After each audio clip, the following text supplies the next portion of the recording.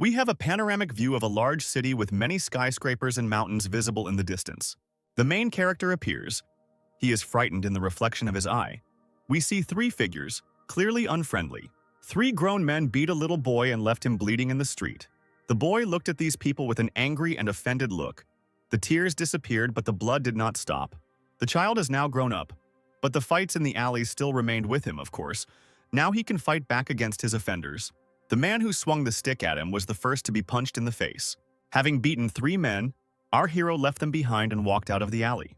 Something happened that no one could have imagined. On January 1st, 2020, the world turned into a game.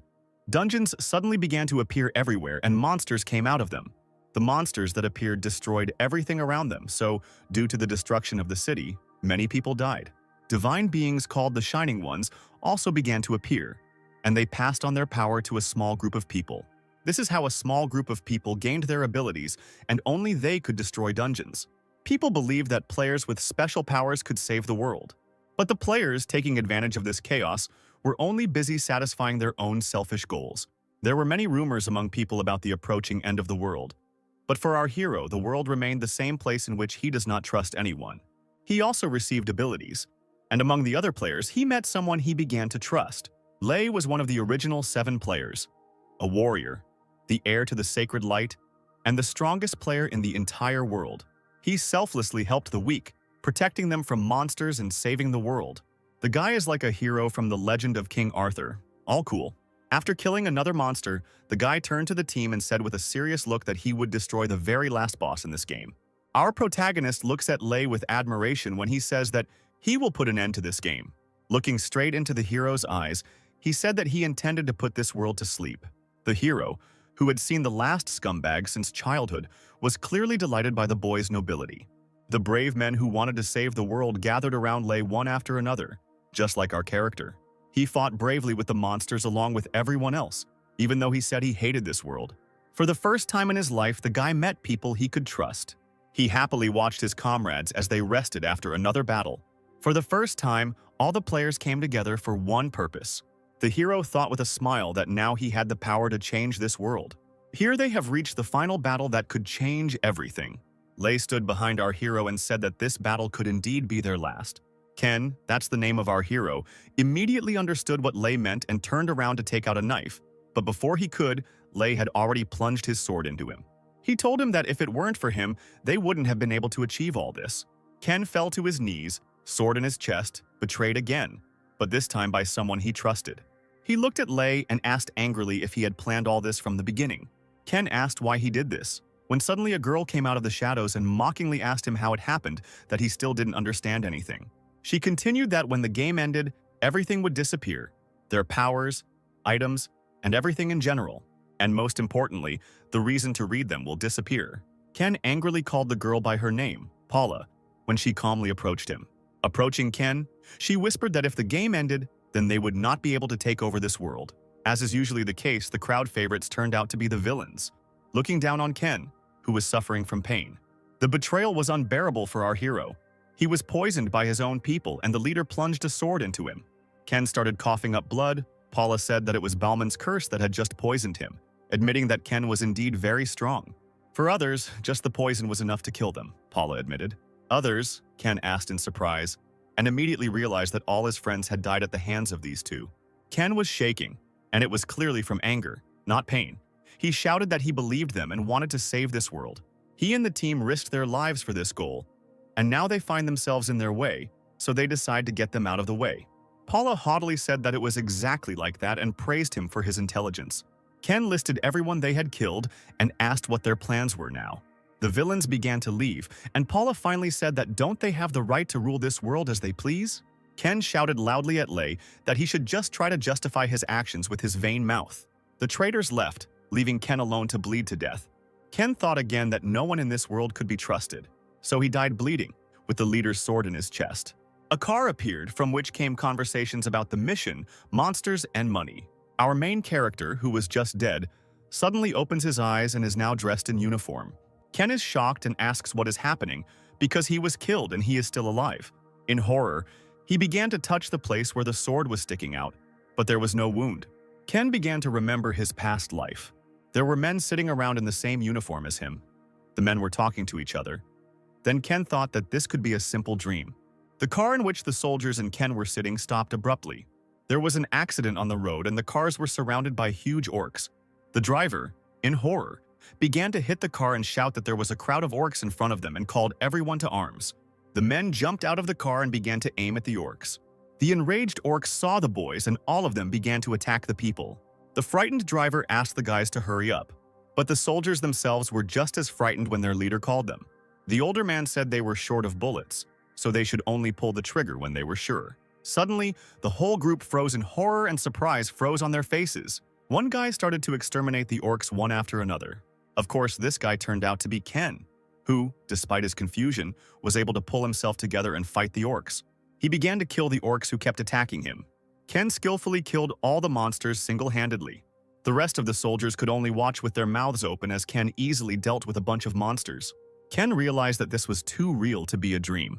He walked sullenly towards the car when the old man called him over. The man started yelling at him that he was a reckless idiot, but Ken didn't react to his words in any way. He understood that this was all real. Ken walked past the man, which angered him. Our hero realized that he had returned to the past while the old man was yelling at him. Ken sat down wearily on the box, putting his rifle aside. We see Ken's anger when he remembers Lei and Paula and what they did to him. Suddenly, a bright light appeared and Ken became a player again. 3 weapon options appeared in front of Ken. In the past, it was on this day that he became a player. But compared to the past, now the scoundrel has no choice. One of the 3 options caught his attention. It was a representative of the dark world. Roles give you the ability to control different types of curses, or, using dead monsters as material, create a dark army. Unlike other roles, this one gave her cheating abilities. Therefore, one player could master all the skills. John George, the so-called King of the Immortals, was the most powerful player who received the favor of the Dark World representative and all the abilities. If Lei was a hero, we know he wasn't, then John was a monster. And in order to find this monster, our Ken will do everything he can. Now he will become a monster who will fight with the hero. A commercial organization for uniting players. Of all of them, the Phoenix Guild was able to obtain money and power in any way. And so it became the second guild in the country. Compared to the corruption in the Phoenix Guild, the Messiah Guild looks even more ideal. At the Phoenix Guild headquarters, a man presents a contract to join the Phoenix Guild. Ken sits at the table and reads the contract. The man informs that each clearing of the dungeon entails additional costs. Reading the documents, Ken realized that this was not enough to buy the item, but there was most likely no other choice. Ken immediately asked the man how he could prove his qualifications as a player. After all, only the player himself can see the status window, and there is no way for others to see it. At this, the man grinned and began to take something out of his pocket. He took out 5 envelopes and laid them out on the table. These were the unique skill pages of the representatives of the Dark World, and told Ken to choose one of the papers. The man said that if he was a player, he could check everything with his own eyes. One of the envelopes caught Ken's attention. Hemotoxin is blood poisoning, a representative of the Dark World, level 1 and above. This skill turns blood into a powerful poison that is very difficult to resist. The skill itself is very simple, but with the golem's blood the effect increases, so it's a very useful ability. Ken confidently chose this ability and tore open the envelope. After tearing this envelope, a bright light immediately appeared and the man looked at Ken in surprise. The girl asked the boy why Ken was chosen as a bloodhound. She said that the role was completely unsuitable for him. To this, the man replied that among the entire guild his character was the most dog-like, which surprised the girl. The man continued that if he spent enough time with him, she would understand what a bad character he had. While they were gossiping about Ken right behind his back, he shouted that someone was approaching. He ordered everyone to prepare for battle. Ken woke up. Despite being revived, he still has dreams about his past life. He thought that if he had gone back in time, they might still be alive, and we were now being shown a sports park. In the underground parking lot next to luxury cars, there was a group. The girl said pitifully that today was their first hunt, and that they could simply trust Daniel. Daniel said this was his 4th lead, so they could just trust and follow him. The man asked the guys when the last participant would arrive. Everyone turned around when they heard a car coming, a small yellow and old car. The blonde said that this was his first time, but he was so slow, and that this newbie needed to become more disciplined. The car stopped and a guy got out of it. His face was not visible because of the hood. The girl supported the blonde and said that the guy should be grateful that they allowed him to join them, and pointed out the poor condition of the car. Another man said that since he was dressed like that, It meant that he hadn't even received the guild equipment. It seems that on his first operation, the guy decided to focus on survival, and all four of them turned away. Daniel said that they needed to pretend that they were missing one member and that he had a new weapon. While the whole group was chatting happily, a new guy was walking behind. "The brief briefing on the dungeon is over. The main thing is to remember the goal and conditions," said the guy in the suit. The guy said that if they had any questions or if anyone wanted to refuse, they should say so now, and asked to check the inventory. Instead of checking, they, like complete fools, laughed and joked. Ken sat opposite, nervously tapping the table. He thought that he didn't know anyone here, which meant he wouldn't have to worry about them. The dungeon has opened and the entire group must enter it. The girl said in surprise that it was the first time she had seen a portal so close. She was the first to enter the portal and her clothes immediately changed. All four had already entered the portal and only Ken was still standing behind. The girl realized with delight that there was a completely different world in the portal. The archer was also surprised and said that he felt like he was in a game. The bald man responded to these words and said that this is now their reality. He ordered everyone to stay alert because everyone only had one life, but Ken ignored his words and stepped aside. Ken walked up to the trees and noticed claw marks. He immediately realized that there were a lot of goblins here. At that moment, Daniel came up to him and asked his name. He suggested that he explore the surrounding area while they set up camp. Ken readily agreed to his proposal. One of the participants said that he thought Ken would be clingy, but he was so easily taken in. The blonde laughed at Ken, saying that he didn't know how dangerous it could be there.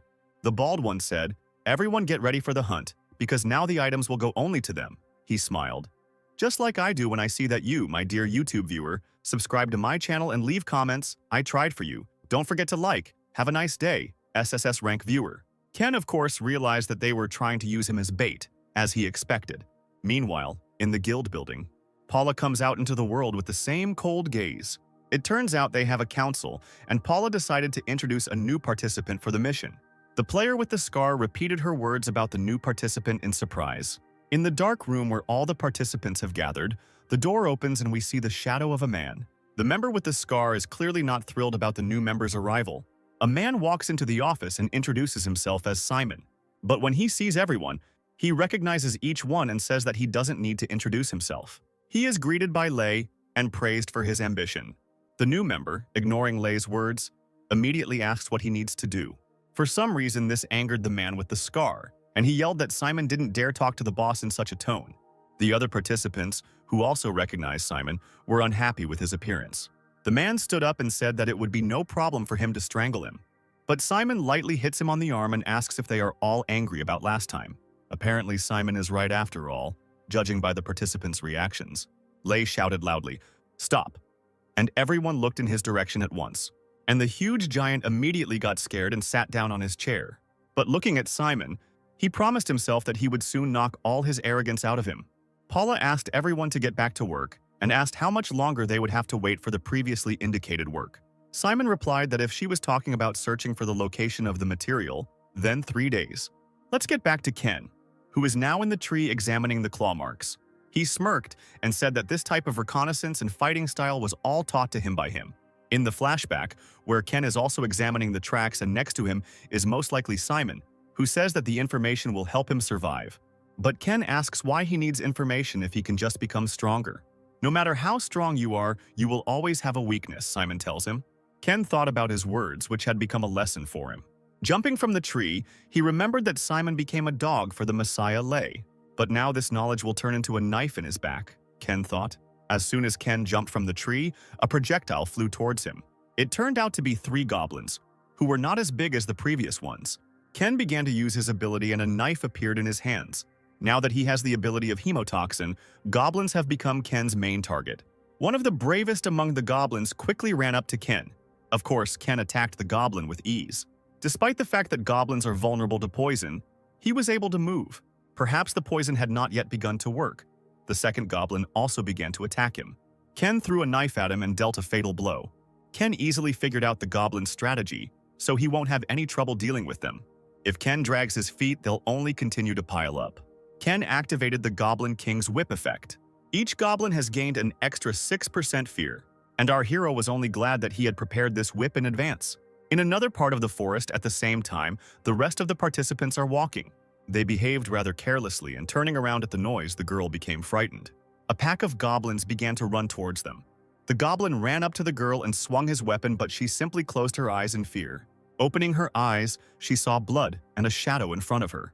The bald participant killed the goblin and shouted that there was no need to be afraid of ordinary goblins. The others joyfully shouted his name. Daniel! Daniel! He ordered them to concentrate and was glad that he had prepared the long sword. Daniel was only happy. For him, goblins are just bags of meat. But something unexpected happened. The sword got stuck. While Daniel was trying to pull out his sword, one of the goblins ran up and hit him on the head.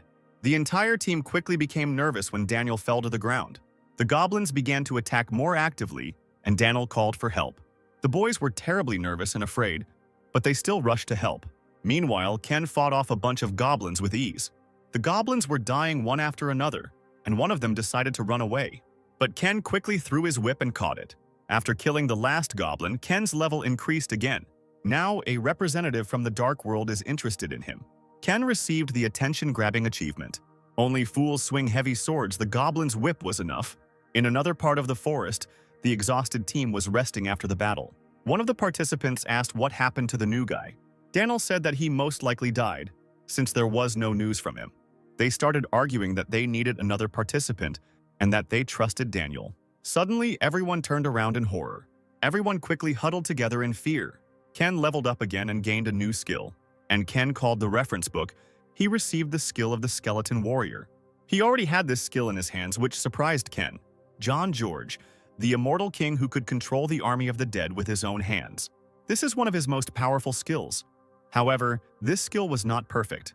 Its flaw was fatal, which allowed him to be killed. Only monsters killed directly by the caster's hands could be sacrificed. There were also huge restrictions. Ken tore open the envelope. At least it would save him some time. He thought that now it would be easier to distract the enemy and hunt. Ken decided to use his power and began to suck the life out of the goblin, and all the skin peeled off the bones. The goblin's skeleton rises from the dead. Ken watches calmly. He liked this skeleton, especially the sparkle in its eyes. He stood by the tree and watched as his skeleton raised his sword. The skeleton turned out to be strong. The indicators of magical power in it were too low, and Ken thought about how this could be fixed. Ken thought it would be difficult to use it as a primary weapon. He noticed something next to him. The remains of the players, their rotting bodies hanging like puppets. One thing all monsters have in common, from the weakest goblins to the strongest dragons, is the desire to harm people. So there is no reason to be merciful to these monsters. It was already evening and the team was still alive. They made a fire and sat around it. Danil, with a bandage on his head, complained that they were just goblins. While the girl was crying, the archer asked Daniel what they should do now. The guy admits that they definitely underestimated this dungeon. But Daniel only thought that he couldn't just die like that. And he decided that it was worth it. No matter what, they had to win. This surprised his team, and they began to listen to him attentively. Daniel continued that although it was difficult, they could still try. However, the boy said that it was not his words that surprised him, and Daniel, in fear, asked him what he was talking about. The blonde said that there was something above his head, and everyone looked in that direction. Level up, everyone is shocked, because Daniel is not even in battle. The level only increases when someone on the team fights. At that moment, everyone realized that the newcomer was still alive and continuing to fight. Ken walked up to a large pile of trunks with his dead goblin. He decided to use the most effective way to kill the crowd of goblins. He lit a torch and threw it into a huge fire. The goblins saw and smelled the smoke and ran in that direction. They became noticeably nervous. Some even began to choke. Ken stood by a huge fire that was burning hotter and hotter. Suddenly, the maddened goblins literally jumped into this fire. This only amused Ken, and he said that this way he could bury the dead players with the goblins. A new level immediately came to Ken, and the representative of the Dark World was pleased with his cruelty. But Ken is upset. He wanted to see at least his face. Maybe he's just hiding somewhere. Ken was already starting to leave when suddenly a huge monster burst out from under the ground. Although the skeleton was terribly scared, Ken was only happy. Ken was pleased that this monster showed him himself. The goblin was huge and looked scarier. Before the guild intervened, millions of newbies died in this dungeon. In the first level goblin dungeon, meeting the hidden goblin king is tantamount to meeting death. However, Ken decided that he would not allow this monster to continue taking lives. The skeleton saw Ken take out his sword and stepped forward. Ken noticed this and thought that the skeleton was already raring to fight. Ken liked his enthusiasm and looked at him approvingly. Even his look changed. Ken himself walked over to the tree, and the skeleton took up the sword and prepared to fight. Suddenly, the skeleton ran up to the big monster.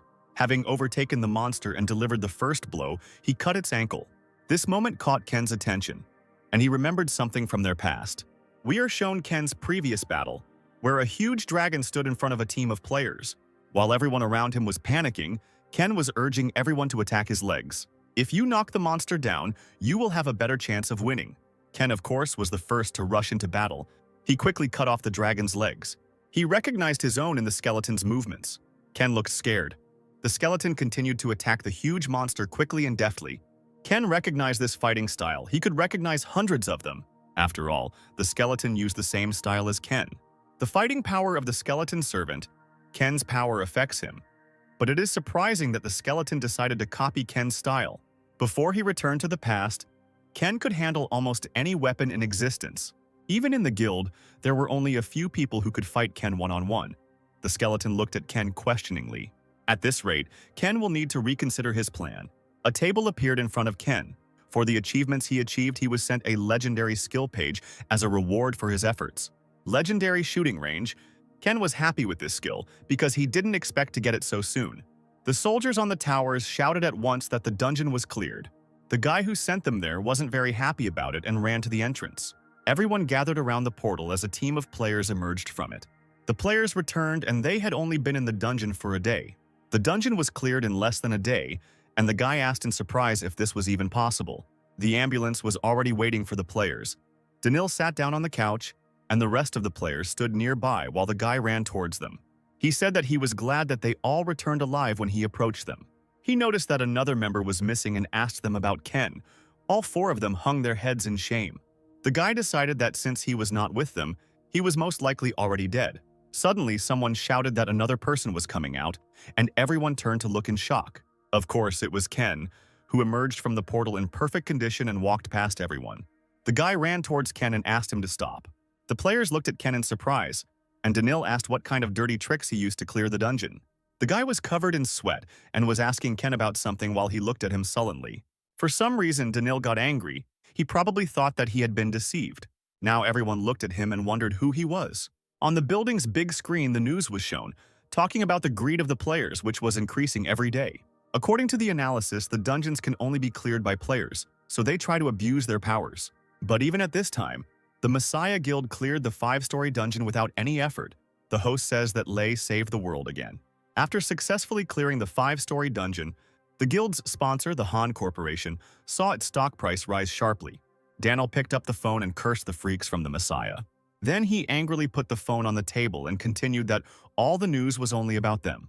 Because of the Messiah, the players look like freaks who do everything only for money. A friend consoled him, reminding him that they were not the first to go through all this. The man asked curiously what happened in that dungeon. He said pitifully that because of Ken, they all almost died, despite the fact that he cleared the entire dungeon single-handedly. He pointed to the bandage on his head and said it was because of Ken. Said Ken wanted the new items so much that he even ran into a crowd of goblins. Liar. And in order to save him, he ran after him. And this happened. To this, his friend said that he must be punished. But the bald man said that Ken only needed that money. His friend said that his action was wrong and he should be punished. We are shown a board with various information. Ken decided not to meet with Lei this time. He decided to become stronger so that Lei would become interested in him. Ken tore off a piece of paper and decided to start from the most forgotten corner of his life. In the building, Ken was sitting in an office with two men who were talking about a rumor that was spreading throughout the guild. But Ken said he hadn't heard any rumors and that he just wanted to make some money. The man looked at Ken seriously and said that money was certainly important, but he needed to worry about his life. He said that if he needed money so much, the guild could lend it to him, but Ken stopped him and asked him to simply name the date of the mission. The rumors even made Ken happy, because now he could go to all the battles alone. The second man said that the rumors about Ken were probably true, but his boss said that rumors were just rumors and asked what level the dungeon he wanted to go to was. Recently, a group went there and was killed. Since then, no one has applied for a whole month. The man asked whose team died in that dungeon, and it turned out that they were rising stars. Then he became worried that Ken was going to get into a dungeon that the experts had not mastered. He decided that Ken would not live long at this rate. At that moment, Ken received a notification. The man said that they should support him to some extent, just in case. Ken, with a smirk on his face, said that in order to kill the hero, he needs to make friends with the villain. As soon as Ken got out of the car, a man ran up to him and asked if he was Ken. All in a sweat, he asked if it was true that he came alone. He thought that Ken probably couldn't find partners because he was greedy for money. Ken was looking at him so sullenly. The man suggested going straight to the dungeon. He kept looking at him like he was crazy because Ken was going to go through the dungeon alone. Ken finally entered the dungeon through the portal. Clearing the dungeon is impossible according to his level if he goes through it alone. As soon as he pulled out his sword, a huge orc pounced on him. Ken skillfully jumped back just before the orc's blow. This is a normal orc, but his skin is thicker. Ken's attack left only a small scratch. And with such orc strength, Ken will die in one hit. Ken thought it would be great if he could kill him by summoning him as a skeleton warrior. Then he would have a chance to clear the dungeon alone. Ken quickly and deftly continued to attack the huge orc's legs over and over again. Orca was left without legs. He fell straight to the ground. Ken raised his sword and said that a predator without legs is no longer scary. An office appears in which two men are sitting on sofas. One of them reads the piece of paper with a smile, and the blonde asks what he is staring at. He throws a sheet of paper on the table and invites him to look at it since he is so curious. We see the profile of our main character, Ken. A newbie who recently awakened cleared the dungeon on his own. They say that he has now entered the second cave, and he is alone from the very beginning. The man thought that he was arrogant, for a person who just became a player. The blonde man, surprised by Ken, said that even he had difficulties in the beginning. He said that he was too naive to believe some piece of paper from an unknown source. While they were talking, a girl entered the office. The girl with the tray asked menacingly if there were any problems with her report, and the guy got a little scared. He started to make excuses and said that since she wrote it, the report seemed ideal to him, and asked flatteringly where she got all the information. She put the tray down on the table with a bang, and said that it was her job to get accurate information. The man also praised the report because Secretary Lee had collected the information. As he continued to praise her for her work, he noticed 3 packets of instant coffee on the tray. The praise immediately disappeared and he began to scold her for the instant coffee, which he asked her not to buy anymore. She didn't even raise an eyebrow and calmly drank her coffee while he asked why she bought it. After finishing her coffee, she said that the coffee was left over from the meeting with the Phoenix Guild that took place last week. The anger immediately disappeared when he heard about the Phoenix Guild, and he began to praise this delicious coffee. Transforming into Buddha, he repeated again that if they could not trust Secretary Lee, then who else in the whole world could they trust? The guy looked at the man with almost contempt. After finishing his coffee, he asked Secretary Lee how things were going with the purchase of the dungeon. There were some good dungeons, but the price was too high, so she kept looking. The guy was surprised to hear about the purchase of a new dungeon and asked what happened to the old ones. His eyes lit up and he said that every time he entered them, the dungeons ended. The blonde asked what he was hinting at, since he had just returned from the dungeon yesterday. He continued by saying that he deserved to rest, but the bald man said that if he rested too often, he could get sick, so he was taking care of him in this way. Let's get back to our hero, who was able to turn that huge orc into a skeleton. Ken sat quietly on the orc's corpse and watched the battle. Due to the low skill level, the orc's durability was rather weak, so he died quickly. But Ken did not give up, and jumping off the orc, he remembered the words of John George, the king of the immortals, with whom he fought in his past life. Ken summoned another giant skeleton. With a smile on his face, he said that as long as his magical power allowed, he would have the same number of skeleton warriors. How many victims fell on this battlefield? The orcs clearly didn't expect this. And off it went. First his level increased, then all the points increased. Then the skill reached the second level. But Ken was not satisfied with this. It is more difficult to level up in this dungeon. He decided to stop fighting with ordinary orcs and find an orc hunter. He crouched down and began to scribble, thinking out loud that as a creature who hunted alone, Ken thought he would lead the pack. But it seems like he doesn't hang out with bands, so that leaves only one thing. While Ken was drawing, a skeleton orc approached him, and Ken looked at it in surprise. Maybe the orc knows something, that's why he's watching so closely. But Ken ignored this and began to wonder where the hunter was. The orc wrote funny and looked at Ken's scribbles, and he thought that if a hunter was in this place, then there would be no useful monsters there that could be used as sacrifices. He stood up and set off on his journey with the skeleton warrior. When Ken left, a huge orc appeared from somewhere, dragging another half-meter orc. We see an orc sitting around the corpses. He is probably the main one in this dungeon. While the chief orc was eating, Ken appeared behind him. The dungeon boss is stronger than the others, so Ken prepared his bow and decided not to engage him right away. If only Ken could pierce his body with an arrow with poisoned blood on the end. Skeleton warrior Kina headed towards the dungeon boss with a sword. He immediately noticed him and ran to attack him. The skeleton and the boss began the battle. While the skeleton was holding off the dungeon boss, Ken stepped forward and drew his bowstring. Ken knew full well that his skin was thicker than the others, and he needed to hit his one weak spot to kill him. Ken fired his bow and the arrow hit the boss with great force. The arrow hit the orc right in the eye with such force that he fell to the ground. The main boss was very angry, judging by the look in his eyes. He pulled out the arrow and threw it on the ground, the poisonous blood affecting the orc. The weaker the point of impact, the faster the poison spreads. Thanks to the poison blood skill, the orc's health will gradually decrease. The second level of the poisonous blood skill will not increase the chance of a fatal outcome. But this effect is quite enough. The skeleton warrior raised his sword when the orc fell to the ground. It's all over with him. The skeleton warrior killed the boss of this dungeon. Ken was able to defeat the boss. Ken approached the pile. It seems the orc ate everything that was in his way. Perhaps among this pile there are players who could not pass this dungeon. One of the skeletons caught Ken's attention. This injury was definitely not inflicted by an orc. From his appearance, one could tell that he was attacked from behind by someone who was used to killing in dungeons. It is not yet clear whether this was a deliberate murder or not, but if they are part of the Phoenix Guild, then in principle, for money, someone could even commit murder. There was very little time left in this dungeon, and Ken again began to think about how to find this guy.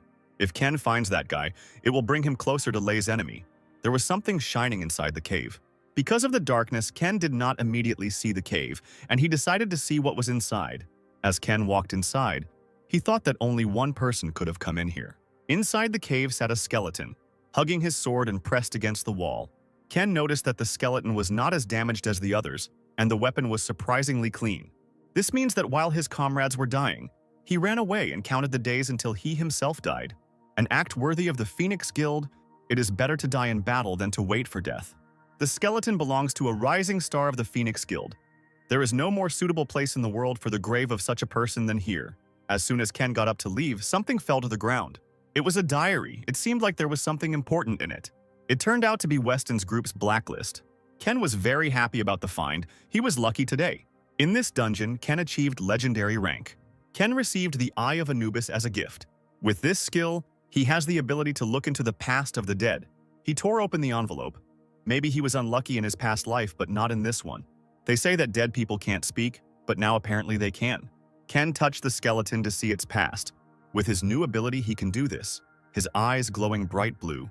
The Eye of Anubis is activated. It doesn't look very nice. Ken saw the guild members screaming for help. The guy ran away and hid in a cave in terror, repeating that he couldn't die. Hunting for people, players began to kill each other instead of orcs. A coward who runs away from a real battle calmly kills one of his comrades. The last person Ken sees in his vision is Vincent, the main man in the guild. A bright light burned in Ken's eyes as he used his new ability. Throwing the skull to the ground, he grabbed his face. It must have hurt. These were the memories of a dead man. It seemed he had a painful past. Ken spent more magic power than expected, but at least his preparations were complete. If he uses this information and the list he found, he will be able to get closer to him. And now, it doesn't matter how careful he can be. Inside the house, the man is beaten and accused of allowing another player to take over the dungeon. The man, beaten, asks for forgiveness and promises that he will take care of him just in case. The man at the table with the newspaper replies that the dungeon he was able to deal with was cleared out by some newbie, and that he does not dare ask for forgiveness.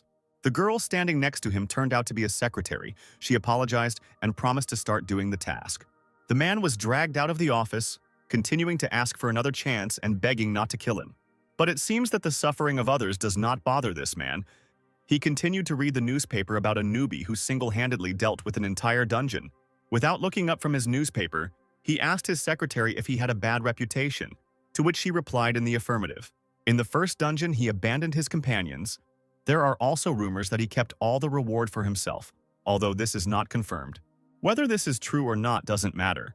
But if this continues, it will be difficult to move forward with him. The man received a notification and pressed the button. The man reported that a guy named Ken had requested a meeting with him, which didn't surprise Weston much. In another room, a guy is giving the assembled information about the dungeons. 3 guilds, including Weston, are currently vying for the remaining 20 spots.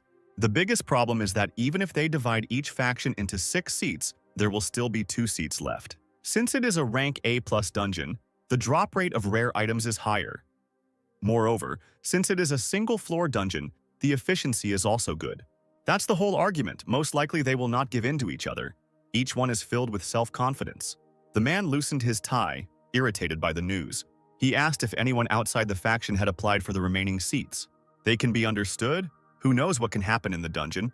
When suddenly the man received a call from Vincent. The situation is already quite complicated, and now Vincent himself is calling. The man picked up the phone and was very surprised to hear something. He rose from his chair shouting Ken's name. Apparently something had happened. Ken's name was mentioned again. The man ended the call and said he would call him later. The worker asked the boss what happened, and he replied that Ken wanted to take the remaining 2 seats without the knowledge of the other factions. Now the man was convinced that the rumors that Ken always walked alone were true. It's possible that Ken is being used for the dungeon and then disposed of, or that he is now part of Vincent's group. But factions may start fighting over the spot.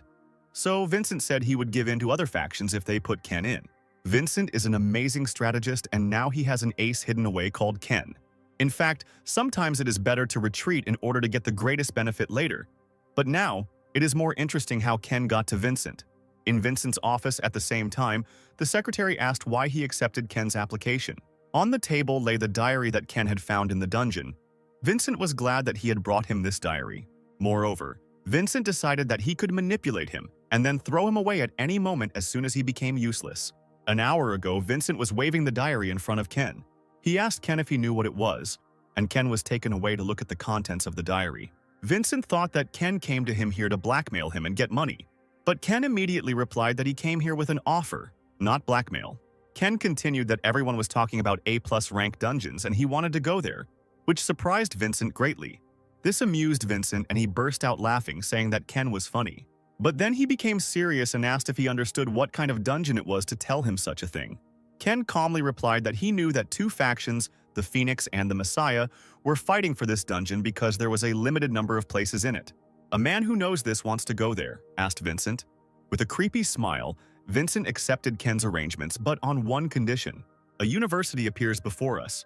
Ken stood behind everyone and listened to the man who was talking about the dungeon. There are at least more than 1,000 orcs in this dungeon. Ken listened to him and remembered that he had survived the previous attacks. There were about 70 people in that battle, and half of them died. Everyone in the hall listened attentively to the lecture. The hall was filled with only elite players from each guild.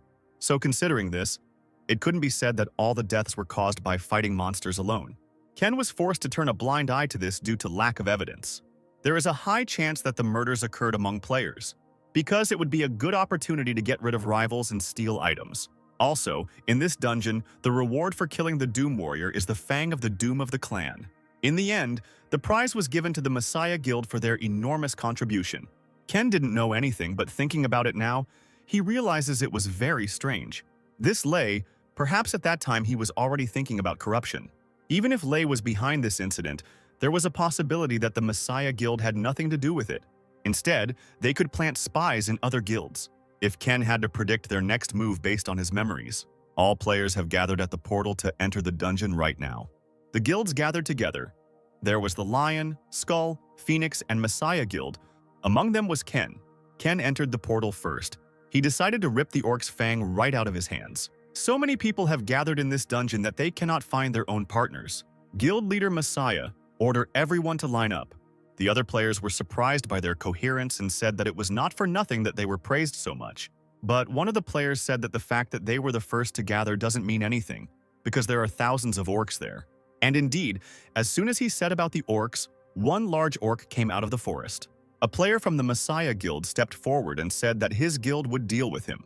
The orc ran up to the player and hit him with all his might, but the player pulled out his shield in time. This did not impress the player, and he arrogantly asked if this was all he could do. Another player from the same guild began to use her abilities. Skill of the Lord of the Source of Wisdom. Containment succeeded. The 2 of them began to fight this huge monster together. In another part of the forest, the orcs' cries could be heard from another guild. Everyone thought it was an earthquake, the scream was so loud, but their guild leader pointed to the forest and said that there was something there. Suddenly, a group of orcs jumped out of the forest and immediately began to attack them. The orcs rushed forward, sweeping away everyone in their path. The mages began to use their abilities and delayed these orcs. The time has come, all players have started fighting. The swordsman dealt fatal blows to the large orcs. While the others were fighting the orcs, Ken sat in a tree, realizing that no one would notice his absence, and he decided it was time for his plan. He watched the battle and decided that the enemies would not be able to push the players back.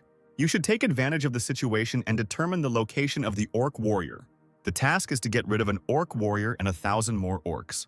Guilds will first try to reduce the number of orcs to minimize losses, and after the destruction of 1,000 orcs, they will begin to look for the orc warrior. Before that moment, Ken must have time to get the fang of the orc warrior.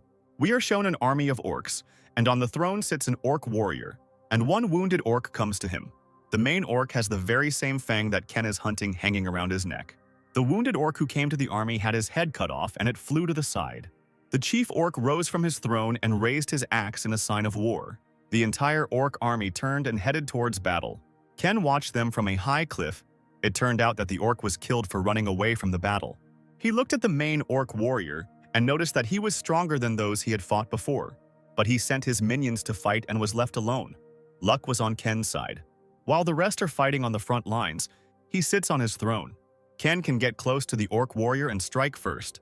The leader of one of the guilds said that the orcs were not that difficult to fight, and they needed to move on. He thought that there were fewer orcs here than he expected. The main forces were probably elsewhere. A player from his team approached him and reported that many orcs were heading their way. There are approximately 900 to 1,000 orcs heading their way. Apparently, this is their main force.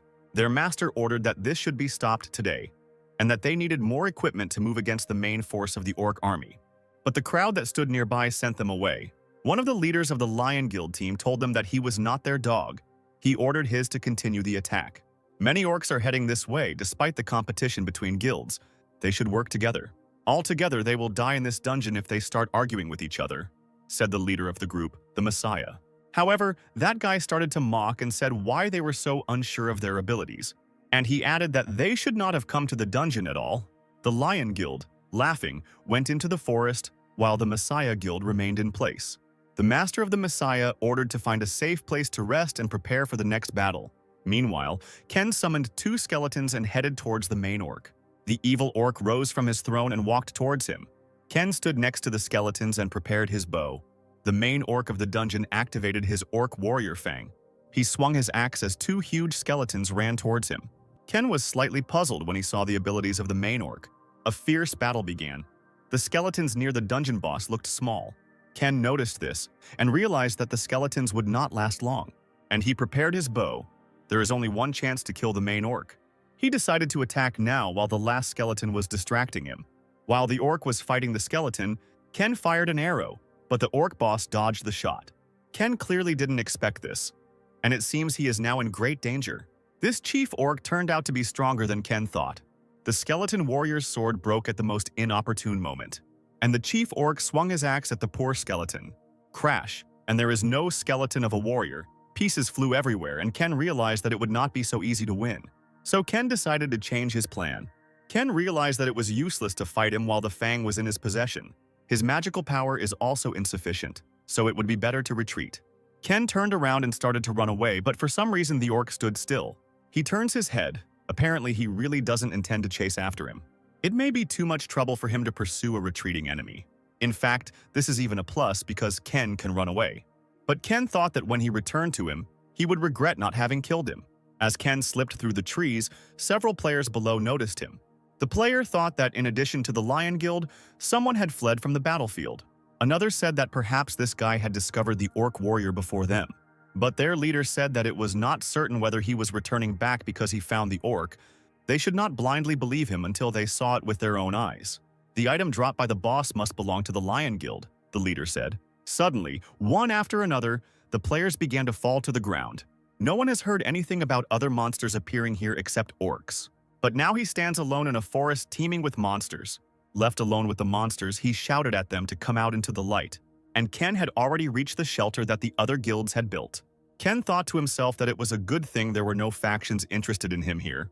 But the atmosphere around the shelter is strange, as if everyone is at a funeral. It turned out that the guess was not far from the truth. So many players died on the very first day. But something is wrong, even though only well-prepared soldiers have gathered here. A man approached the group and pointed out how terrible they looked. He sat down next to them and asked if there was any news about the other guilds. The man said that it seemed that the Lion Guild had suffered the greatest losses. One group had gone into the forest and disappeared there. They couldn't recognize the bodies of the dead because they were so badly mutilated after all. Orcs eat people. The group gathered around the fire and they talked among themselves. Ken sat and watched them. They continued their conversation, saying that this whole dungeon was strange. If this had been a normal mission, there would have been casualties, but there were still more survivors. The man said that human life should be put above objects, and Ken stared at him. Even though they were in an A+ rank dungeon, the chances of so many groups being wiped out in one day weren't that high. There is definitely something behind this mission. Ken's plan could fail if the soldiers become weaker. Ken decided to work harder from tomorrow, and so the morning came. From early morning, a crowd of orcs headed towards the players. The players are terribly scared, because the orc attacks do not stop. While one of the players was whining about his unenviable situation, the man told him to shut up and fight. Ken also woke up and he was already in another part of the forest. He opened his inventory and decided that this was his problem. He wouldn't be able to deliver a killing blow with these items. Using skeleton warriors as bait will no longer work. But it seems Ken had an idea. He thought that if skeletons can use a bow, here Ken came to the main boss of the dungeon again with a new plan. Ken noticed that the orc warrior was still not too excited when he saw Ken. Well, the second round of the battle will begin.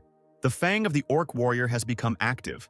The orc warrior rose from his throne and rushed at Ken as the arrow flew towards him.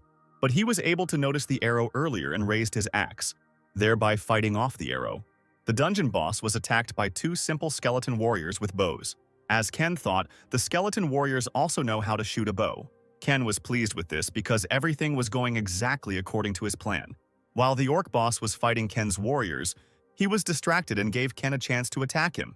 Ken took this chance and suddenly rushed down and tore the necklace of the dungeon boss, which had an orc fang on it. The fang fell from the orc warrior's neck straight into the hands of our hero. Ken received the orc lord's fang. The orc warrior's strength was weakened, and the orc warrior's strength was also reduced, as was his defense. The orc warrior became very angry, and as soon as he raised his axe, 2 arrows pierced him, and now the orc leader is poisoned by the toxin in his blood. Now Ken has this fang, and his attacks will finally be able to reach the orc leader. Fang of the Orc Lord, legendary level. This is the fang of an orc warrior. It carries tremendous power, available for use from level 2. Ken has earned the Orc Lord's Fang Owner achievement. Now there's only one thing left he needs to do. Obtain a weapon that can cut off an orc warrior's head. While the skeleton warriors distracted the dungeon boss in every possible way and injected toxin into his blood, Ken headed straight towards him. Ken deftly dodged the blows of the huge orc, and jumping on him, he plunged his sword into him. The orc warrior's blood was poisoned again. Ken noticed the axe that the orc warrior was using and seemed to have another idea. The axe flew from the hands of the orc warrior straight into the hands of the skeleton warrior. The skeleton warrior held this axe. It should be the perfect weapon to cut off the dungeon boss's head. Far from this battle, one of the players stood on a tree, and hearing a scream, thought that such a scream was made by an unusual orc. He realized that someone was fighting the rock warrior and headed there. The player decided that he needed to quickly figure out the situation and report to the guild as soon as possible. The guy ran to the battle site and saw 2 summoned skeleton warriors and 1 player. There is no sense of other players, meaning he is fighting the orc champion alone. Seeing that he was fighting alone, he decided to report it to the guild right away. The guy quickly ran back into the forest. But as soon as the guy started running back to the camp, an arrow flew at him. The guy fell to the ground and began to look around in the hope of seeing who had shot him. He realized that perhaps Ken had noticed him, and thus decided to hint that he should keep quiet and not tell anyone who killed the main orc. Suddenly, a guy appeared in front of this guy. He was glowing bright blue. The guy turned out to be from the Skull Guild. He swung his sword and killed the player. The stranger took out a diary and crossed out the guy, and said that there were only 5 people left. He said that the orc fight can be better when there is another player killed during that fight. Another guy was sitting in a tree and ordered his partner that half of the items from this guy belonged to the guild, so he should divide them. The killer asked his partner in the tree if he was really going to kill that guy. He replied that he was not on the list, but he was going to get rid of him and collect the reward if the opportunity presented itself. But the guy said he was a monster going up against an orc champion alone. I think they were talking about our Ken. After the battle, he will be very tired, and then getting rid of him will be as easy as taking candy from a child, said the guy in the mask. Having finished speaking, the guy disappeared from the forest, leaving the killer alone. The guy started dragging the body of the dead player and decided to throw it to the orcs to get rid of the evidence. It turned out that all this time, When these two were discussing their affairs, Ken was nearby and listened to their entire conversation. Meanwhile, the players finished the battles with the orcs. They were glad that the battle went faster than they thought. The player master agreed that they could finish quickly, but added that from now on, they would not be overzealous and would return to the rear at the first opportunity. He thought that the infantry was almost done hunting, that by tomorrow everyone would be preparing for the attack on the orc champion, and that they should prepare for the main event. It seems no one knows about Ken and his victory. At that moment, the glow appeared. Everyone had a look of shock on their faces when they read that the orc champion had been defeated. It's funny how everyone started going crazy and wondering who killed the main orc of the dungeon. One of the players wondered who could have done this, since the main groups of each guild were supposed to be busy fighting the orcs. The player decided that the missing people from the Lions Guild were still alive, and that they were the ones who did this. But his master was not sure about this, as he thought that the people from this guild were bluffing. While everyone was arguing and guessing, Ken's skeleton warrior killed the orc champion, and Ken's level was increased. Ken was given a catalog as a reward, and Ken hoped that there would be something useful in it. He came across a Grim Reaper book, a skill rank ebook that contains the power of Osiris and can store 5 living dead. This book is something like an inventory in which you can store the living dead. Weakened spirits sealed in the book will help to obtain the power of Osiris and increase his abilities by 5%. Ken decided to try to save the dead man and see how everything would look. He decided to secure this orc skeleton that helped him kill the main orc in this dungeon. Now, there would be no need to use his hands to deal damaging blows to the monsters. Instead, he decided to summon skeleton soldiers as soon as he entered the dungeon. Ken looks pleased. And indeed, with this book, the main drawback of the skill of summoning skeleton soldiers disappears. In the forest, the master of one guild could not calm down and ran to the orc champion, while his subordinates tried to stop him. He yelled at him that he needed to at least see what happened so he could come up with an explanation. To tell the true story to Vincent when they get out of this dungeon. Everyone immediately remembered how formidable Vincent could be and got scared. The Skull Guild players hid behind the trees. They were unhappy that the orc champion was defeated so quickly. They decided to change the plan and leave Ken alone, and thought that they needed to get rid of the remaining targets first. And then one of them remembered the new guy who was supposed to restore order and asked where he had gone. The guy with purple hair said that he ordered him to follow him immediately as soon as he finished. The chief of them said that if their identities were revealed, their superiors here would be very concerned, and that if the worst-case scenario developed, they should be prepared to commit suicide. Time was running out. He ordered them to act as covertly as possible. But suddenly, he heard someone approaching them and turned around. This is their newcomer, but why is he running towards them with such noise? This made them wary. Behind the guy stood 2 skeleton warriors. It was not their partner, but Ken running towards them. The guy thought that the fool went and provoked Ken and brought him here. He yelled at him for bringing them here. Now they would have problems. The purple guy said that because of this stupid newbie, their location would be known. But their master thought that if the battle dragged on, it might attract the attention of the other guilds. And if that happened, it would be all over for them. Even if he had to leave the mission unfinished, he had to get rid of this guy. But by the time he turned to tell his men to prepare for battle, they were attacked.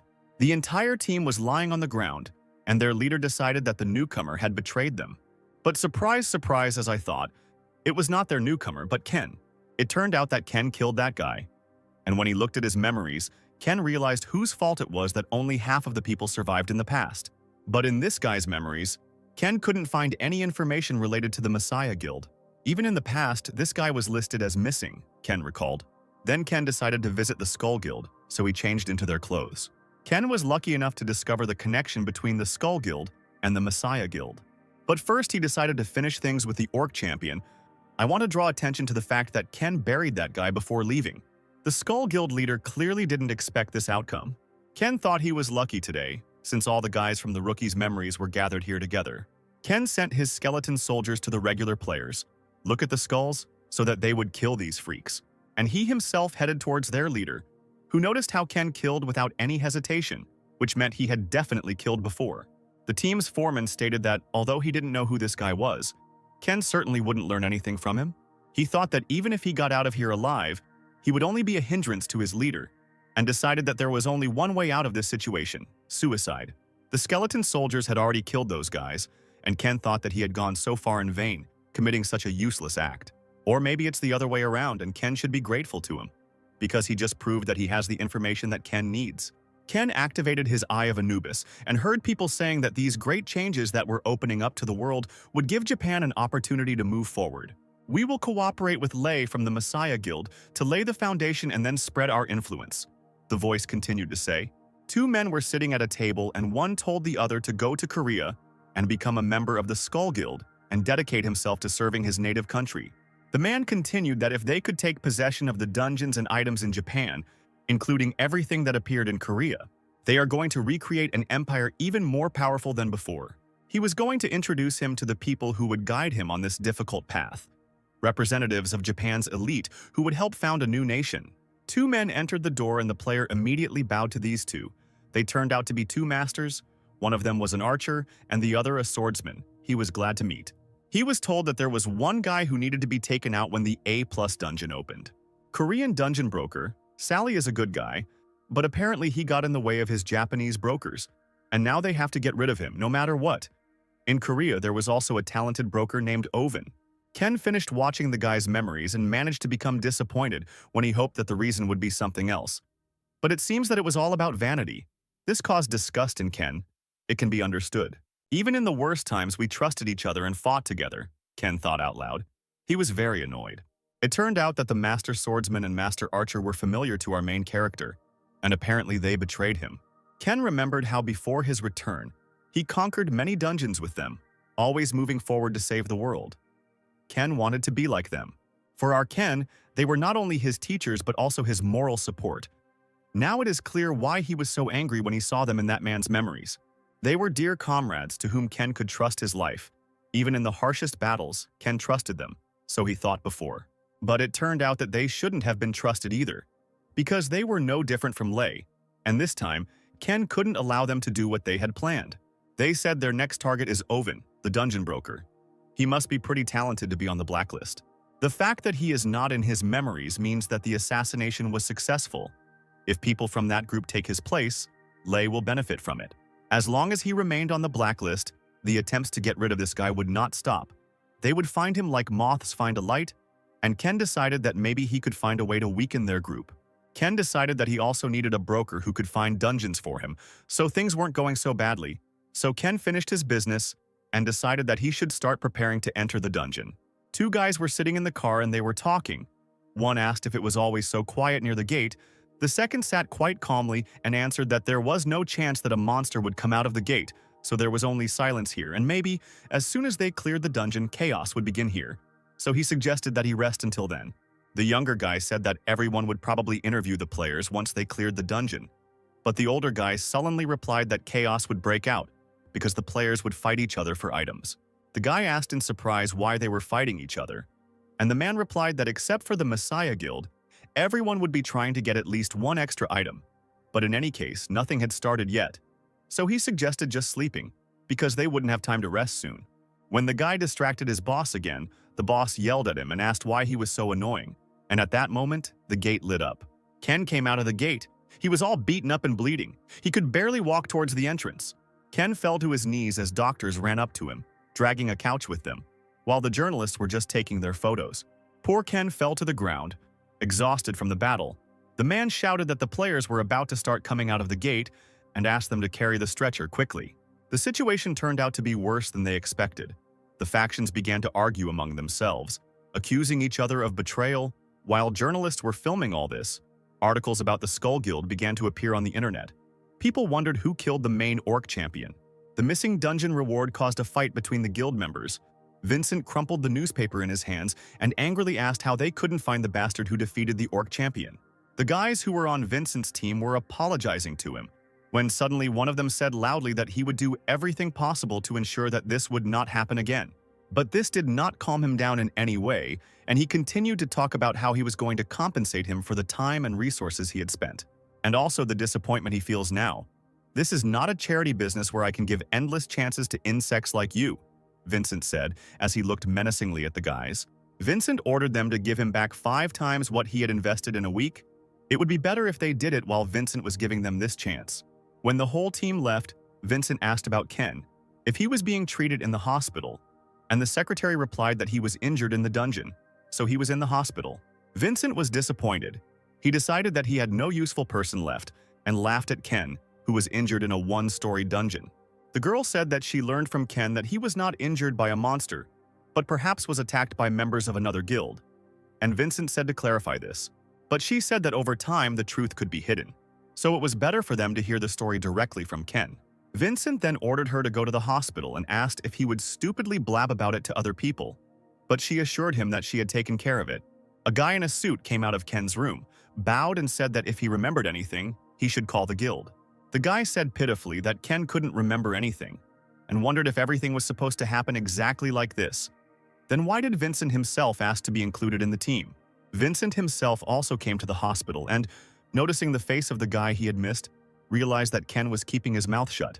He calmly walked into his room and greeted him and asked Ken how he was feeling.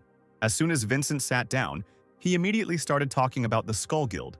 He said that he didn't have much information on them, but it made him suspicious. Ken said he saw them attacking the Orc Champion, but the fact that they were all killed means the items were stolen by another group. He continued that the last thing he saw was them using the Silent Hunter skill, which was stealth. Vincent said that he knows about this skill. It allows the one who uses it to completely hide, and said that it is now clear that the target of those guys was the Orc Champion, as well as the players. Ken said that if it weren't for his blood poison skill, he would have died right there and then. That if the one who attacked him hadn't been exposed to the blood he spilled, then he wouldn't be here now. Vincent said that Ken was just lucky, since all the guys from the Skull Guild were destroyed, then no one except him witnessed this incident. But Ken replied that although it was true, he should be careful for a while. And he asked if the Phoenix Guild had managed to get anything from the dungeon. But Vincent was angry remembering this, because he had lost so much because of the guys from the Skull. Vincent thought that he couldn't just leave things like this and that he needed to dig up more information on the Skull Guild to reduce his losses. He decided that what Ken had told him was much more useful than he had expected, so he asked what Ken wanted. Ken pretended not to understand him and asked what he was talking about, but Vincent told him to stop pretending to be innocent. He continued that maybe Ken was spying on the players because of their deal, but he didn't come to him in the first place because he wanted something from him. Ken remained silent for a moment and then said that if Vincent didn't mind, he would like to find one person. Vincent asked who he was talking about, and Ken told him about a broker named Owen, who was famous in his field, but Ken couldn't find him because of his limited connections. The guy's name didn't surprise Vincent, and he gave Ken some advice, saying that if he got a call from an unknown number, he should pick up the phone. After these words, he headed for the exit, but added that he was an arrogant man who picked his own clients, but he was definitely a professional. Vincent warned Ken to keep everything that happened to him in the dungeon a secret, and if rumors spread, the situation would only become more dangerous for him. Ken said that he understood everything himself, and Vincent said goodbye to him and left his room. After Vincent left, Ken got out of bed and thought that everything was going according to plan, even if Vincent didn't trust him completely. Vincent doesn't know anything about the connection between the Messiah Guild and the Skull Guild. Once he starts digging information on them, Lei, as well as the Master Swordsman or Master Archer, will turn their attention to Vincent. Leader Vincent, who doesn't know that Ken inflicted these injuries on himself, will have to suffer a little. And while Lei and Vincent compete to see who is more nervous, Ken will be able to focus on improving his powers. It is not surprising that Ken inflicted these injuries himself. Then, in the car, Vincent said that despite the fact that the Skull Guild is quite large, they do not have any sponsors. And this can only mean one thing. This means they make money transactions by selling items abroad. Vincent decided he needed to explore the black markets outside of Korea so he could meet the traders who were doing business with these guys. He felt that these traders were birds of a feather, and Vincent was quite confident in his plan. So Ken left the hospital and was worried because they should have contacted him by now. But everything was quiet for now. Just at that moment, Ken's phone rang, and Ken happily answered the call. The voice on the phone said that he heard something and that Ken apparently wanted to make a deal with him. So this must be Owen. Ken said that it was, and that he needed more dungeons. The guy replied that maybe he would arrange everything after seeing his skills. Skills? Ken asked. But Owen said he would send the details in a message later and turned off the phone. So it's true that he's picking up clients for himself. Even though it's a one-story C+ rank dungeon, it's weird that he's using it as a test. But it would be good for Ken if he made a deal with him. The guys we already knew appeared in front of us again. The blonde asked who he had called, and the man replied that it was a new contender for the title of buyer, whose number he had received from Vincent.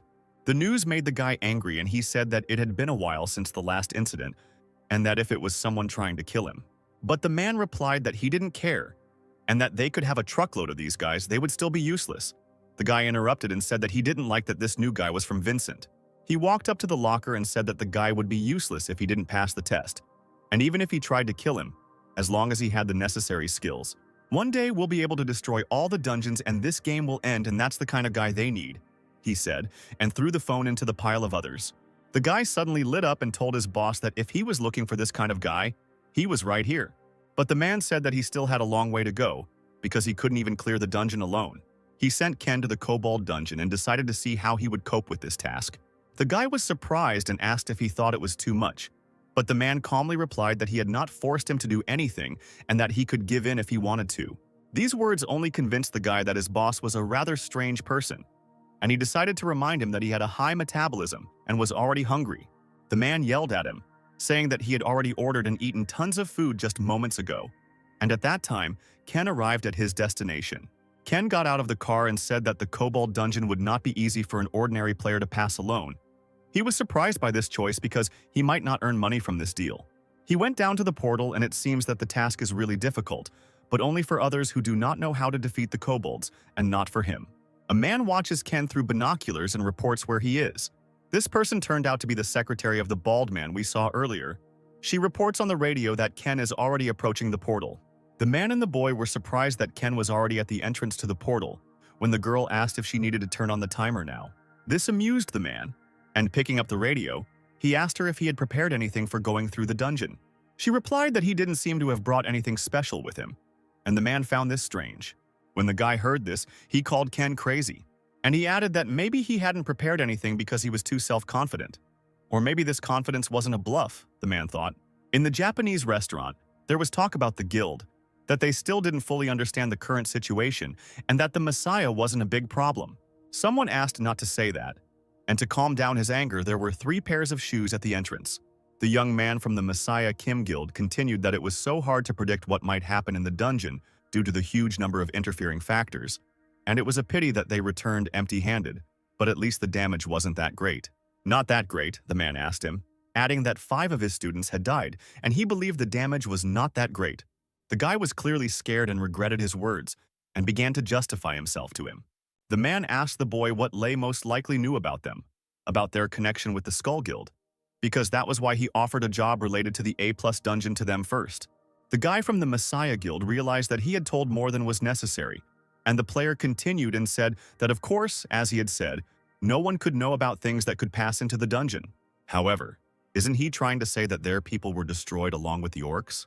The guy immediately apologized and said that he should have thought twice before saying such things, and that if they gave him a little time, he would investigate. But the man with the scar said that there was no need for that, because they themselves had already started the investigation and invited him to have a drink with them. The boy raised his glass, and the man continued that despite the current state of affairs, they were all allies, and that he just wanted him to understand how deeply they were offended. And if there are any disagreements between comrades, a glass of alcohol will help with this. If they are comrades, of course, the 2 Japanese went out and left, leaving the poor guy alone with the alcohol. The guy himself thought that he had underestimated the master archer, the master swordsman, and he needed to quickly come up with another plan, right now. The craftsman went out onto the street, where a car was already waiting for them. One of them received a call and he was talking on the phone about the losses on their side. He was informed that the rules on the murder list were not connected with this in any way, which meant that it was done by someone with not the best skills. The Phoenix Guild is their next target, and they are the only ones left. And if it wasn't someone from the list of victims who could have hidden their powers intentionally, then it was probably done by another faction that they don't know anything about yet. Not far from the Kobold dungeon, 2 men were talking about the players who entered the portal. One of them said that he hadn't seen any sane players and that this guy would die pretty soon, which would probably activate the gate again. After all, he went there alone and was unlikely to survive. When the man said so, the portal behind him lit up brightly. The second thought that his elder was right when he saw the same light, but his elder said that this happens when the portal is cleared. Taking up his binoculars, he shouted that this was not a dungeon that could be cleared even by a whole crowd when his partner distracted him. He got angry and said that they needed to find the guy who cleared out this dungeon, but it seems he has already been found. Having finished with the portal, Ken got into the car and drove away from there. This angered the man, and he started shouting that since they had taken money from him, they should do their job and catch the guy. He continued to yell at them for their incompetence when his secretary called him. She told him that she didn't pay them, and that he himself said that they were from his hometown, and they came to help him. He probably feels very awkward now. And she added that instead of payment, he said he would take them out for a few drinks. Embarrassed by the situation, he said that he had decided to quit drinking from that day on. The girl was about to leave and told him that if this guy was Ken, then he shouldn't worry because he decided to work with them. The man thought about how coolly she answered, but he remembered that it was around this time that he first met her. While he was thinking about this, a blonde man with a large bag entered the office and said that he offered Secretary Lee a snack, but she simply ignored him and left. The man replied that what was more important was that Ken had completed the task in half a day and met his expectations. Looking up, he saw what a huge bag the guy was carrying with him and yelled at him for his recklessness. Meanwhile, in the car, Ken was driving after clearing the dungeon. He looked fine, which meant he wasn't injured. When he first came out of the portal, there was a radio and a note on his car. Ken was surprised by this. He wondered why he needed a portable radio and whether they were going to make a deal with him or not. And in another part of the city, that guy from the guild was thinking how he was going to meet the master in such a state. Suddenly, someone called him on the phone, and upon learning the news, he rushed off somewhere in his car. At the restaurant, Vincent told someone that it would be great if they dealt with this quietly, as usual. The man replied that he understood everything and asked if Vincent had spoken to the person he was supposed to protect. But Vincent said that he would speak to him after this conversation. He said that he would tell his subordinates to be careful. Vincent asked him not to let the guy die. He would take care of the rest himself. A guy from the Messiah Guild overheard their conversation and became interested in how much Vincent knew about the Skull Guild. How a man approached him and said that he was also interested because Vincent was quite influential. He said that Vincent, under the guise of his business, said that he wanted to know more about the Skull Guild. The man said that it would be difficult for him to share information about the Skull Guild, even with him. And Vincent noted that he was more cautious than usual. And then he told him about the secret, about the guys from the Skull Guild who died in that A+ dungeon. Having learned the news, the guy became nervous and decided that he couldn't handle it alone, and that he would have problems if he reported it to the master. The guy asked him who Vincent was talking to now, and he replied that it was Charles and that Vincent often worked with him. Charles is a mercenary, unaffiliated with any guild, and can do whatever he's told as long as he gets paid. Vincent stood up and headed towards the exit, and Charles bowed after him. The guy thanked him for assisting the Messiah Guild and for providing information. But the guy had no intention of leaving and went down to Charles to talk to him. Charles was recognized by Call, a guy from the Messiah Guild.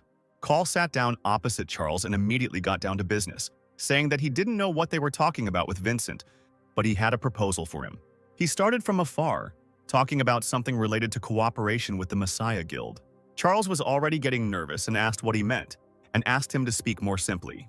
Call said he was talking about a business that would bring him good profits, but he still didn't seem to understand. It seemed to take longer than he expected. Vincent sat down in his car and the secretary said that she managed to take over the public dungeon, as he told her to do. But this surprised her because he usually does not use other methods. She asked if it wouldn't complicate things if they intervened directly. Vincent replied that the Chatter Guild should take action since he had caused so much noise.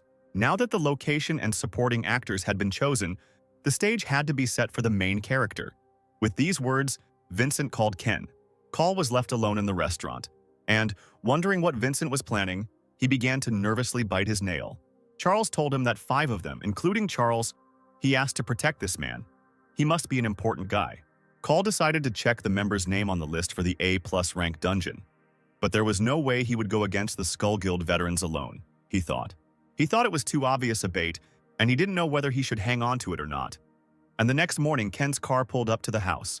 Ken said over the radio that he had definitely passed the test, and the voice over the radio confirmed this, adding that he had passed faster than he thought and asked why he had hidden his true skills. Not suspecting him of anything but pure curiosity, Ken replied that he showed his skills only because they asked him to. The voice said that since he wanted to buy a dungeon, he put the list of dungeons he had managed to protect in the 19th slot on the station. He offered to look over the list and if he needed anything to contact them, but Ken said he had a few things to do so he would call them in a few days. The man said he was ready to wait. The guy was also sitting in the office. The guy asked if his boss was really going to make a deal with this guy, and that he had a gut feeling that this guy was dangerous. But the man said that his gut feeling had ever been right, and even if it was, being a broker was risky in itself. Ken sat in Vincent's office and asked him why he wanted to use him as bait. Vincent started to say that he didn't know what rumors were going around about what they had talked about, but it was only a matter of time before they reached the Skull Guild. He thought that Ken was scared now, although he didn't care. He said that wouldn't Ken have lost his life if he had just sat there and done nothing? Vincent specially hired a couple of experienced guys and asked them to trust him and enter the dungeon with them. Ken said that his life was on the line, and maybe there was some reason why they had to do it this way. Vincent said that he was of course sorry, but he had several debts to these guys, and he was the kind of person who could no longer be indebted to anyone. Ken replied that he understood, since nothing could be done about it. Instead, he would like to increase his fee. Vincent decided that Ken had taken the bait. The secretary raised the envelope to Ken, saying that the boss had prepared something for him. Vincent said that if he became stronger than he was now, his survival rating would also increase. Ken left the house and thought how ridiculous I had sounded sorry. From Vincent. Before his objection in the past, Vincent met with the Japanese faction, and that it all ended with him going down the path of betrayal was an opportunistic outcome, Ken thought. Ken didn't imagine that he would give it to him as a gift. Vincent turned out to be more useful to Ken than he himself thought. A group of players gathered in the forest, and one began to whine that with such a rating, it would all end with him only paying off debts for the rest of his life. Their leader shut him up and said that Vincent just threw them here. But the players started complaining that it was unfair, and definitely not their fault, that they didn't know who did it.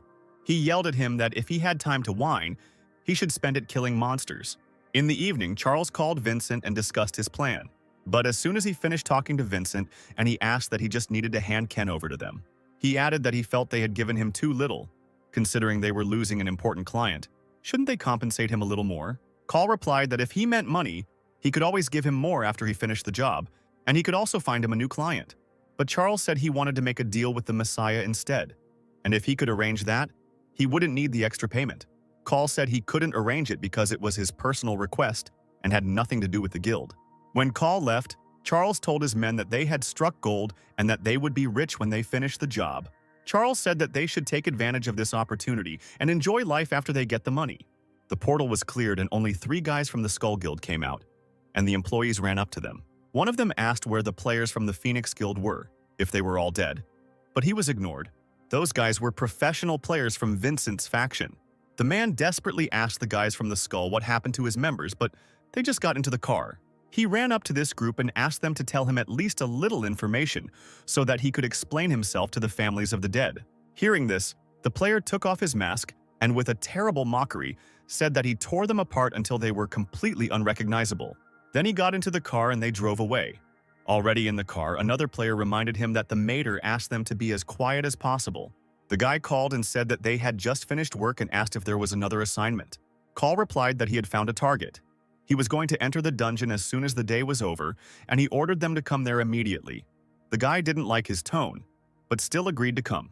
Vincent stood in his office and thought that as long as he used the Skull Guild effectively, he would get a good opportunity.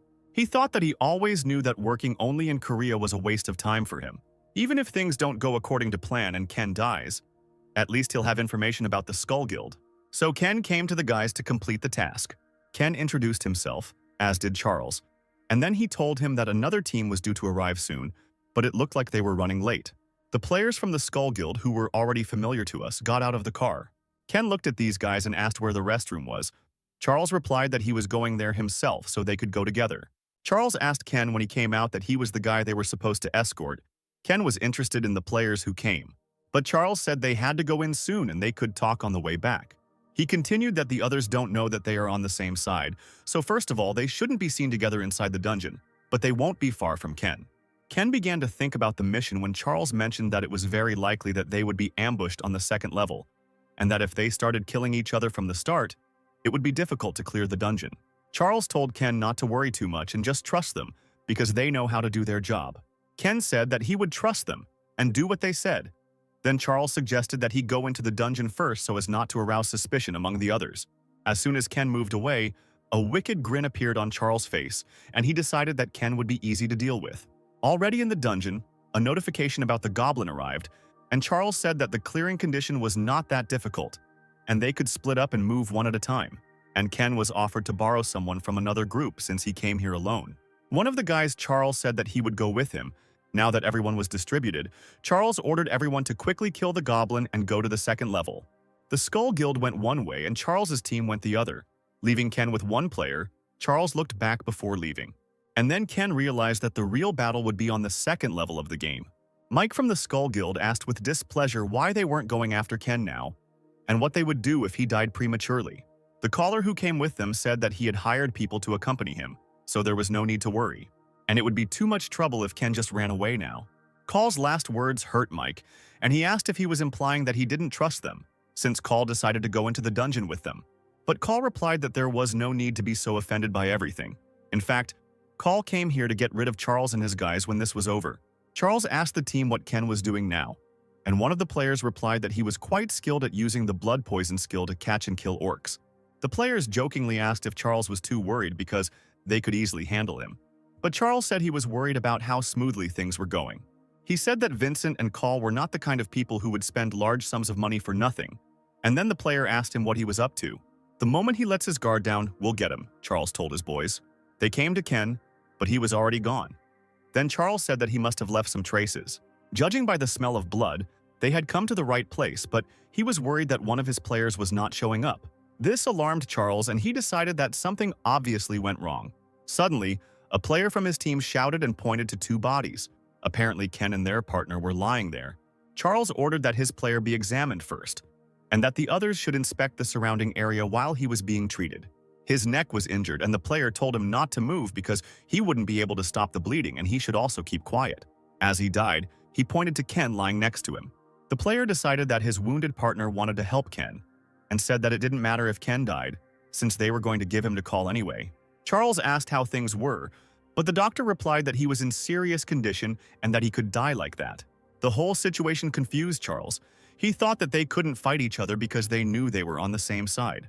Here he remembered Call's words that this task had nothing to do with his guild, and that it was he who told him not to tell anyone about this mission.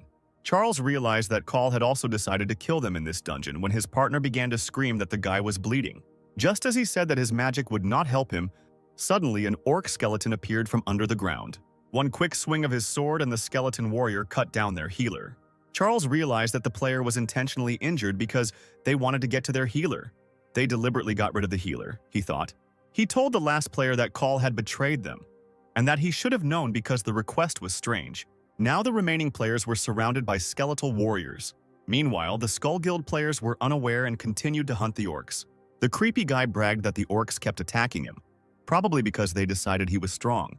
But his partner said that it was not that, but rather his terrible smell, and asked him to tone down his cologne when entering the dungeon next time. The player immediately became nervous and said that this cologne costs a lot of money. The partner said that he told this idiot that there are many monsters in the dungeons, sensitive to smells, and now another group of monsters is running towards them. But he replied that he always does his job well, so it's not a problem. One of the monsters ran up to him and jumped on the player, and he, like a real monster, stole it into two parts. Back to the other team.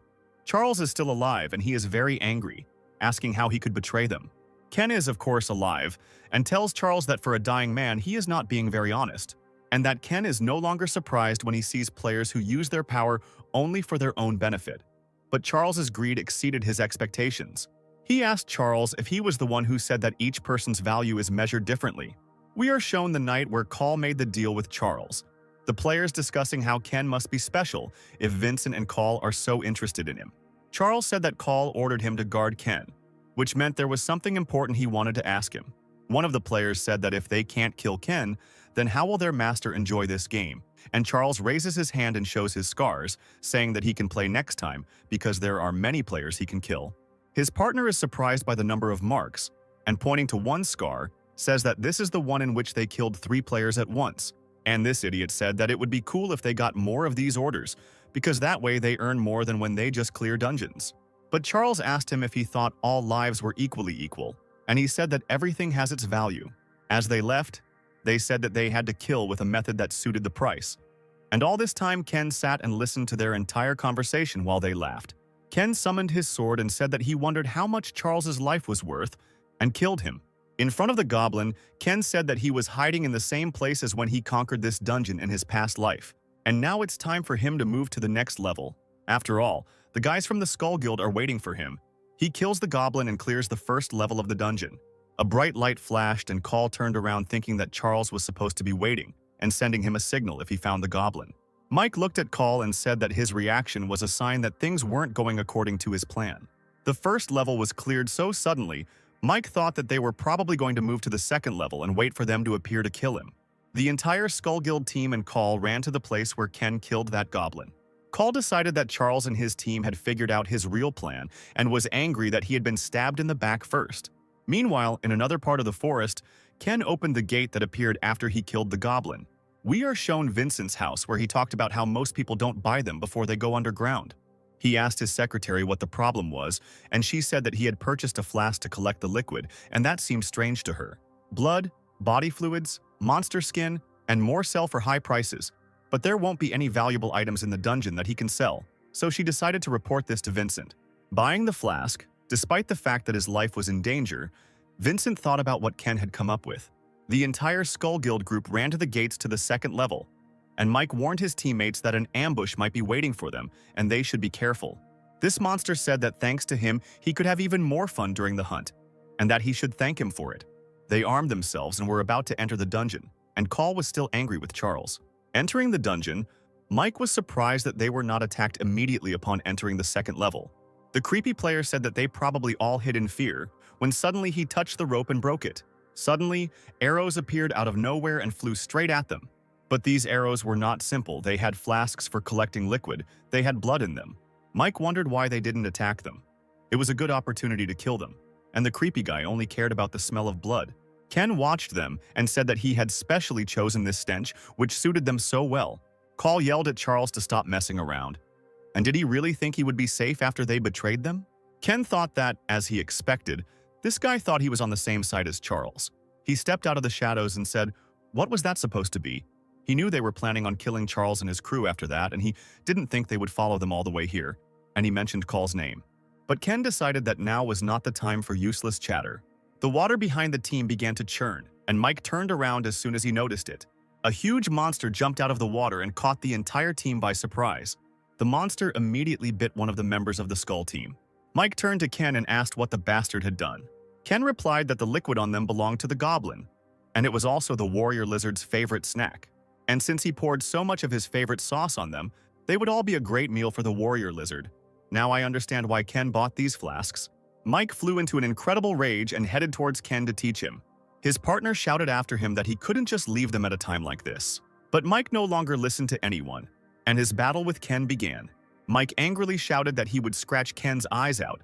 The guy was apparently really angry. However, Ken confidently replied that the guy only barks and doesn't bite. On the enemy's sword, Ken noticed that there was a mark on it that belonged to the master, which meant that it was his sword. Ken told him that he thought he was a simple guy when he came running here, but it turns out he is a student of a master swordsman. Mike was noticeably surprised when he heard Ken's words. Call wondered where Charles's team was, and Ken wasn't the main problem here. He thought that the four of them would have no trouble clearing out this dungeon even if they were alone. While he was standing there thinking about everything, the player yelled at him and ordered him to help him with this monster. But Call kept thinking about what if Charles and his guys showed up here at this moment, when all their forces were scattered. Then it was they who would be dead, and the water monster would stand up to its full height, ready to attack. Ken continued to talk to Mike about how his Nastia must be losing his touch, since someone like him had become his student. Mike was angered by this and swung his sword. Ken was glad that he was giving in to his provocations, but he was definitely experienced. Ken decided that it would be difficult to defeat him with just a sword, so he began to come up with a new plan. He bit his lip and spat his blood at Mike. He probably wants to use the blood curse. Mike asked angrily how Ken dared to spit blood in his face. He hardly knew about Ken's skill. He had been poisoned with hematoxylin, and his stamina was diminished. And Mike thought that since Ken was working with poison, a prolonged fight would put him at a disadvantage. Mike decided that he would not waste time and finish him off right now.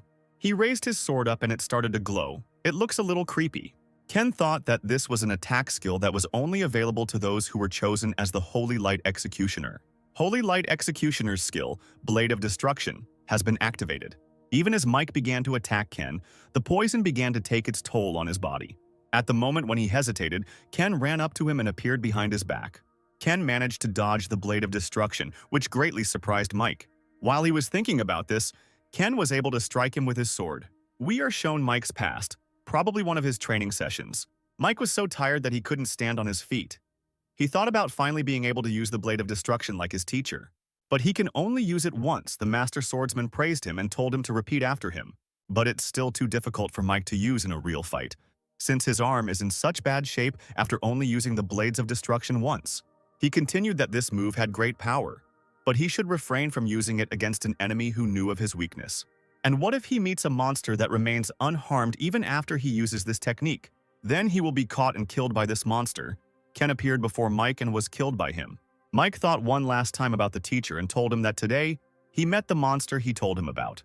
Meanwhile, the remaining player received a blow from the tail of a huge monster. Call saw this and remembered how they proudly said that they were the students of a master swordsman, but still turned out to be useless. On top of that, Charles and his guys never showed up. There was no way he was going to win now, Call thought. Frightened, he offered Ken a truce and said that they didn't need to fight each other.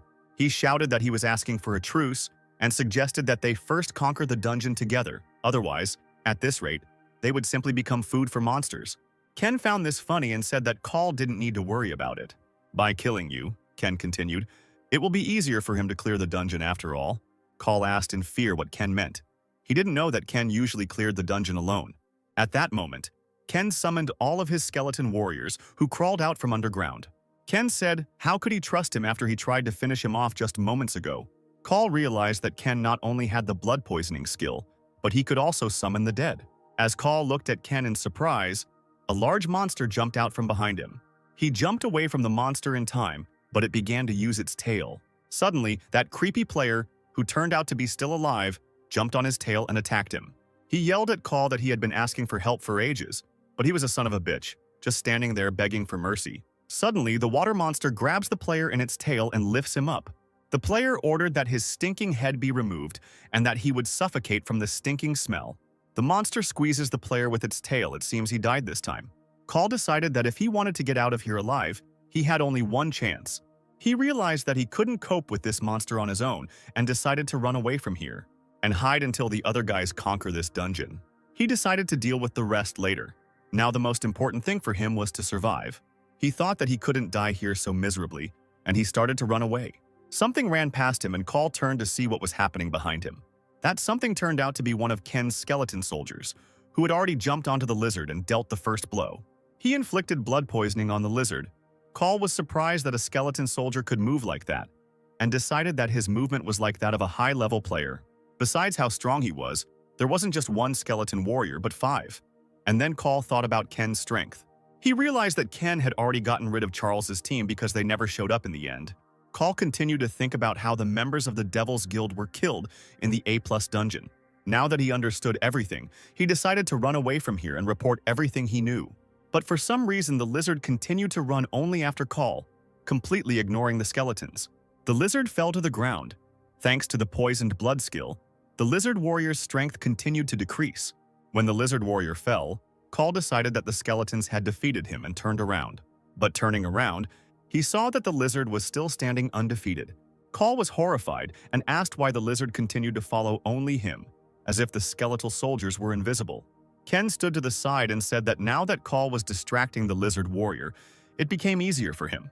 He thought that maybe Call didn't quite understand the current situation, due to the time when people could only rely on their level and items. We are shown the past of Ken and his partners. The girl asks why she puts dirt on her body. The man said he didn't know the details, but he had heard that the warrior lizard didn't have very good eyesight. So by putting this on themselves, they will be able to disguise themselves, he finished. Ken remembered his partners with a smile and wondered if everything was okay with them now. Meanwhile, Call continued to run away from the lizard, but realized that he could not get away from it forever. He decided that perhaps the lizard warrior was only aiming at players. Then he thought that he should not suffer alone, and that Ken should take part in this too. But as soon as he headed towards Ken, his path was blocked by one of Ken's skeleton soldiers. Call shouted, "How dare a skeleton soldier like him block the player's path?" But as soon as he rushed at him, another skeleton struck him first. Call's mask split in two and he froze in horror, not knowing what to do. The lizard didn't hesitate and pounced on Call while he was sitting, but he didn't reach him. Call only injured his leg and screamed in pain. Turning around, Call realized that he was under the watchful gaze of the lizard warrior and was stopped by skeletons. Call thought they had managed to kill him and looked like a madman who hoped he could now escape from here. Ken approached him and thanked him for distracting the warrior lizard. But it was time to wrap up. and Call asked in fear what he meant by wrap-up. He shouted that he wanted to talk to him and asked for help to get out of the dungeon. Ken said he should pay attention to that guy behind him. The lizard stood up and continued to look at Call, and Ken said that he should be wondering why the lizard was only going after him. His eyes act as heat sensors, and of course he has no interest in chasing cold skeletons. The lizard quickly rose and aimed at Call, who could no longer run because of his leg. Now we are shown Vincent, who was sitting in his office with his secretary, and they were watching the news which talked about the dungeon and that the Phoenix Guild refused to enter the dungeon. The girl said that a similar problem arose when he was planning to conquer a 6-level dungeon. As she predicted, the public opinion of the Phoenix Guild is terrible, the girl said while scrolling through social media. Vincent said that listening to weaklings was a waste of time, and right now they should concentrate solely on the 6th-level dungeon. An announcement appeared about the objection of the Messiah Guild. The girl came out with an official statement that the Messiah Guild was postponing the entrance to the dungeon. Even the Messiah Guild has postponed its entry, and on the internet everyone is writing about how they support this guild. The guy said it was obvious. It had been 2 years since this monster appeared, but there was still a lot they didn't know about this monster. And no player has ever returned alive from hunting this monster. So there's no point in even discussing difficulty when it comes to this monster. There is no information about this monster, and such a dangerous monster appeared in the country. The people accepted the decision of the Messiah Guild without any doubt. But the man wondered if it was true that the Messiah simply announced it without any ulterior motive. But suddenly something on the internet caught his attention. The man then asked the boy what he thought would happen if all the guilds delayed entering the dungeon. The boy didn't understand what he meant, and suggested that probably all the fearless players would gather, although it might still be difficult to clear the dungeon. Over time, the government will also want to get rid of this dungeon, and other countries will do the same. The man said that this was all true. Simply put, the dungeon would be conquered on a larger scale. But what if at that moment someone appeared and defeated the tailed lizard, the man suggested. Then the boy realized what his boss meant, that the Messiah Guild was deliberately trying to get more time. There must be a reason why they are in no hurry to enter the dungeon. The longer it is delayed, given the growing fear, the more unattended items will be in the dungeon. And when these guys defeat the tailed lizard, they will be able to get both fame and fortune. But let's get back to Ken, who received the achievement Hunter and Lizard Warriors catalog as a gift. Also, his level rose, and the rank of the poisoned blood skill increased, as did the skeleton soldiers. It was all over faster than he expected, thanks to the fact that the skeletal soldiers had no body temperature. But since he got involved with guys who have connections with the Messiah Guild, it will be difficult for him to move freely. Ken took Mike's sword made from the shell of an armadillo. This sword, forged from the shell of an armadillo, is not easy to destroy, rank unique. The weapon that the master swordsman used is not a bad option. Ken handed the sword to one of the skeleton soldiers and ordered him to use it. He walked up to Mike and said they needed to talk and activated his Eye of Anubis. The dungeon was cleared. Ken calmly walked out of the portal when a worker ran up to him and asked what happened to the others. Ken immediately said that they were all killed except him. But his answer did not please the worker, and he asked him to explain everything in more detail, because he still had to write a report and present it to the guild. Ken said he could just write that the warrior lizard was stronger than they thought. He called someone and said that he completed the task as Vincent ordered, and also one of the guys who aimed at him was using a sword of a unique rank that previously belonged to a master swordsman. Ken continued that the master is an important member of the Messiah Guild, as well as the head of the faction. The Japanese faction, Ken said he was sure they were the main branch of the Skull Guild. Other than that, he didn't find anything, but he might be able to get more information if he looked into it better. Having finished the conversation, he said that he would call him back. And as he left the room, he looked at the TV that was standing in the room. It seems it was not for nothing that Ken stood right in front of the TV and told everything he knew over the phone, because there is a camera installed in the TV. In Mike's memories, he was talking to some man. He was telling him that they had taken special precautions because he would be interacting with a person who was being monitored by the guild. He told Mike that he had planted a bug behind the TV so that he would be aware. Ken, of course, found out everything and said that those bastards from the Skull would fall into their own trap. And now the Skull Guild would turn its attention to Vincent. "Speak of the devil and he will appear," Vincent called Ken. Vincent said he had heard that everyone had been killed except him, as luck was on his side, and asked Ken if he had any information for him. Ken said he couldn't find anything else because he was focused on survival, but said he knew where the Skull Guild's main branch was. Vincent asked Ken to come to his house tomorrow because he wants to hear more information. Ken got into the car and drove to the station to storage cell number 19. He thought Owen was a pretty careful broker as he approached the right cell. Ken wondered if Oven knew he was a target too. The list of dungeons that Oven had prepared was already in the drawer, and Ken hoped that the list wasn't too disappointing. Ken took the list and began to look at it in the car. Ken was surprised by the quality of the work. He thought it was no wonder that the Messiah Guild considered him a nuisance. The content of the list and the quality are excellent. It reminded him of the dungeons he conquered when he was a member of the Messiah Guild. Now he finally understands where they got them from. Ken realized that Oven was not their target for nothing.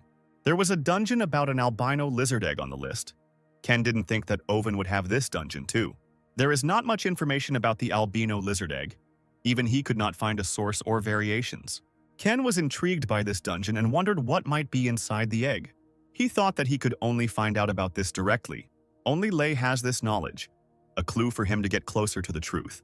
He took the radio in his hand and decided, no matter what, that he should be the one to clear out this dungeon. Ken's voice came over the radio in Oven's office. Oven, if that was his real name, was delighted and thought that it was probably time for his first deal with Ken. The next day, Ken was already standing in Vincent's office. He asked Ken if Charles's group in the Skull Guild had died fighting each other. Ken replied that one of them was much stronger than the other members of the Skull Guild. Judging by their sword skills and fighting, there was no doubt that they were related to Japan. Vincent said that some factions have quite a lot of influence in Japan too. Once this dungeon was cleared, he would have to deal with this problem. With these words, he placed the newspaper on the table. He said that since Ken was the only one who came out alive from the dungeon where all the Skull Guild members were destroyed twice in a row, they would start keeping an eye on him. Vincent ordered Ken to refrain from any unauthorized actions until he had dealt with the dungeon and returned. Secretary Kim said the money was transferred to Ken's bank account. Vincent said it was his compensation. Vincent said he would contact him after clearing the dungeon. Ken thanked him. Ken left Vincent's house and slyly repeated Vincent's words about returning from the dungeon. Now that these assholes know that Vincent is supporting him behind their backs, they will soon focus their attention on him and not Ken. Before he got into the car, he thought that he couldn't wait to see Vincent's reaction when they met again. Ken has finished all his urgent matters and can now go against Vincent's warning and act alone. Lee's secretary said on the phone that the preparations were complete, but she didn't know if Ken would accept him. But Oven told her not to worry about it. If there was a problem, he would talk to Ken.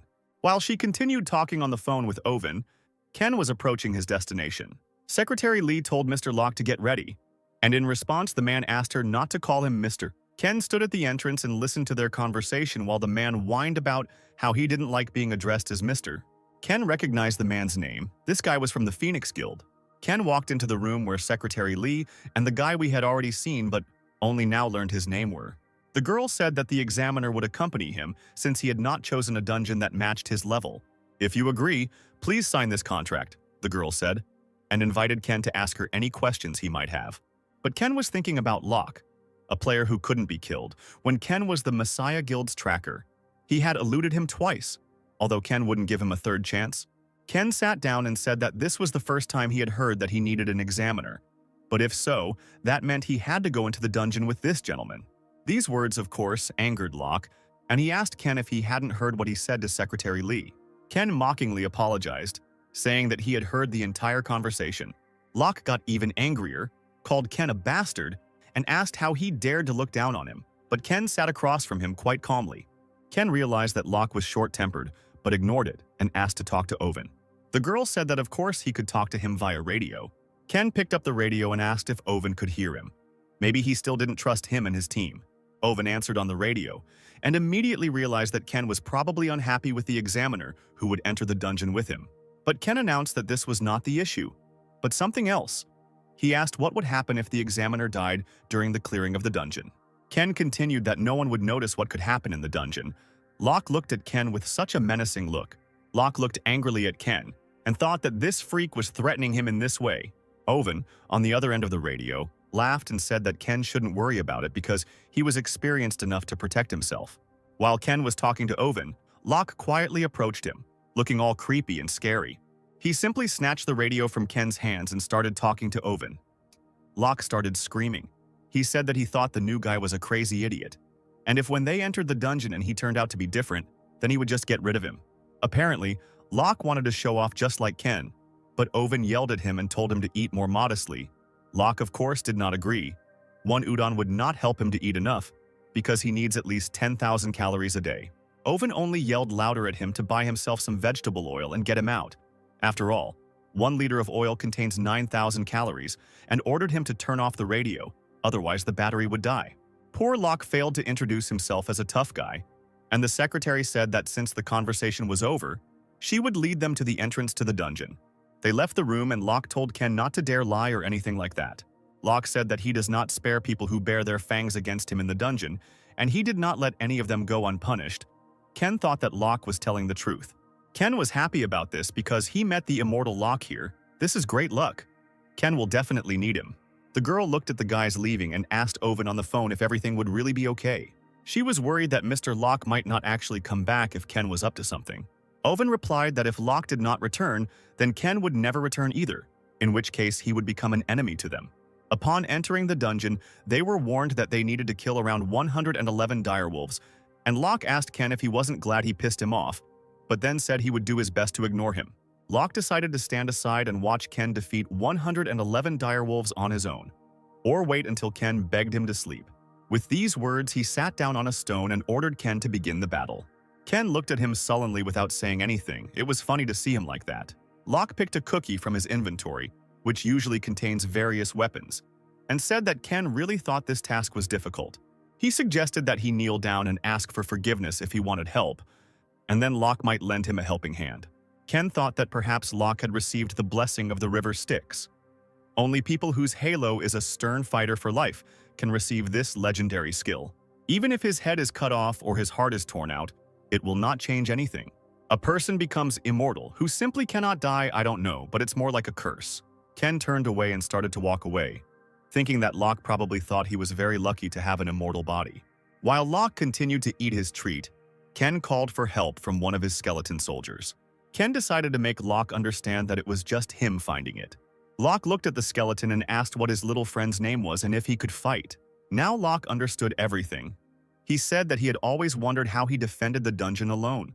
The small skeleton soldier dealt with the direwolves so quickly that they were already lying on the ground in a crowd.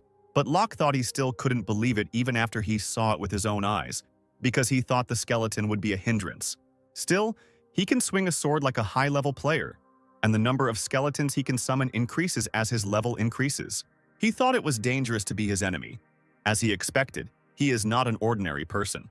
Locke, looking at Ken's skills, decided that he would tell Owen everything when he returned. Ken asked how he was doing with his abilities. Locke said that everything was fine, and that he probably didn't need his help. He said he was going to tell him all about it after they were done here, to which Ken casually replied, "Okay." Locke noticed this and said that he had just suddenly spoken to him informally. Suddenly, Ken summoned all his skeleton soldiers and they surrounded Locke.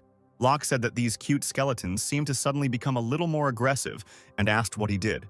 Ken looked down at Locke and said, "Wasn't he the one who said he would just sit and watch until he begged him?" Locke laughed and said that, of course, he was just joking. He kept saying that it was just a joke and it was his fault if he offended him. Shouting that it was his fault, he suddenly lunged at Ken, swinging his fist. However, Ken immediately understood everything and easily grabbed Locke and, turning him over, threw him to the ground. "Trying to attack the summoner himself first instead of the skeletons is a good try," Ken said when Locke woke up. Locke thought that Ken was moving as if he had foreseen all this, and then he realized that Ken had been hiding his true abilities all this time. He told Ken that he didn't know what he wanted from him, but he wouldn't get anything from him. Locke wondered for what purpose he had approached them. Locke told Ken that he could keep a secret. Ken looked at him with his creepy eyes and mockingly asked if it was true. "But it doesn't matter anyway," Ken said, and his skeletons presented their swords to Locke. He tied up Locke and hung him from a tree, Locke screaming and ordering Ken to untie him. Locke started shouting that he was hungry and was he really going to starve him to death. After listening to him, Ken cut the rope and Locke fell from such a height straight to the ground. When he fell, Ken said he would give him a chance and time to prepare, but Locke didn't understand anything. Then Ken said that he showed his skills, so now it's his turn to show his. He said to use him as bait so that the skeleton warriors could easily attack them. Then he would let him go. But Locke said he wasn't going to follow his orders, so Ken tied the rope tighter and asked him if he was sure about that. Ken asked if he wanted to hang on the tree some more. Locke thought this guy was definitely crazy. He said that Ken was right and that he had no right to object, because he was the best trunk, the player who usually distracted the monsters. Locke began his work, attracting the attention of all the monsters by fighting them.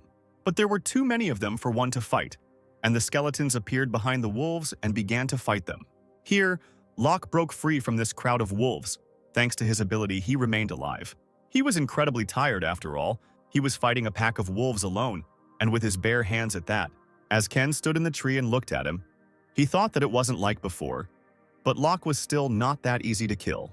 He'd be a nice little asset in the future, Ken thought, as he watched Locke suffer alone. Locke continued to fight alone, not even getting a chance to take a break. The skeletons continued to fight the wolves as ferociously as before. Locke was incredibly tired while he was distracting the wolves. Suddenly, the one remaining wolf began to gnaw at his leg. He grabbed it and threw it straight at the skeleton, sweetly telling the skeleton that this wolf was his. They were able to clear the dungeon, and for some reason Locke started talking to the skeletons, asking them that they were probably being overworked because they met the wrong master. He kindly praised them for their hard work and said that they were more useful than some. Locke looked at the skeleton soldier and decided to give him a high five.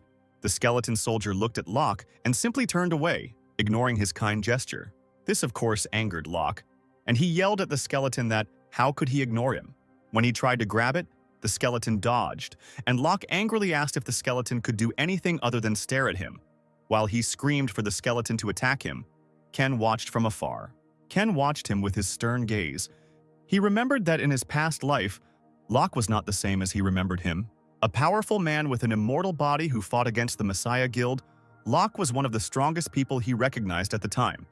And now this same guy is trying to make friends with dead skeletons. To make use of his immortality, he uses a fighting method that involves bones rather than flesh, Ken thought.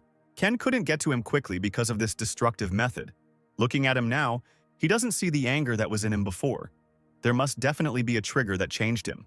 Ken has no memories of Owen, but it seems like they were very close in the past. Perhaps Owen's death awakened Locke, meaning that if Owen survives, there is a high chance that the Messiah Guild will be excluded from the blueprint for the future.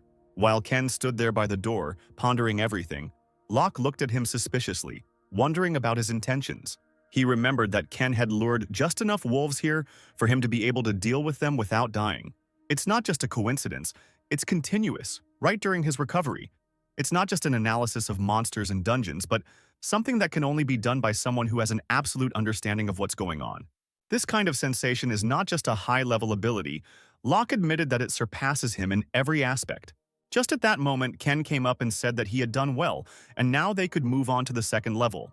With a smirk on his face, Ken said that the second level would be much better than here.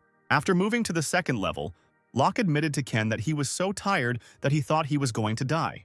He told Ken that he had been working all day and that he could at least take a break now. But Ken again ignored his words and held out the flasks of blood. Locke noticed that these were not elixirs and asked what he was holding out to him. Ken asked if he was a good runner. The unexpected question surprised Locke, and he asked what Ken was getting at. He smashed all the vials of blood around Locke, and Locke asked what the hell he was doing. Ken arrogantly told Locke that he better start running away right now. What an asshole Ken was. At that moment, a huge white lizard, or dragon, appears from the forest and looks straight at Locke.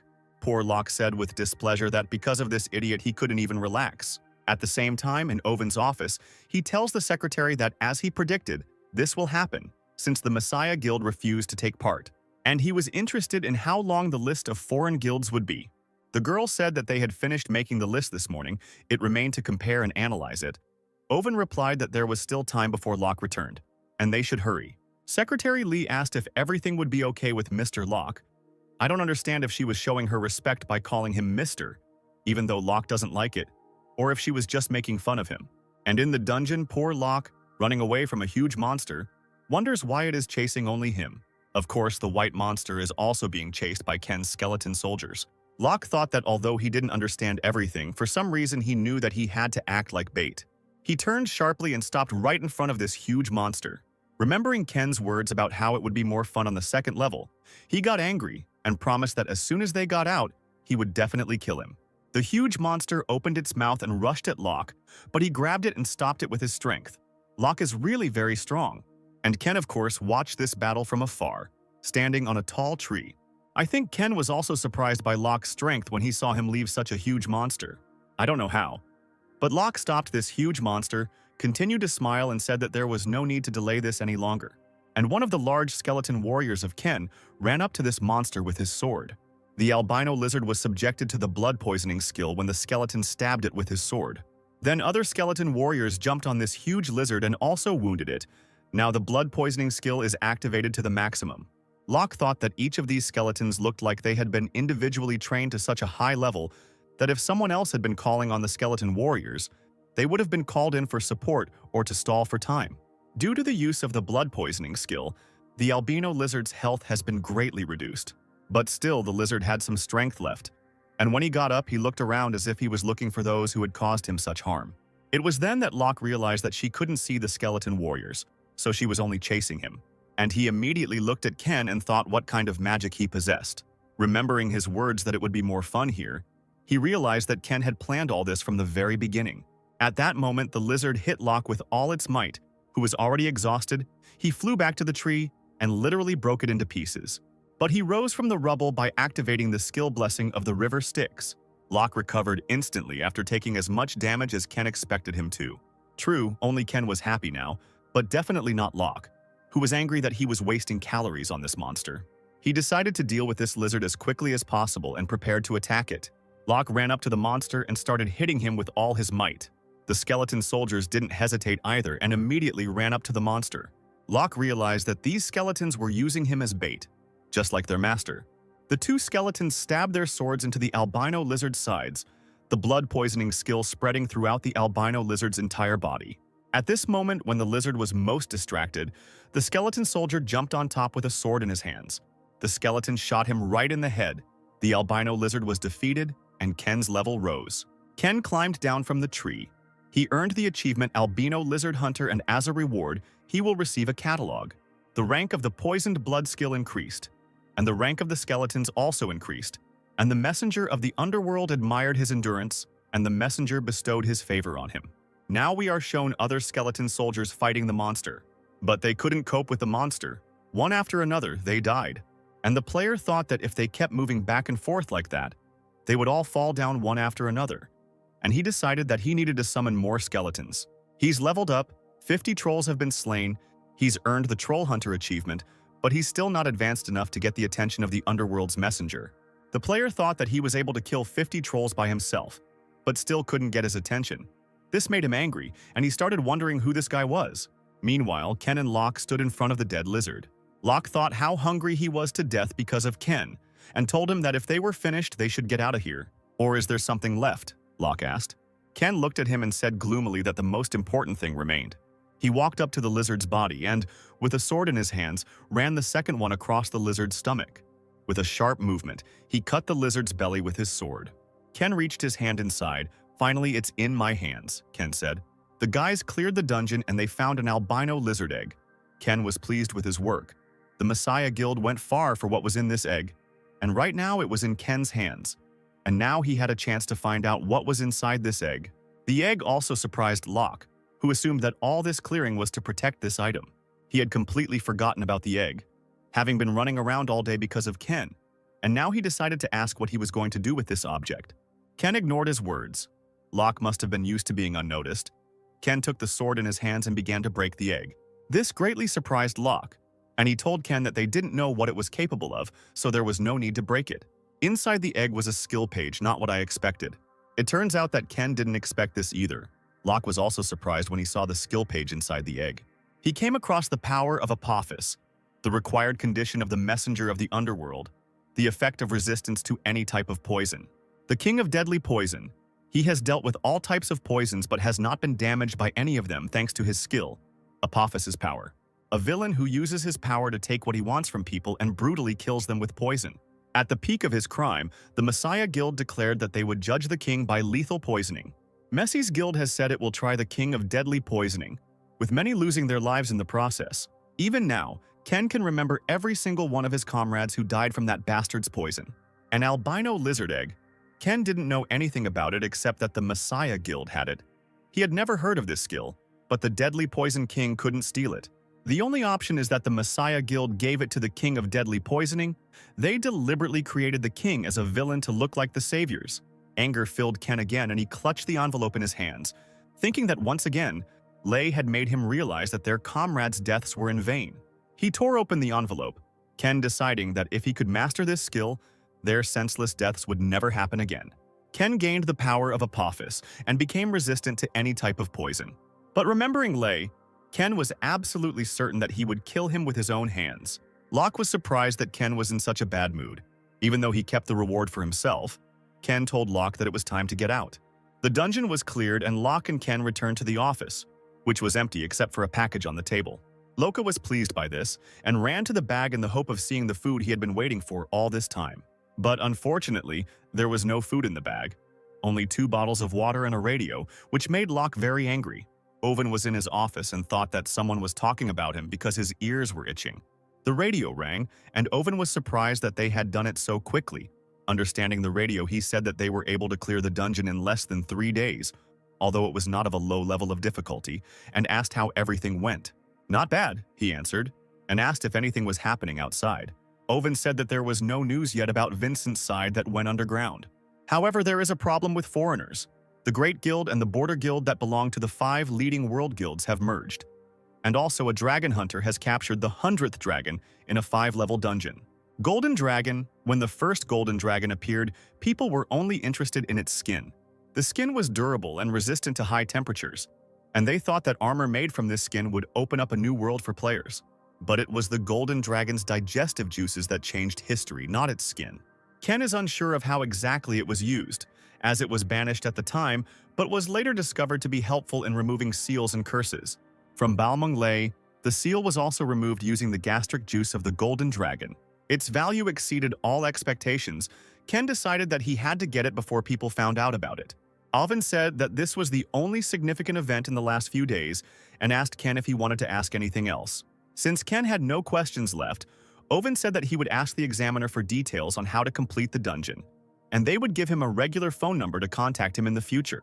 They gave him an old phone because its connection can't be tracked, so it's much safer. Loku ordered him not to run away anywhere and to return straight to the office.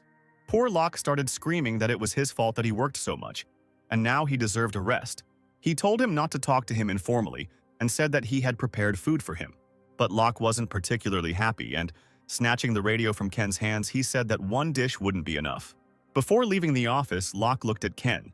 He looked at him sternly, wondering if he was going to have to hang around with this guy in the future. Ken looked at Locke with the same look, but said nothing. The very next morning in Owen's office, Locke again began to whine that he couldn't rest, and asked Owen why he had called him so early, and hadn't he submitted his report yesterday. But Owen said that he had called him specifically about his report to speed up the process, and threw the tablet on the table. Tailed Lizard Hunt? Rank A+ dungeon? Locke was surprised to think that he would have to clear this dungeon alone. Of course, no one was going to send him there alone, because then he would definitely die there. And then Locke began to think who could join him, who had such skills. Maybe a dragon hunter? Locke hoped that it was not Lei, although his level was too high, and he would not be able to enter the 2-level dungeon. Owen asked Locke why he was considering Ken, since he was perfect for this dungeon. But Locke, horrified, said he never wanted to work with him again. What did he say about this yesterday? Despite his skills, this guy is a sick freak. People should at least have a sense of camaraderie, and this guy has personality problems. He literally made Locke pray for a monster. Locke said that if he was forced to work with this guy again, he would then go on a hunger strike. But Owen said that would only suit him. Owen took a voice recorder out of his pocket and turned it on. On it, Locke said that he needed a partner who would not interfere during the battle. "I don't care about his personality. Monsters attack people with personality problems. No, only skills matter," Locke, hearing his speech, turned pale with shame. "If there is anyone suitable, call them. Although they will not be stronger than me, wahaha." The fiery speech ended there. Locke, stressed, asked him when he managed to write this down. No, how could he have kept something like this all this time? In any case, Owen already registered them both and gave them a great bait. "They've already registered it?" Locke asked discontentedly, but he was more interested in what kind of bait they were talking about. But Owen only looked meaningfully at Locke and smiled. Meanwhile, on the abandoned outskirts of the city, Ken sharpened his sword. The blade was badly damaged, and Ken decided he should take it to a workshop. But now he was looking at something else and decided to start with this item. He opened the box and was surprised that Owen even had such an item. Since Ken wanted to kill those guys from the Skull Guild, things were getting more interesting. Ken wants to try using the item when he meets them. But let's get back to Owen and Locke. Locke asked Owen if there was still poison left in the Tailed Lizard's dungeon, and reminded him that the government had already allowed a foreign guild to participate. Owen replied that Locke didn't need to worry about that, since he and Secretary Lee had prepared everything in advance. But first, will it be too difficult for him and Ken to participate in this in the remaining positions? How much money will he spend this time? At that moment, the door to the office opened and Owen sarcastically asked why he needed to spend so much money. Secretary Lee entered the office and Owen asked if she had finished all her work. She replied that the American Guild had finished the bidding, and she also brought the item he had prepared for Ken, and pointing to the case, said that these were the masks he had asked for. In another part of the city, where there was that very dungeon that everyone was talking about, the man complained that the mask was terribly uncomfortable and that it was difficult to eat in it. He looked at his partner and asked if he was okay, to which the guy replied why he was so worried. To this, the boy began to grumble that he had never been worried, ever since he was born. But the guy was definitely worried. Stamping his foot, he thought about how no one returns from the tailed lizard's dungeon. So why is this guy so calm? He began to tease him, saying that even though he said so, he was probably scared. The guy calmly agreed with him. While the guy was jokingly repeating that he shouldn't worry too much, the guy was just thinking about how he couldn't imagine getting to that thing. He told his partner to remember to buy him some meat for the final attack after they were done with this dungeon, and to remember that they were partners in the dungeon. So he can't do that weird thing again like last time. The phone that Owen gave Ken rang, and Ken answered the call. Owen immediately said that he heard about his great performance in the dungeon. He asked Ken if he wanted to take part in the tailed lizard's dungeon. Ken said that he didn't know yet, because just entering it was already dangerous. Owen laughed and said he understood why he didn't like the idea, but asked if he was good at dealing with skeleton warriors. He said he had prepared something legendary that suited him perfectly. Those two guys are actually Ken and Locke in masks. And here's Ken in a mask looking at his inventory, and he notices the undead king. He's been dreaming about this for a long time, and now it's in his hands. Ken has never seen the guy use it before, so he has no idea what effect it has. However, with this, his plan to destroy the Messiah Guild will be realized much faster. A man entered the office and asked the players to prepare to enter the dungeons. The guys got up and headed towards the entrance.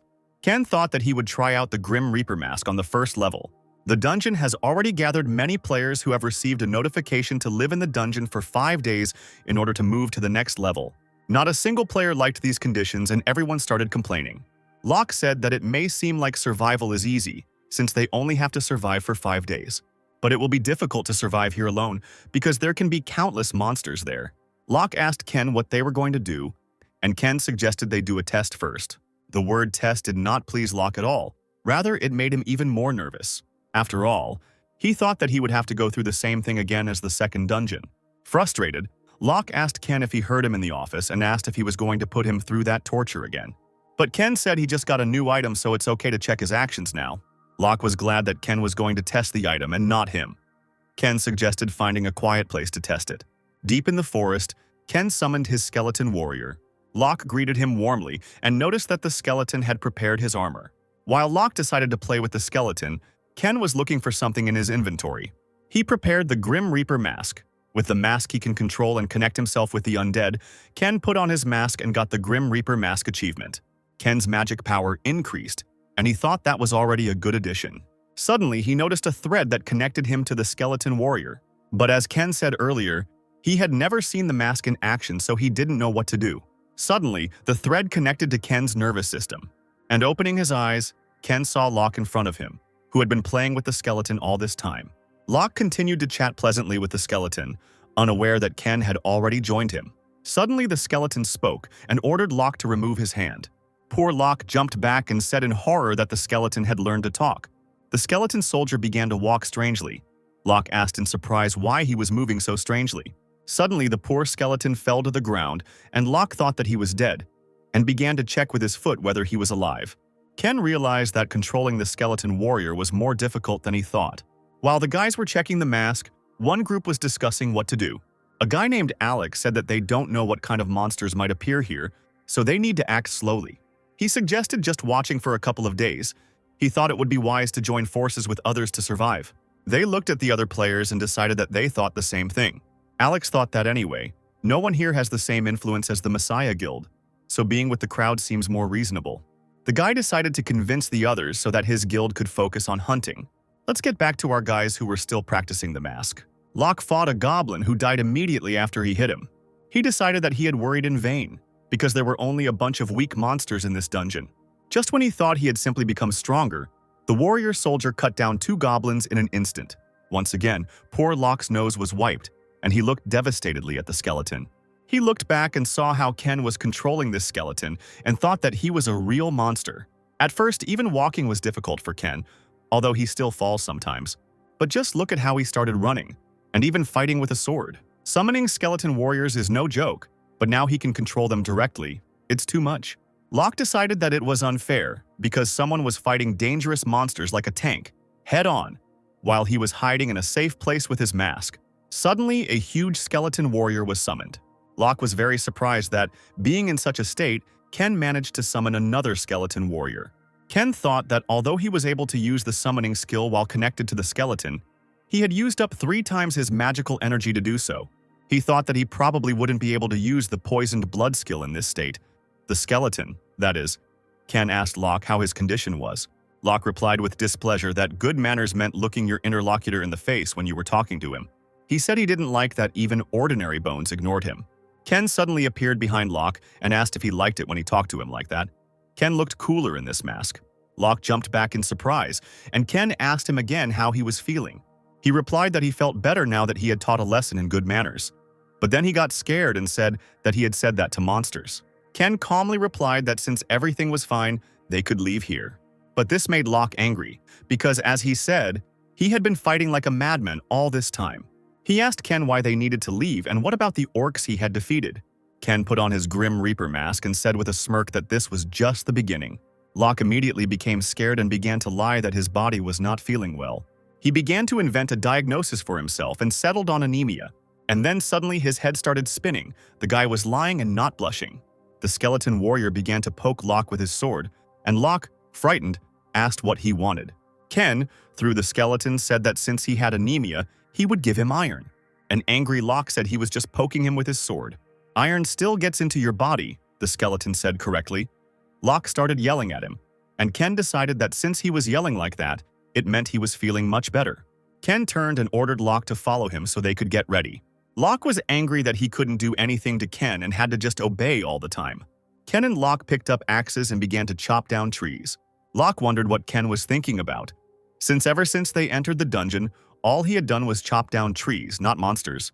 On the second day, the teams began hunting for goblins that they came across. Also on the third day, all the players continued to fight.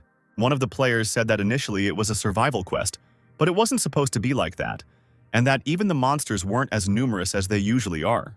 Alex said that the Burnout quest was in the A+ dungeon, but here when they were all together, they relaxed too much. He realized that something was wrong here and decided to explore the area despite the fact that it could be dangerous.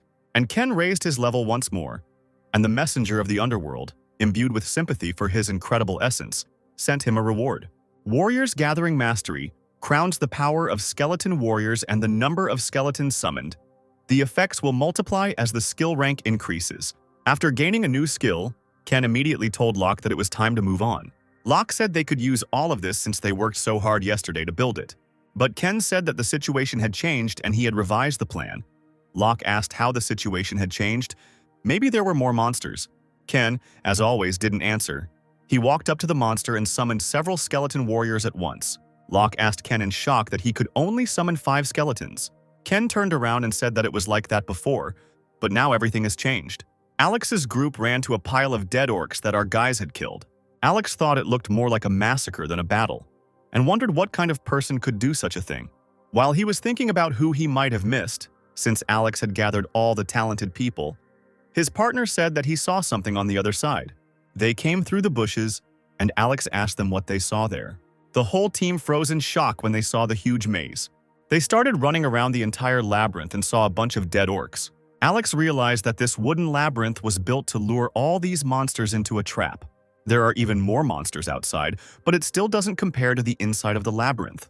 Alex thought this was all so different from any battle he had seen before, and wondered what the guy was thinking when he was planning all this. Now he understood why they were able to relax so much despite the fact that the quest was a burnout, and decided to gather the remaining players. Locke said it wasn't really his style to kill orcs like that, but I guess it depended on the situation. He asked Ken why they kept moving around. He said with displeasure that he was not going to build such a maze anymore, but Ken reassured him by saying that they would not need them anymore. Ken patted the skeleton's head and said that now that his human strength had increased, the traps and maze would be a waste of time. Gathering around his skeletal warriors, he said that it would now be quicker for him to simply hunt down the monsters. Locke was glad that he could now show Ken his skills while they were catching monsters. Ken pulled out his sword, and Locke immediately became worried, saying that his anemia no longer bothered him, so he didn't need iron. But he calmly turned to Locke and said that he was going to lead him and his skeleton soldiers.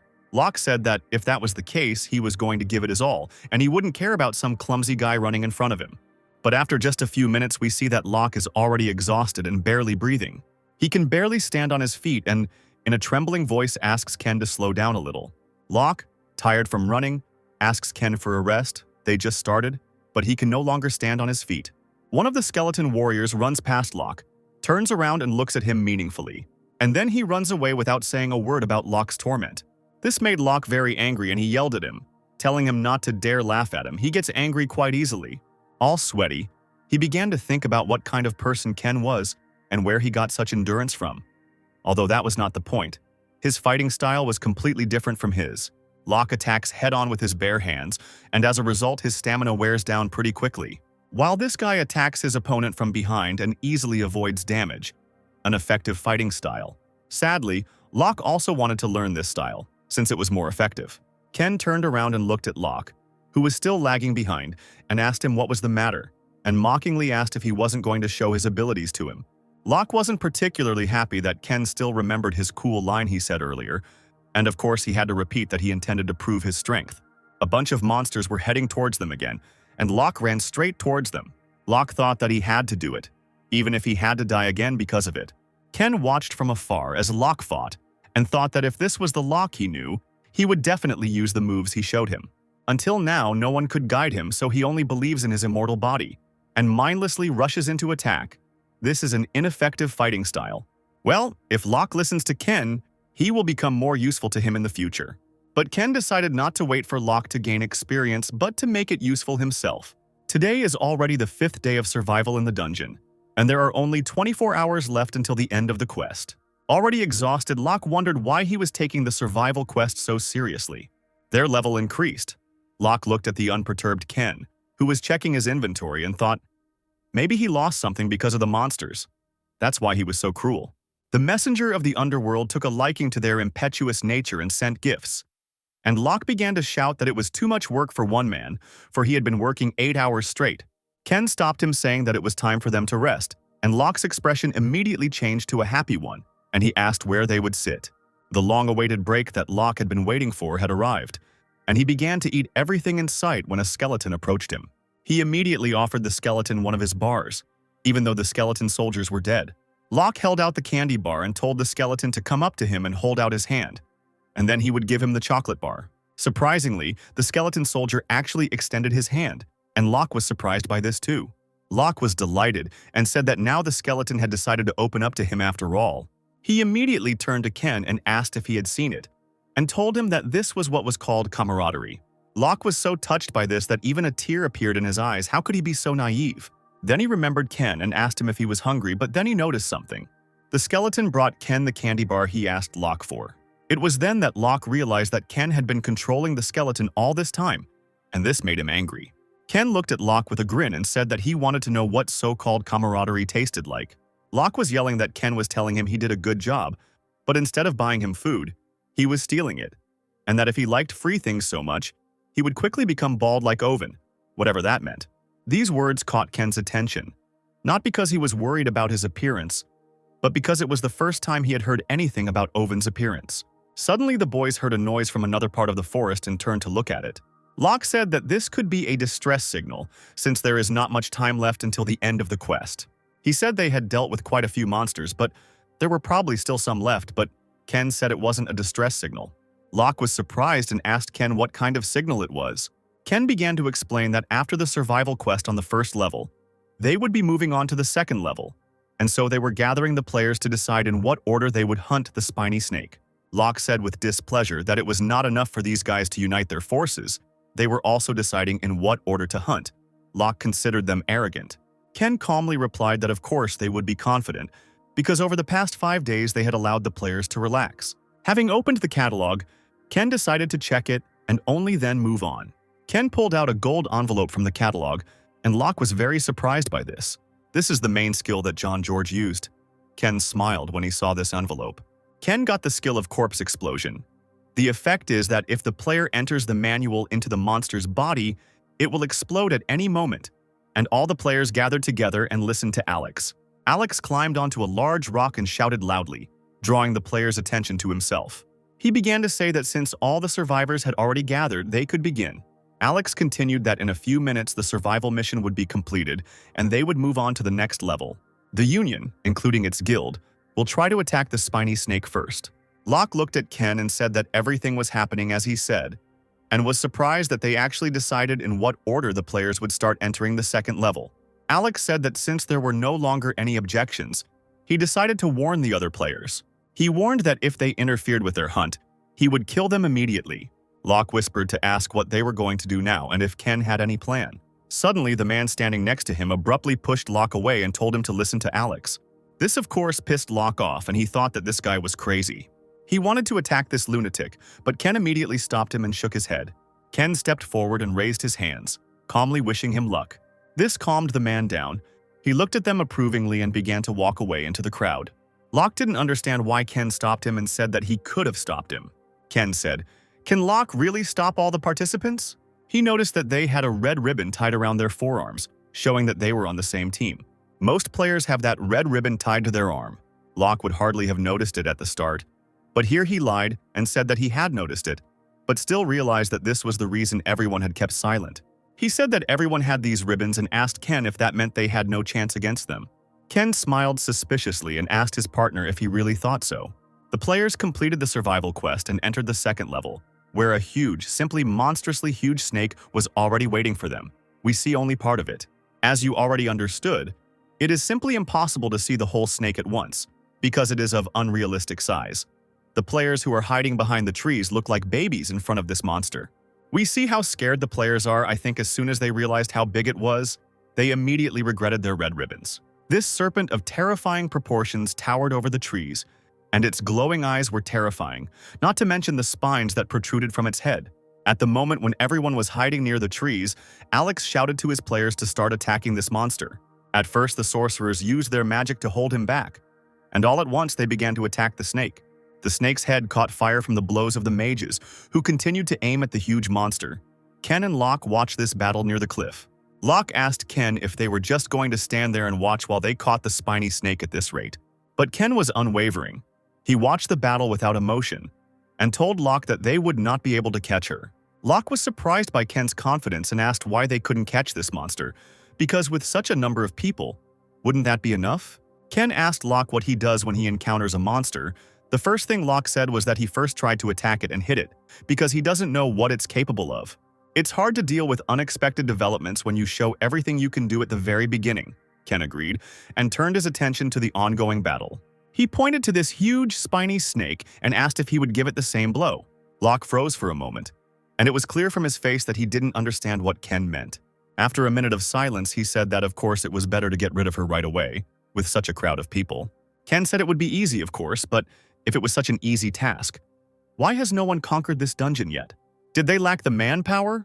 All those who failed lacked the human resources, unlike these guys, Ken asked. Alex started shouting for them to move in the same direction, but the needle snake suddenly began to run away from the players' attacks. Alex was in high spirits, thinking that if things continued like this, it was only a matter of time before they would manage to catch her. He thought that he could become the first player to catch this monster and clear this dungeon. But here, the skill of the master of the source of knowledge, the rift was activated, probably by these players. A huge snake seemed to be stuck in these piles of stones that appeared from underground. Slightly scared, Locke decided that these players seemed to have prepared everything. They even predicted that the needle snake would escape. But then Ken said that it was all starting. Locke got scared and asked what was starting, because it looked like it would all end very quickly. Ken said with a stern look that the spiny snake never attacked properly. And besides, there were some kind of needles on its body, which was quite strange. Alex started yelling for them to keep attacking the snake and focused on its head. Players continued to attack the head of this terrible monster, one of the most terrifying monsters we have seen. At this point, when everyone was focused on the attack, one of the players noticed that another part of the snake was flying towards them from the forest. She blew that part of the forest apart with her tail, and one player ordered everyone to gather and continue the attack. The player said that they were assigned to protect this area, and indeed the players held back part of the snake with their shields. The young player agreed with him and said that it was time to finish with this snake. Alex said the snake's movement slowed and ordered the battle line to advance forward. But then this huge monster rose up quite quickly, and the snake showed its abilities. It turned into its more terrible form. Horrified by what he saw, Alex ordered the attack to be stopped and told everyone to remain in their positions. But the snake had no intention of stopping. Its needles began to fall at great speed right onto the players. These needles rained down on the players. The attack was so unexpected that no one could even run away. The spiny snake had lost its spines but still looked incredibly creepy. Our guys continued to watch everything that was happening in the distance, but the smoke from the strike reached them too. Ken thought he suspected the needles were coated with deadly poison. He knew they weren't just thorns. Locke froze in horror from this attack of the snake. He himself already understood how strong this snake was. Among these balls of smoke and dust, Alex stood. His glasses were broken, he himself was in shock from what had happened, and he just stood there. He thought he knew the snake would have some kind of trick up its sleeve, but it was just a long-range attack, which wasn't much of a problem. The poor players tried to recover from the attack of the huge monster. They slowly began to rise. One of the players decided to lean on the needle of the snake, which was sticking out right in front of him, but suddenly it fell apart. He was surprised. These were the needles that flew out of the body of the spiny snake, and he did not think that they would break so easily. Not only did they just fall apart, but they were also completely empty inside. Alex decided to start commanding again despite the previous failure, and told everyone that now the needle snake had no needles left. And what is worth attacking now, before she restores them? Alex did not take into account that not all the players are in the best shape. After all, they were just attacked. All the surviving players got up and went to attack the snake. Alex, confident again, thought that if they needed to kill a snake or something else, they just needed to leave it all to them. The players continued running towards the snake, and one noticed that another player had stopped for some reason. He told him to stop fooling around and keep running. The man fell to the ground and began to choke. The brew Ken was right about the poison. One by one the players began to fall to the ground, and the man also began to cough and fell. The players were poisoned by a spiny snake. Others immediately stopped and warned those behind that there was poison in front. The man turned and told Alex that the damage was severe, and most would not be able to get forward. Alex froze in fear when he heard about the poison. He clearly didn't expect that. How the hell did this happen? There was nothing to indicate that they had been exposed to poison. Alex continued to think. And then it finally dawned on him that the spikes were laced with poison. For some reason, one of Ken's soldier skeletons was hanging on a tree. Suddenly, Alex stood still while everyone continued to run away when they realized the poison was deadly. Ken watched everything that was happening through the skeleton. The poor players screamed in fear and begged for help. The picture was quite unpleasant, and Ken watched everything sadly and thought that it was all disgusting. Locke impatiently asked Ken what was going on. Ken told him that everyone had died because of the poison of the spiny snake, and their plan had failed, and they were now retreating. Poison, Locke said loudly. He asked Ken if those things that came out of the snake's body were spikes, right? So what does poison have to do with it? Locke realized that these thorns were laced with poison from the very beginning, but Ken said that wasn't the case. Before the massive attack, the damage dealers in the rearguard had already taken damage. If the spikes were laced with poison, the dealers would have taken damage first, not the tanks with high health. So what the hell happened then? Locke asked. It was still not clear why everyone was poisoned by the venom of the spiny snake. The voice said that he thought so, that their attack was too smooth. It's not for nothing that they call it a deadly snake. Locke asked what they were going to do, join those people, but Ken immediately said no. He said that since they had already found the hidden cards of this snake, it was their turn to make a move. Ken stood up and started walking. Locke asked him what he was going to do and told him that going there would be madness. But Ken said he was going to go to the spiny snake alone and told him to wait here and get ready. What a relief, Locke thought, but immediately shouted at Ken that he was not here to follow his orders. Then Ken decided to joke with him and said with a grin that he could go to the snake with him. He wouldn't mind. All objection vanished at once, and Locke said that he meant that he would deliberately remain there and carry out his orders. There was smoke billowing around the snake, and steam was escaping from the holes where the thorns were. Perhaps this was poison. Ken stood by the tree and thought that the poison had no smell or color and was easy to miss. The players must have let their guard down. Now he understands why all the attacking groups were quickly defeated. They had already suffered irreparable damage by the time they noticed the poison. But Ken has an ace up his sleeve for this case. Ken activated the power of Apophis. This skill allowed him to resist any kind of poison. The poison of the needle snake improved the poisoned blood skill. Ken smiled when he realized that with the activation of Apophis's power, even the poisoned blood skill had improved. How convenient for our Ken. And then something caught his attention. Ken dropped to the ground and began to check his inventory. He thought that maybe the spear would help him. With such a build, her skin must be quite thick too. He looked through the inventory, thinking about a convenient weapon. He smiled and said that it would be more effective to deal with her this way. It turns out that Alex is still alive. He thought that he had completely lost his vigilance. All the blame for what happened lies with him. Others also managed to survive, and one of the players asked how many people were able to escape. The other replied that he didn't know, and when he ran away he saw about 30 people, but now they were all scattered. The man advised Alex to find everyone he could to help, but Alex refused and said that they should stand here and gather the remaining people again. He said that those who remained there were probably already dead. But the man started shouting that Alex didn't understand that with the remaining people they wouldn't be able to attack again. Alex said that they would only lose more people if they searched for the dead. He decided to reorganize the attack squad and try again. He continued that he himself no longer expects victory, but returning there would be tantamount to suicide. The player started shouting that he was sure some of them were still alive, and didn't they have any choice but to just abandon their comrades. Alex's hands continued to shake as he thought that even if they regrouped and charged again, the outcome was quite obvious. But in times like these, he must keep a cool head, as suddenly the players heard a noise from the forest. They were afraid that the spiny snake had decided to attack them again. Alex shouted for everyone to quickly confirm the location of the spiny snake. One of the players jumped up the tree to see where the snake was, and the players eagerly asked him where the snake was now. The player shouted that they probably wouldn't believe it, but at the moment the spiny snake was fighting the player. They all stand there in shock and continue asking questions one after another. The player in the tree said that everything was as he said. Someone was now fighting a spiny snake, and that if they didn't believe it, then let them come up here and see for themselves. Alex wasn't particularly happy and wondered who could breathe there, since everything there was soaked in poison. While all the players were in shock, Alex thought that it was impossible to get close to the spiny snake because of its poison. They stood in the tree and watched Ken fight this monster, and Alex continued to wonder how he did it. Here he thought that perhaps the poison that surrounded the snake had disappeared, but this certainly could not happen. But even if so, there might still be survivors, Alex thought, and Alex's courage came back to him again, and he said that they needed to go there too.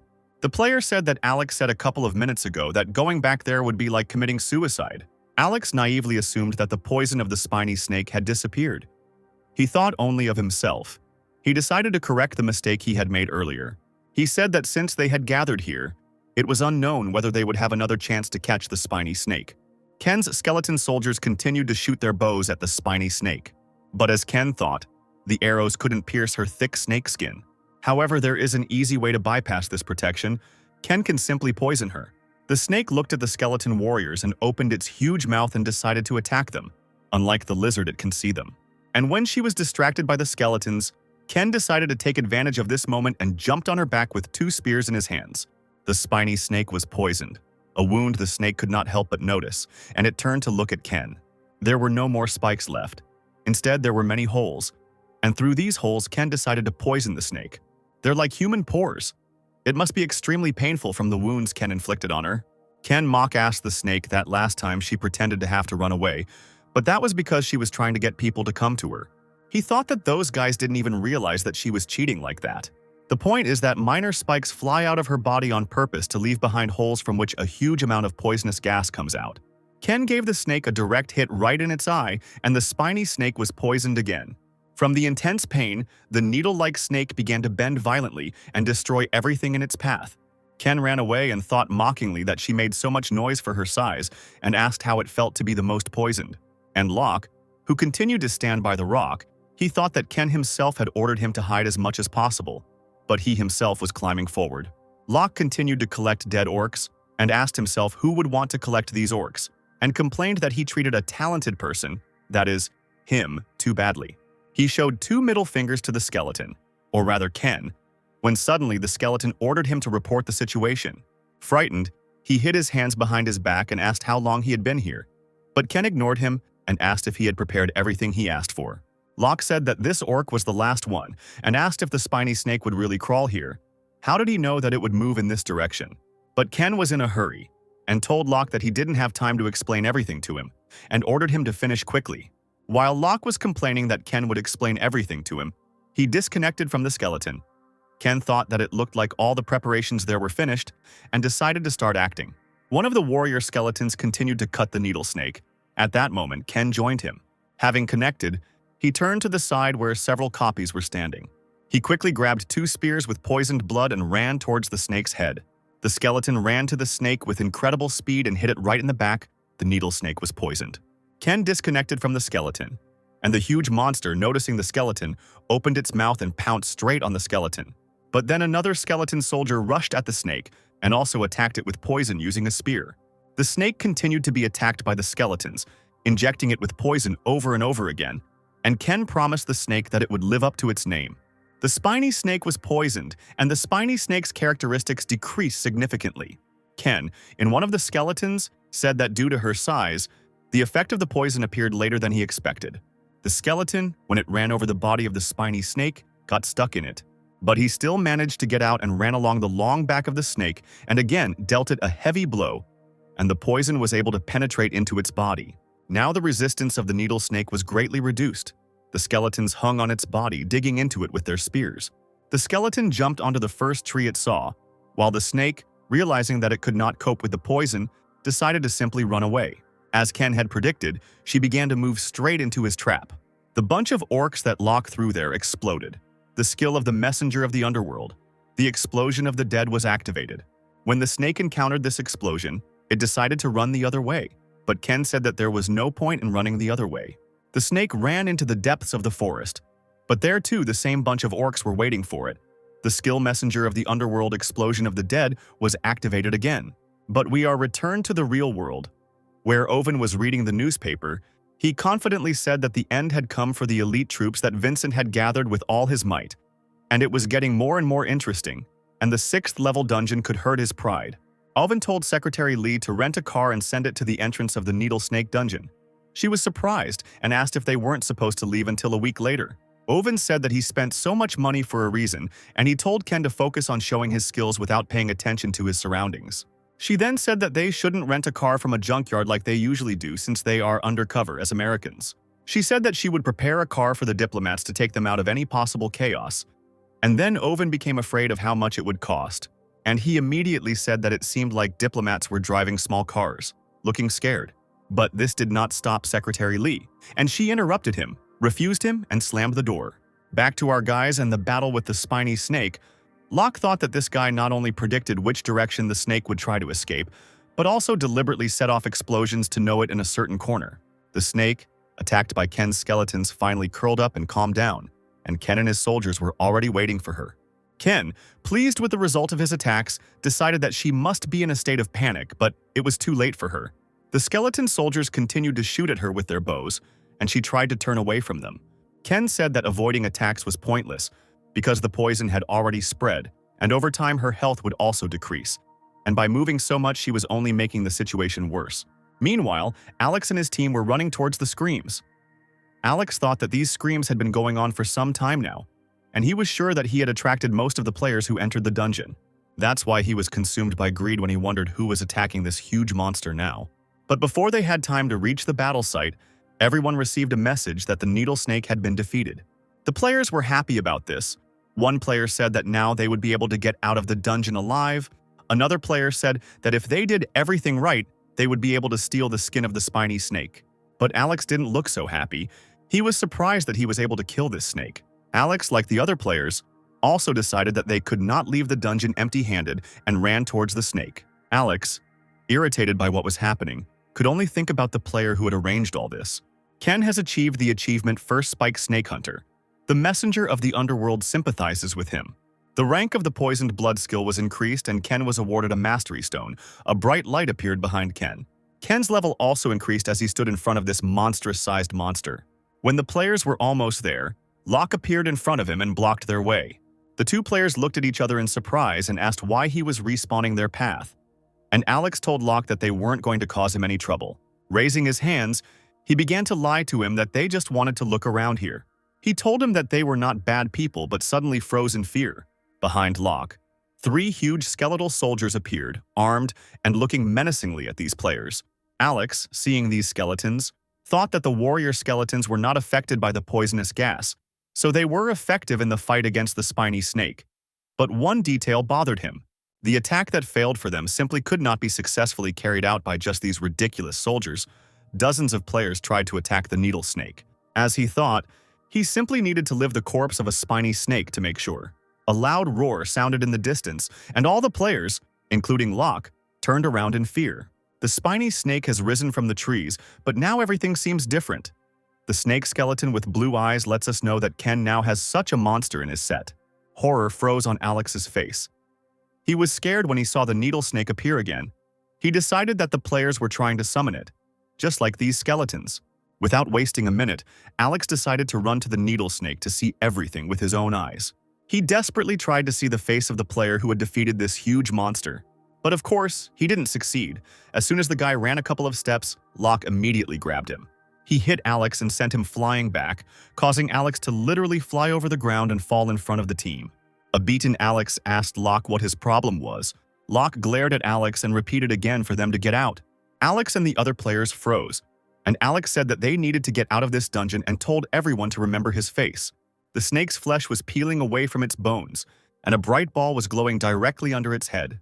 Ken was glad he didn't even have to look for her, but his attempt to summon the spiny snake failed. Ken's skill rank was too low, and he was unable to summon the spiny snake as his skeleton warrior.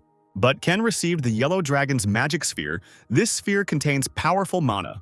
There was a car parked at the entrance to the portal, waiting for the participants. There were two men in the car. The guy was already writing a report in which he wrote that the attack in the dungeon had failed. The man replied that from the very beginning no one expected that it would succeed, but the guy said that if they succeeded it would be amazing. But the man said that he wanted it all to end quickly, since they had already been hanging around there for a week. And suddenly the dungeon was cleared and the man got out of the car. A whole crowd of reporters had already gathered in the area, hoping to take good photographs. Alex and his team began calling their assistants. When he found them, he immediately started shouting for them to catch the Americans because they were the ones who killed the spiny snake. One of the players on his team found the boys among the crowd and pointed them out. When journalists learned that the two had defeated the spiny snake, they were bombarded with questions. The crowd was stopped by security guards while Alex shouted for them to catch them, but our guys were already approaching the car.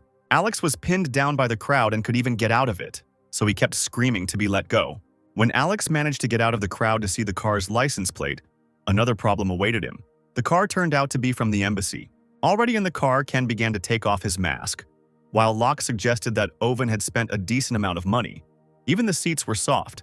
Now he could rest a little. When Locke also took off his mask, he asked Ken what happened to the item after he killed the spiny snake. Ken remained silent, and Locke said, discontentedly, that he could at least have said what the object was, since he hadn't been toiling away on it for nothing. Ignoring Locke again, Ken called to say he had just come out of the dungeon. Owen greeted him happily and asked how he was enjoying the role of the hero, but Ken only asked what the press was writing. All the media outlets are talking about him now. It would be unwise not to take advantage of his current reputation, and if they add weight to this name, he will be able to play on the big stage. Ken decided that this image would really be useful to him to gain authority and enter a special dungeon. He was glad that Owen offered him this image, and he agreed to the deal. Owen, by the way, he said that something interesting happened while they were in the dungeon, and Owen asked if Ken knew Vincent's bodyguard. Jin led the team into a 4-level dungeon, but no one survived. It is not unusual for a player to die in a dungeon, so it did not seem like anything special happened. However, Owen checked some information, and it seemed that there was a spy from the Skull Guild in Jin's team, and he obtained information about the players who were sponsored by the Japan faction. As everyone could guess, the Skull Guild made the right conclusions. Ken asked warily why Owen was telling him this, and he was told that it was useless to hide something like this from him, since he was well aware of his relationship with Vincent and the Skull Guild. The wiretapping began to affect Vincent, however. Owen, as Ken thought, is not so simple. The car suddenly stopped, and Ken told Locke to get out of there quickly. Naive Locke came out and asked Ken if Owen had decided to feed them for such hard work. Although even if this was not the case, Locke still wanted the horror as it was. Ken told him that they would transfer to his car. The dissatisfied Locke, who did not fit into the car, began to swear at Owen because he promised him an expensive car, but in the end he was deceived again. Locke continued to complain, saying that he was being forced to drive a shitty wreck, that it looked worse than a junkyard car and was too dirty, and then Ken interrupted him, saying that it was his car. Locke's tone immediately changed, and he made excuses that compact cars were the best in the country because they needed very little fuel, and he began to suck up to Ken in every possible way. Ken remembered that there was a food allowance in the glove compartment, and Ken suddenly became kinder. He said he could take some if he was hungry. Locke wasted no time and opened the glove compartment. Locke's eyes lit up and he couldn't believe it. He was glad that Owen finally took pity on him and gave him money for food. But then reality hit Locke hard when he opened the envelope and a couple of coins fell out. Tired to death, hungry. Locke looked like he had lost all hope. His gaze into the void was so sad, but the situation itself was very funny. For some reason, Alex put a collar on himself, and in an interview he said that our guys attacked him. He wrote whatever he wanted on the internet, but the comments were mostly angry. Secretary Lee said that the mood of the people in the press changed from curiosity to hatred, and this interview in particular worsened the public's attitude. The girl asked if she should begin to carry out the order that Owen had given now, and Owen gave permission. They released their article where Ken went undercover and said that he always admired Lei, their guild messiah, and that he was his role model. And then the internet changed its mind.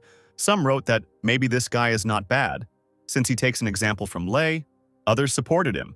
Everyone went over to his side when he mentioned Lei.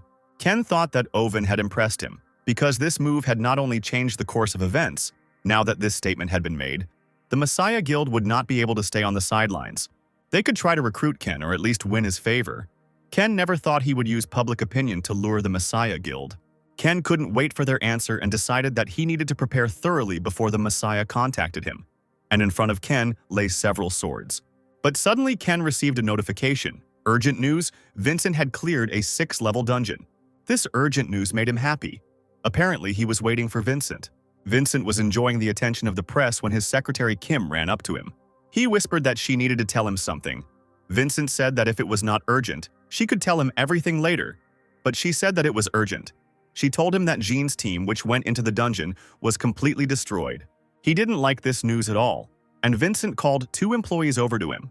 The man quickly announced that the press conference was over because Mr. Vincent needed to visit the hospital for a medical examination. While the staff was talking to the press about the press release, Vincent and Secretary Kim were already leaving, and Vincent demanded details. In the car, she explained that a few days ago, an anonymous informant had sent them a bank statement to the office, and Vincent had asked if they could trust a source they didn't know. She said she didn't know the reason why they sent us this information, but it seemed to be partially true. According to the investigation team's report, most of the team members died from stab wounds, so it's possible that they weren't killed by monsters. Jean's team was the only one that went into the dungeon, so other guilds can't be involved. Vincent was completely overcome with anger and said that she meant that there was a rat among his royal guards. Vincent broke his tablet in half out of great anger. He realized that the Skull Guild had deceived them. At the same time, in the building of the Messiah Guild, where the players sat as if at a Sabbath, they decided what they would do with Vincent in the future. Paula said she was going to leave him to the mercy of public opinion, and remarked that it was all a bit late in the day for them to remember. The Master Swordsman said that he is currently working with the Skull Guild, trying to get rid of this mess. But Paula didn't like it. She hit the table and said that now was not the time for rash actions, and asked what happened to the last dungeon of the Lizard Warrior. She said that if he was going to do something, he should do it properly, and she also reminded them about Cole, who was missing and probably dead because he got caught up in his mess. The girl said, "Is he really going to show the whole world their relationship with the Skull Guild? It's not my business to interfere with how he does his job, but it can't be ignored," Paula said. While one of the members thought that Cole didn't even have any special skills, but he had already been mentioned several times, Paula suddenly declared that they could no longer work with the Skull Guild anymore. She said that she was stopping any business related to her, but the Master Swordsman said that he would not accept it, since there was not even a guild leader, and he was not going to obey her decision. But Paula looked at him with a terrible look and confidently said that he did not understand her, because this was the head's decision. The Skull Guild leaders looked at her with displeasure, but said nothing. They stood up and walked out of the building and headed to the car, and one of the participants asked his partner what he thought about it. With a fierce look, they looked back, and one of them said that they could not stand this any longer, and the other replied that it was time for them to part ways with the Messiah Guild. At Vincent's house, Ken was standing next to him. He was blatantly lying to Vincent, asked in surprise if Jean's team was not a highly qualified team, and that he would never have thought that something like this could happen. Still angry, Vincent honestly admitted to Ken that he wanted to create a business with these skull bastards to get benefits. But everything has changed. Now it will be better to destroy them. Silence fell in Vincent's office, a little awkwardly. Ken thought Vincent was more ambitious than anyone else. Within a few years, he would sell all sorts of items to Japan and go into exile. People who didn't know the truth called Vincent a traitor. But the real reason he moved to Japan was because Vincent was afraid that the Messiah Guild would take away everything he had created. He would turn his back on his own country in an attempt to protect his life and wealth, of course, so he would not leave this situation. And Ken said he would become his bodyguard. Ken said that it seemed like he wanted to use him to deal with them, but he didn't want to be abandoned after he was no longer of use to him. Vincent was surprised by this. Vincent thought how this loser could become his bodyguard. He didn't think that Ken would have such an idea. He planned to win him over to his side, even if he had to threaten him. Although his intentions do not interest Vincent as long as he is able to get rid of the Skull Guild, and he said that he is interested in this. Vincent said that Ken said that he could destroy the Skull Guild for him in exchange for his protection. Ken said that he should protect him well if they needed him, and that he himself had something to repay the Skull Guild for. This answer made Vincent very happy, as it was the answer he had expected. Ken left the house and turned around to look at Vincent's house, and thought that now all responsibility for his actions would lie with Vincent. In the office where Ken signed the contract, Ken himself and the company's employees were sitting. The man said that the terms of the contract would be changed to the highest level. Ken stood up and said that he would be under their supervision.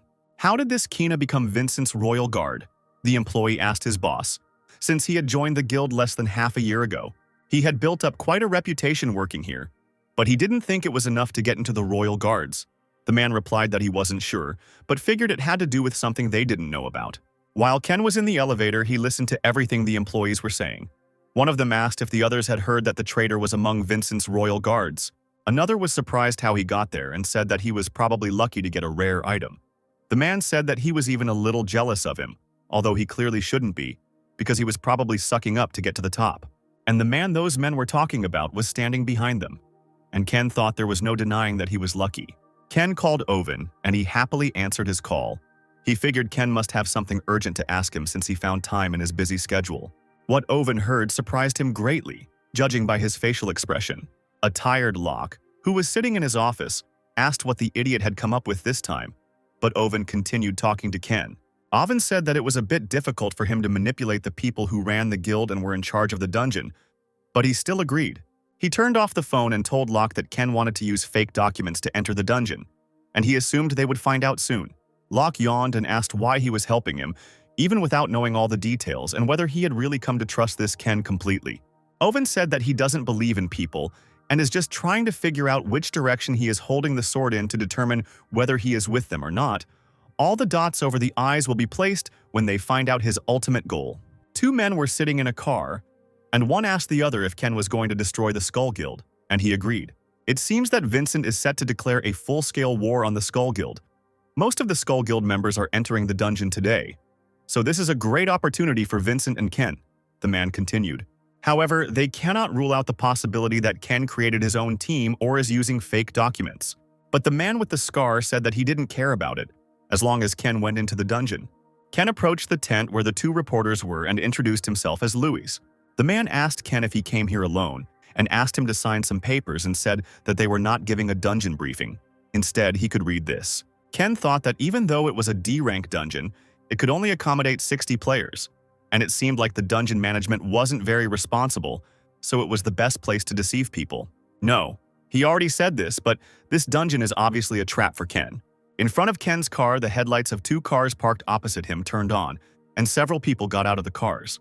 When they got together, Ken was surprised to see these guys, because he expected experienced people. But this guy, Oven, was surprised when he saw Jan's name on the list. Secretary Lee said that she also checked the list and she thinks he joined the dungeon under an alias. This caught Locke's attention, and Oven said with displeasure that this was the same dungeon that Ken went to. Unsuspecting, Locke asked who Ian was. A troublesome guy from the newbies with a level below 50, he is one of the Knights of the Round Table. Oven said that they screwed up. Jan is a member of the Messiah Guild, the one who looks like a big gorilla. Ken didn't think the Messiah Guild would send Ian away so soon. Come to think of it, this guy is one of them, a Knight of the Round Table, a group of players who wield legendary items related to the legend of King Arthur, as well as those under their command. The Knights of the Round Table took up arms on behalf of the fallen government to protect the suffering, just like the Messiah Guild. Over time, the weakened Knights of the Round Table became guardians and took root in the Messiah Guild. Much later, he learned that it was all planned. The Knights of the Round Table were weakened by none other than the King of Deadly Poisoning. Many knights became his victims. Gawain's necklace, which Ian now possesses, may have been taken from one of them. If they were knights, it would not be difficult for them to do something similar if there were any left. However, it is still a dangerous item no matter who wields it. There is no need to conserve your strength. Ken got out of the car to enter the dungeon. Immediately, a notification appeared to get rid of 3,000 monsters to move on to the next level. Everyone immediately became sad and began to whine that it would be better if they killed 1 or 2 monsters stronger than this.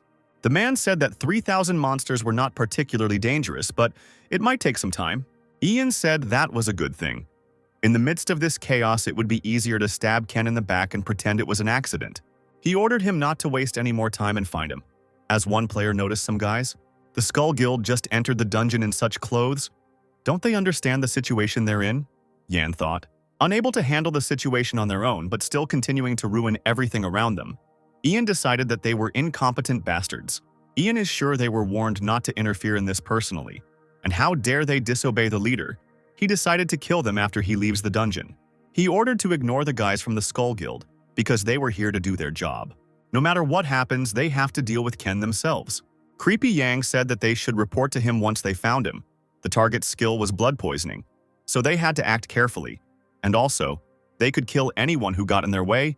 Yang would take responsibility. One player was running through the forest and he thought he didn't know they were going to attack the Skull Guild on level 1. He hid behind a tree when he saw Vincent's royal guards. He didn't know that they had also entered here. In front of him, people from the Skull Guild were fighting with skeleton warriors. He decided that someone had brought a necromancer with them. He continued to wonder why he still hadn't seen Ken when something rushed past him. It was Ken who suddenly appeared behind the player. He looks quite menacing. Ken immediately dealt him the first blow, and he fell and began to justify himself, saying that he had nothing to do with the Skull Guild. But Ken said that the guy above said that he was from the Skull Guild, and pointed up.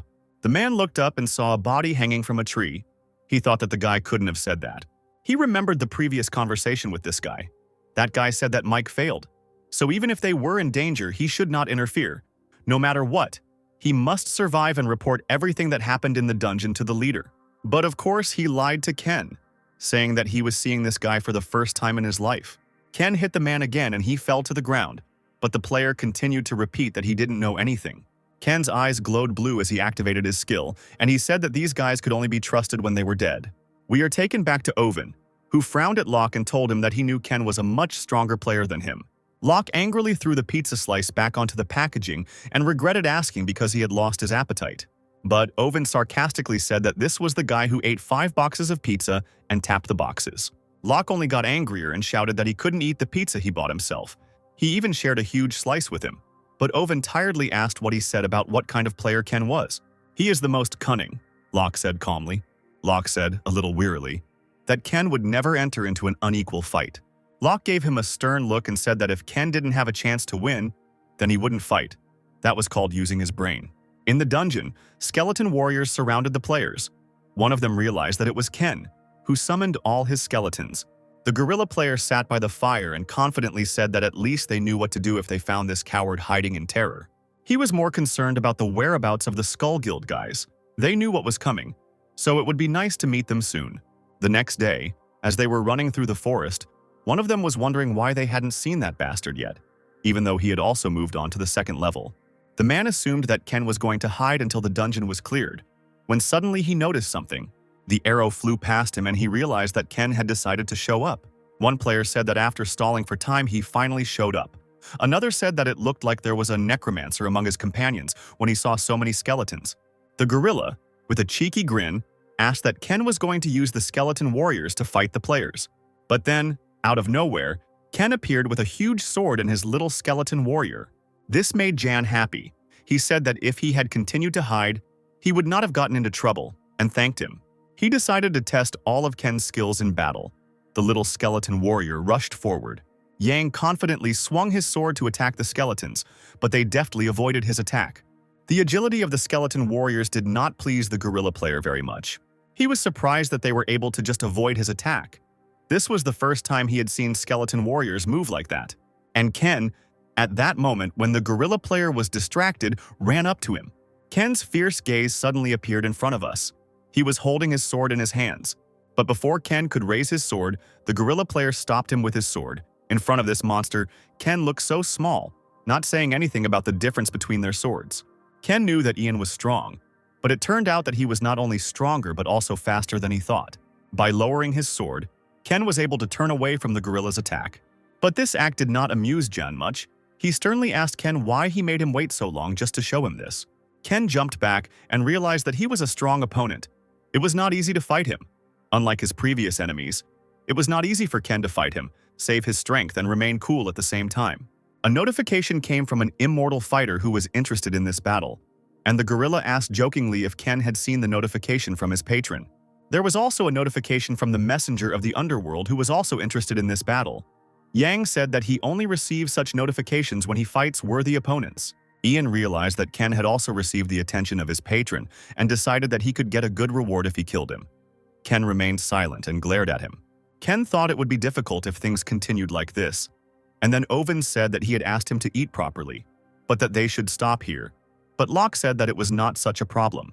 Oven didn't understand what Locke meant by it being no big deal. Locke said Oven was worried about what kind of player Ken was. We were taken back to the dungeon where Ken stood next to his skeleton warriors. A dark aura enveloped him, and Ken's eyes lit up as they usually did during his battles. This unpleasantly surprised Ian, who thought that these skeletons were summoned by his partner. And after counting the skeleton soldiers, he asked Ken that he was saving his strength just to fight him. Ken, of course, didn't say anything. He's not one to talk during a battle, but Ian even liked it, and Ken began his attack. While Ken was stopping Ian with his sword, 2 skeleton soldiers also followed him in an attack. This only amused Jan. He began to shout for them all to come closer, because he could handle them all at once. But when the skeletons ran up to him, they quickly walked around him and continued running.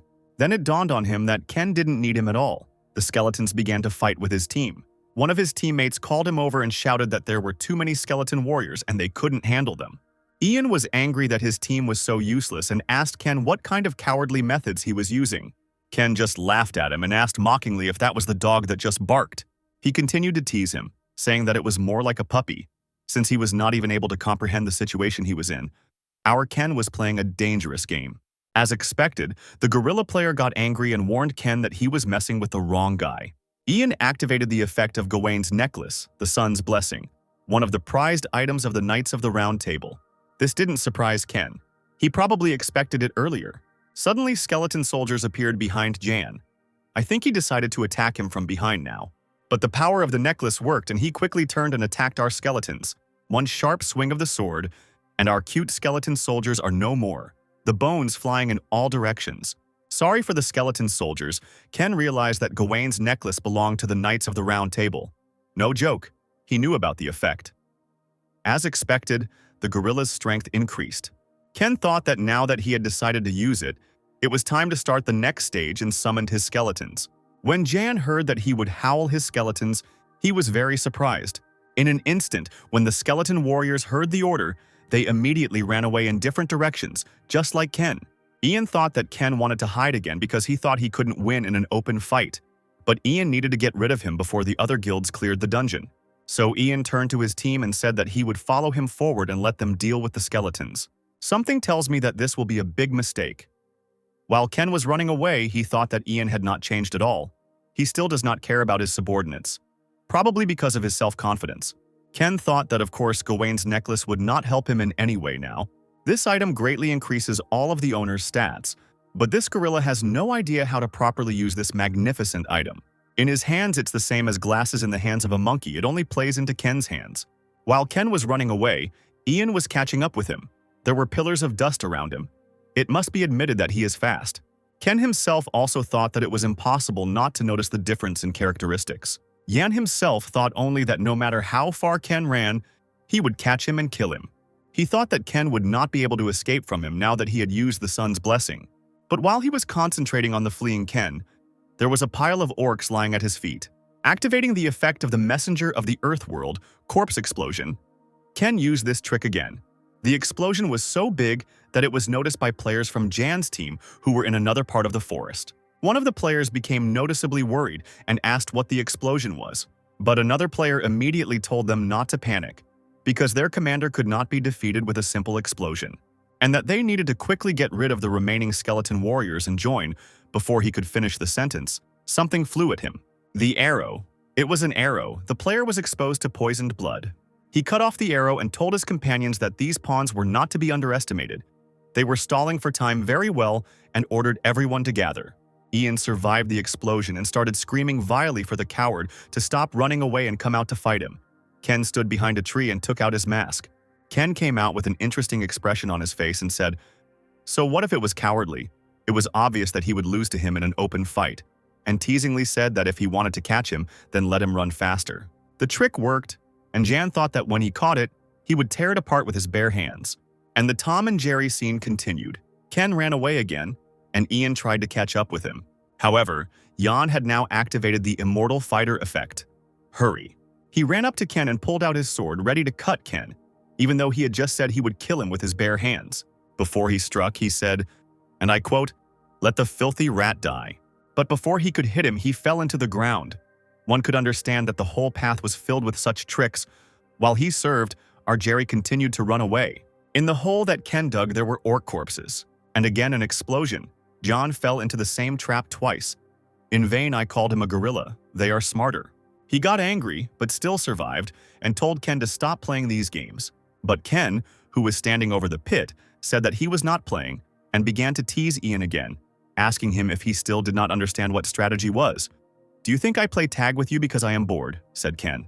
Ken decided to give a lecture, saying that developing a strategy based on your opponent's weaknesses, topography, taking into account all possible scenarios. All this is the basics of combat. People like Yang are rowdy and useless leaders who rely only on their own strength and bring nothing but harm to their comrades. Then he remembered how everyone said that he was a famous killer from the Messiah's Guild, who was returning alone once again. Jan shouted out who had just told him this and ordered that if they had anything to say, they should come out and say it to his face. A man in the crowd said that from the way he spoke, he did not regret the deaths of his subordinates at all. Although this is not surprising because instead of brains he has muscles that are incapable of emotions, why now everyone called Jan a dumbass? The man continued that Jan probably chose a place for the camp that was unsafe. Enraged, Ian looked just like a gorilla. He screamed how dare he teach him. But the attempt to capture him, of course, failed. An enemy who cannot put two and two together is not scary. He tripped him, and he fell to the ground like a huge wardrobe. And yet he stood up and said that the members of his group died because they were weak and it was not his fault. But he was immediately told that this was not so. He had killed his comrades. The man came close to him and said that he was just a useless leader who brought nothing but harm to his comrades. The same words that Ken said. The gorilla realized that Ken's tactics were similar to the tactics of Simon, the man. He promised himself that he would kill both Ken and Simon with his own hands. While he was getting up, Ken said that the time had come. Ken said that he didn't need to give his skeleton warriors commands out loud, which meant he didn't need to yell to retreat, but he did anyway, and Ken asked Ian if he had any idea why he did it. It just dawned on Ian that Ken had lured him here on purpose. Better late than never. Ken said that it seemed to finally dawn on him and said that, if he was not mistaken, the sun's blessing was almost over. The necklace had 30 seconds left. The sun's blessing lasted for a while, and he used it for tag. Ian wondered how this idiot knew how long his skill lasted, then yelled at Ken, telling him what he was. Ken was amused by Ian's slowness and said that he would tell him who he was. At this point, the necklace's effect ended, and the effect of the sun's blessing disappeared. Ken said he was glad that Ian had fallen for his trick like a fool, right up until the very end when the necklace stopped working. Ken noticed that they too had finished their work when the skeletons approached them. He was surrounded by skeletons who quickly returned to their master, something Yang had not foreseen when he left his comrades alone. Ken continued that Ian was so focused on catching him that he didn't even notice where he had ended up.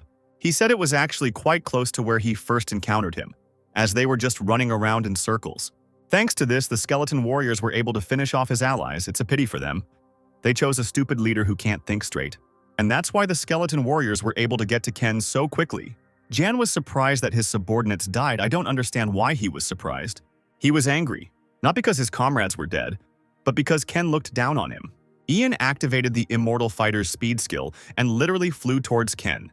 But the skeleton warrior ran up faster and repelled his attack. These cute skeletons are surprisingly very useful.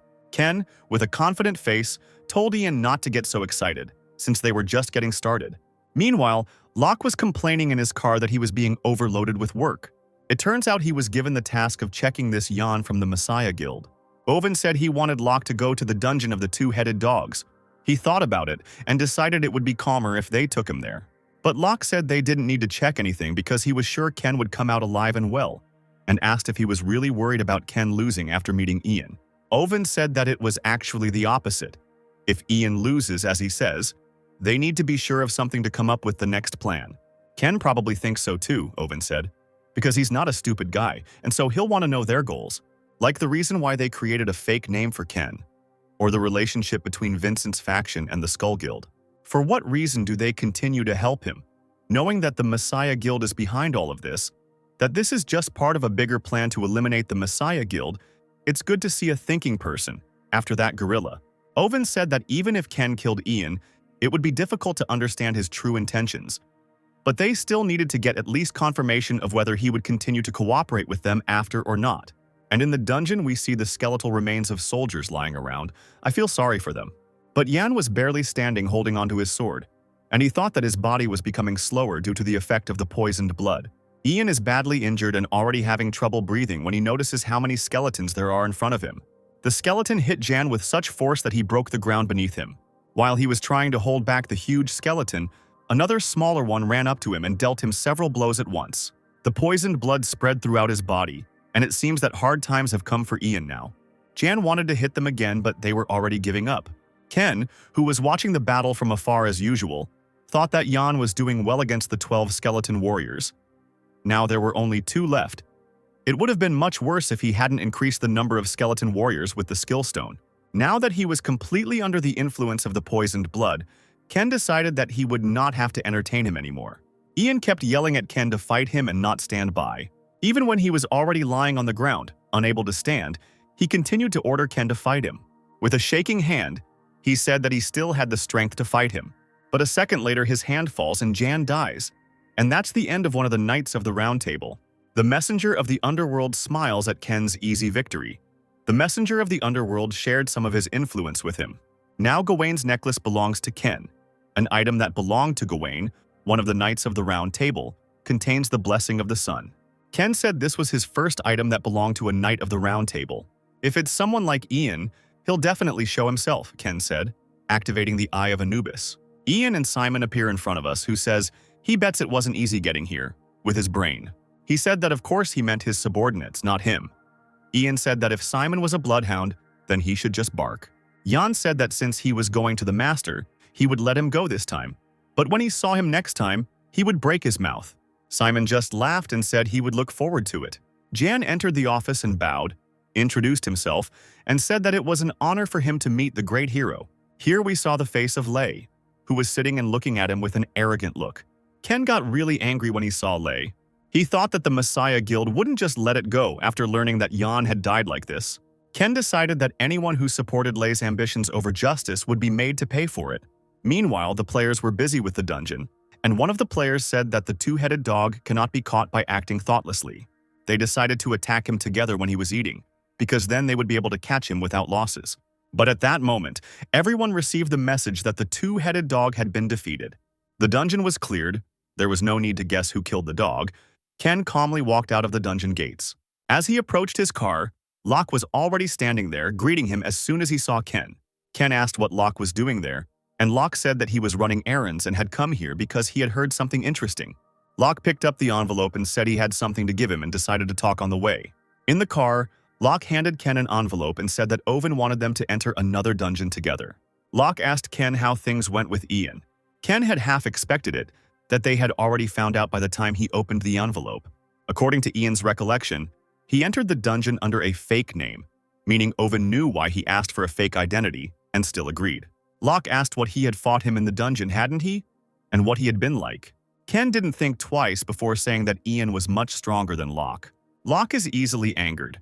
And this time he was also angry and said that Ken, instead of working, was measuring the strength level of other players and asked how he knew about his real skills, and maybe he should show him his real strength. Ken said that Ian encountered 12 skeletons and took out 10 of them by himself. And if Locke wants to show his true abilities, he can just ask him and he will arrange everything. Locke immediately deflated and said that a real man should not boast about his strength, and decided to move on to really important things. The Horned Fox Dungeon. There were 12 failed attempts, Ken said. Locke decided to skip the explanation since Ken already knew everything. It should be obvious. But he still said that Ken would go there in his mask, and it was obvious why. Ken thought that he would be sent to the Dungeon of the Horned Fox right after he defeated Ian. He began to think about what this could mean. But he still agreed to this proposal. Locke got out of the car and Ken drove away. He immediately called Owen and told him that he had just broken up with him.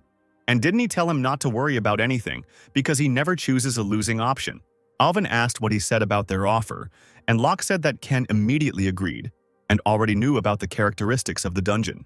This news made Owen happy, and he told Locke to make a final choice for himself. Since Ken accepted their offers, there would be no turning back. Alvin still didn't fully trust Ken, but he knew that if they wanted to take on the Messiah Guild, they needed to act now, because they had little time left unless a group capable of holding off the Messiah Guild appeared in the meantime. Then they will not hesitate to bare their fangs, and Ken has already reached the abandoned building where he usually hangs out. Ken thought about his past. Now he will remove that it happened after he cleared the Horned Fox's dungeon. A moment from the past, a girl approached Ken and said that she had been watching him in the dungeon. And since his skills were excellent, why shouldn't he join the Messiah Guild? But Ken said that if they wanted to recruit him, they should tell their master to do it personally. And at that moment, a man got out of the car. He said he liked Ken's audacity and that they needed him to help them cleanse this world. First meeting with Lei, when he asked to become his ally. Ken received a message that he was accepted into the dungeon and wrote to him not to forget to show his skills.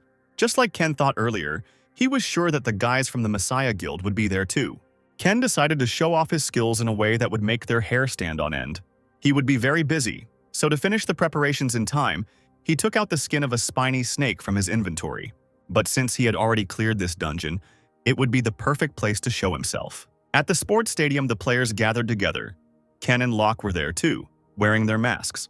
It was announced that the entrance to the dungeon would soon be opened, and Ken asked Locke if he was ready, to which Locke confidently replied, "Always ready." Locke said that he was the same guy who conquered the spiny snake dungeon when everyone thought it was impossible.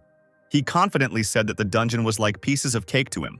Already in the dungeon, the hero Locke said that he most likely would not be able to eat this piece because he was frozen.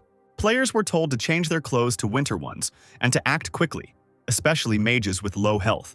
While the girl was talking about how important it was to take care of yourself so as not to disturb others, Locke was shaking like a leaf in the wind.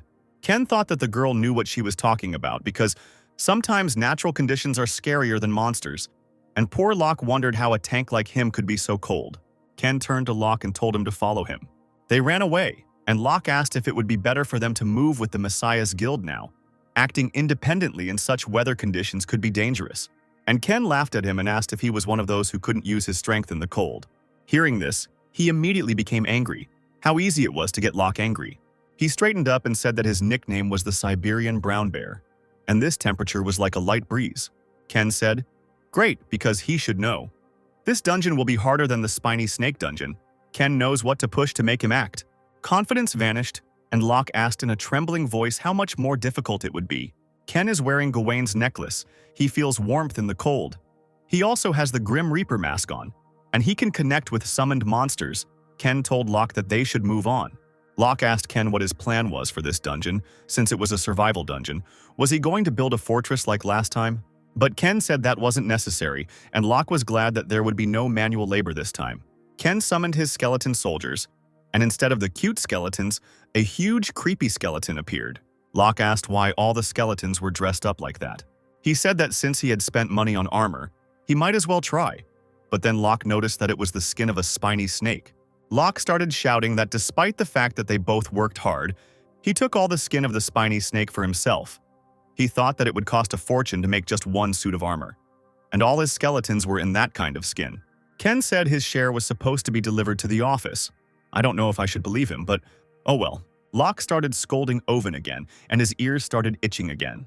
The girl turned out to be attentive and noticed that 2 players were missing, and she asked the players if they saw where the 2 Americans went while they were building something. The player apologized and said that they were busy building the camp, but she interrupted him, saying that an apology would not help here. and reminded him of the orders from her superiors. She thought that clearing the dungeon was of course important, but what was even more important was to understand whether it was worth creating an alliance with these Americans. The girl ordered to finish and guard the camp until her return. The guy advised her to send scouts and not go herself, but she said that everything was fine and that they should whistle to her if anything happened. She wanted to see for herself their professionalism, so she went looking for them. At this time, Ken's skeleton soldiers were fighting the wolves while Locke and Ken stood in the middle of the battle. The skeleton soldiers only became more aggressive in their fights as their rank increased. Seeing this picture, the girl couldn't believe that skeletons fight like that. She thought that his skill of summoning skeleton warriors was completely different from others. I don't understand why everyone is so surprised that skeletons fight well. The guy standing next to them asked if they needed help, but the girl said that these guys were showing off to show their strength. She told him that they would only hinder them if they interfered. The girl realized that their level was higher than his. As expected of a player who had ravaged the Spiny Snake dungeon, she decided that she needed to report this. They needed to recruit him and bring him to their side. There was a whistle, a single long whistle, an SOS signal. Something must have happened in the camp. Ken immediately drew attention to this. Whether he would help the guys from the Messiah's Guild, it was up to him to decide. A pack of wolves broke through the line of defense. There were so many of them that it was difficult to hold out. The girl showed up on time and yelled at them that all these monsters were only level 1. She ordered to protect the camp, slowly moving back, but if they were wounded, then let them retreat. Suddenly, a wolf stood on the rock and began to howl. They do not look like monsters, rather like ordinary wolves. The player who was standing on the tree noticed a large wave of wolves approaching their side. I take it back, the whole flock really does look like monsters. The captain's wife, hearing about the wave of monsters, became frightened because their defense had already been interrupted, and it turned out that this was only a prelude. Ken and Locke stood on a cliff and watched the wave of monsters, and Locke said that if they did not help them, they would definitely be destroyed. But Locke immediately asked if he was going straight there when he took something out of his pocket. We are shown Ken talking to Owen about Ken asking him for a skill page, catching him off guard, but luckily one was on sale. Aura Field Skill. The effect releases an aura with a buff effect. The aura radius increases with the skill rank. Ken said that he finally doesn't have to cast it on Locke anymore. A pack of wolves surrounded and cornered the players. The girl was in a difficult situation, and she realized that the 12 teams had not just lost. She thought that she had been too reckless since they were on the first level. Suddenly, an explosion thundered inside the pack of wolf monsters. The player decided that they were reinforcements, but the girl told him to stop talking nonsense because there was no one else here except them. But then she remembered the 2 foreign players and began to examine the area. Ken stood on top of the cliff and then he threw the body of one wolf down. The Underworld Messenger's corpse explosion skill was activated, and another explosion thundered in the wolf pack. Locke appeared from the smoke with skeleton warriors and they began to attack the wolves. Apparently, Ken decided to help the players after all. While the skeleton warriors fought with Locke below, Ken activated the necklace, the Blessing of the Sun. Afterwards, he attached himself to one of the skeletons, used the aura fields, and by attaching himself to the skeleton, his mana consumption increased significantly. The skeleton that Ken joined had that same necklace on its neck, and the light started flying around the other skeletons. The aura of the skeleton warriors increased several times, and Locke felt it. This is the first time Locke has seen skeleton warriors act like this. Literally every skeleton acted like they'd been given a dose of steroids and gone crazy. One of the skeletons slammed his sword into the ground. Locke thought they were berserkers. Ken used some incredible magic to achieve this. It's not even suppression. Try to imagine that you are hunting a large number of monsters, and instead of using the buff, the Sun's Blessing alone, you activate an aura field that allows others to benefit from its effect as well. Of course, this is much more effective than using the necklace alone. Ken watched as his skeleton soldiers fought and then threw down another wolf, causing the corpses to explode. The girl watched in shock as it happened. She thought that they had formed a barrier and were now blocking the wave of monsters in the very middle. She realized how strong the player was who was able to defeat the needle snake. She turned to her teammates and said that now that the waves of monsters had stopped, their chance had come. At this time, in Owen's office, he was asked if they would really help the Messiah's Guild avoid arrest. Owen replied that this was true, they were being hailed as heroes and they would not be able to openly oppose their rescuers. And under public pressure, the Messiah would be forced to reward his rescuers. In other words, they will be able to kill 2 birds with one stone, with just one blow. But Secretary Lee pessimistically said that the Messiah Guild had many players in that level range, all with excellent skills. And for the plan to work, they needed players whose skills were far superior. She asked him if Ken was really that strong. Owen answered definitely, based on the speed at which he had developed his abilities recently. Owen was even willing to lend him money. I think this is the highest form of trust for Owen. And it seems that Lee was also surprised to hear about money. He said that they should make every effort to ensure that their identities were not revealed so that they could gain benefits by hiding behind the mask for as long as possible. And in the dungeon, the players finally dealt with the pack of wolves. The player said that they definitely wouldn't have managed without these two here, and I can say for sure that he's right. A girl approached Ken and Locke and thanked them. Because thanks to them, no one from the guild was killed. She extended her hand, but Ken just looked at her. She remembered that they were foreigners, even though they weren't, and tried to translate when they told her in broken Korean that their work was finished. After these words, they left. Ken looked confident as always, and Locke, of course, did not understand anything. Moving a little further, Locke asked him if he remembered their plan and why the Dean were leaving. But Ken calmly replied that they killed a bunch of monsters, and it was no longer dangerous here, and that by staying with him, they would only increase the chances of being discovered, and now that they had demonstrated their skills, they would not dare to claim that they had carried out the cleanup on their own. This dungeon just became a great place to level up. Locke felt uneasy at these words and asked if they were really going to do everything they did in the last dungeon again. And unfortunately for Locke, this time he was right. Locke was scolding himself for teaming up with this crazy guy. But his level increased and nearby lay the corpses of wolf monsters. Ken said that he had reached level 35. There was no point in thinking about more, unless it was to destroy the main target. The messenger of the underworld used his authority to impart great power to him. The rank of the poisoned blood skill increased by 1. The poisoned blood of X and the dark blood will allow Ken to realize his plans faster. Locke tensed when he saw the expression on Ken's face, and immediately asked what was wrong this time. But Ken said that everything was fine. But before they went to the second level, there was one more thing they had to do together. Locke was not happy with this news. However, Ken said that they needed to have a snack because they would need more energy on the second level. And finally, Locke heard these long-awaited words. Happy Locke had already started to devour his food, and said happily that now he really felt like they were a team. How cute he was. Ken said that he wanted to ask him something before they went to catch the horned fox. Even with an immortal body, he still feels pain. And Ken asked if he was going to pass out in the middle of a battle. And a happy Locke began to boast that the courageous Locke does not pass out during battles.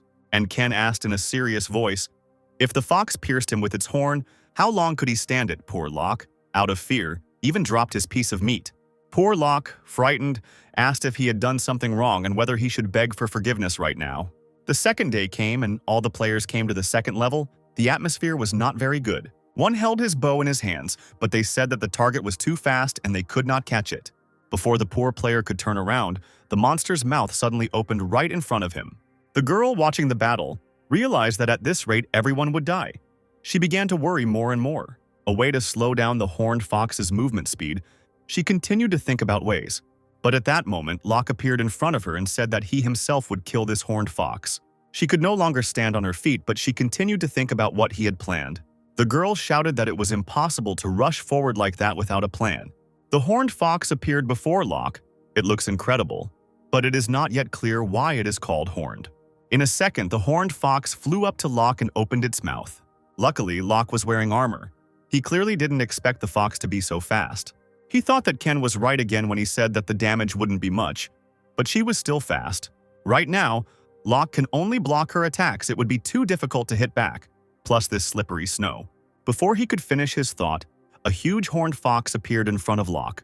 Of course she was able to grab poor Locke. The horned fox's attacks aren't too dangerous. The real problem is her speed. The skeleton warrior would break immediately, so that option is not suitable, Ken said. The wooden fence trap would take too long, and Locke asked what he wanted him to do to stop her movements. Now he understood why Ken had asked for a snack so suddenly. Ken started pressing the right points again and asked if he couldn't handle this task. Locke used his best efforts to hold the fox back with his hands as she bit him, activating the skill. Blessing of the River Styx, Locke was in incredible pain, but he was still able to hold it back. The girl looked at him and couldn't believe that he was able to stop the horned fox by grabbing her by the head. She began to worry, because he would not be able to stand like this forever. Everything would be in vain if he did not defeat the fox. Then Ken arrived and fired his bow straight at the horned fox. And after his shot, skeleton warriors appeared and ran towards the fox. It looks like a scene from a cool blockbuster. The girl was stunned by Ken, thinking how their levels could be below 40. She realized that compared to them, these two were just monsters. Unsurprisingly, Ken and Locke quickly defeated the horned fox and cleared the dungeon. And at the entrance to the gate, there was already a bunch of journalists who immediately started asking them questions. As reporters were asking for answers to their questions, the diplomat's car pulled up to the building. Ken got into the car and he had the horns of that same fox in his hand. He called Owen and asked him to publish the statement. Owen said that they returned earlier than he expected and asked why Ken needed to make a statement. Ken replied that he wanted to let them know that if the Messiah Guild was eager to get it, they were willing to sacrifice the horned fox horn, which Locke didn't like since they had worked so hard to get it. Owen realized that Ken had a pretty serious plan, and Locke continued to shout that if he didn't need him, then let him give him to him. Ken, of course, was not paying attention to Locke, and asked Owen to emphasize if the Messiah was eager to get him. Ares agreed and immediately published an article. The girl who was with them admitted that without the Americans, the cleanup would have been impossible. Ken looked at the article and thought that they could always be relied upon in this matter. They did as he asked, and quite quickly. At that moment, Vincent called Ken. I had already forgotten about him. Ken arrived at Vincent's house, where he was watching the news about unknown Americans who cleared out the dungeon. Vincent was unhappy that lately everyone was only talking about the Americans. But looking at Ken, he told him that he was doing better than he expected. Those bastards from the Skull Guild, apparently they completely shut down all their operations in Korea and returned to Japan. Vincent said he still wants to destroy them, but he's still happy with how things turned out. He pointed to his secretary and said that he had been able to fulfill his part of the deal and the reward should correspond to that. The girl placed the envelope on the table and handed it to Ken, while Vincent told him not to get cocky and to continue working hard.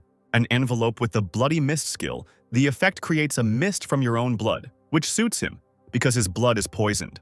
Vincent began to lure Ken, saying that he could become even better if he joined his elite squad.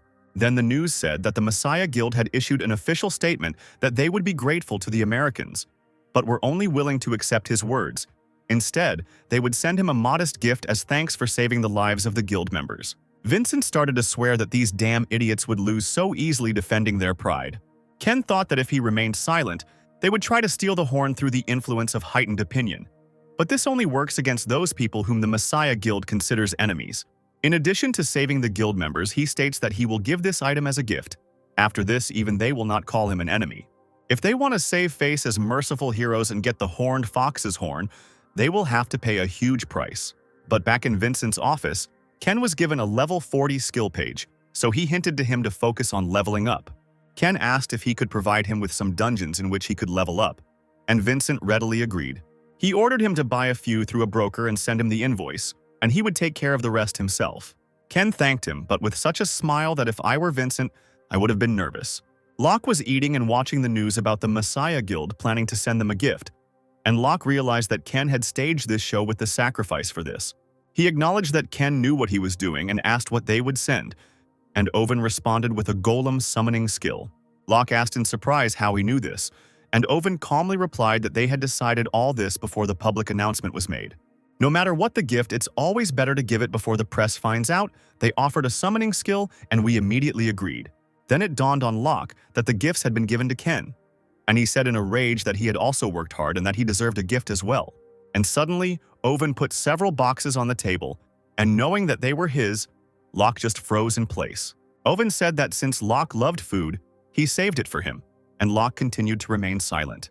And he finally threw up and started screaming that these gifts were sent to them by fans, and Owen was acting as if he bought it. After cooling down a bit, Locke started eating his treats again when Owen received a request to purchase a dungeon from Vincent. Locke asked if Owen hadn't stopped working with him and reminded him that he had cursed him out, calling him a bastard who only thought about lining his pockets. Owen responded with a sneer that Owen had decided to purchase several dungeons for his new elite soldier. Locke asked who this elite player was, and Owen said that he knew this player very well.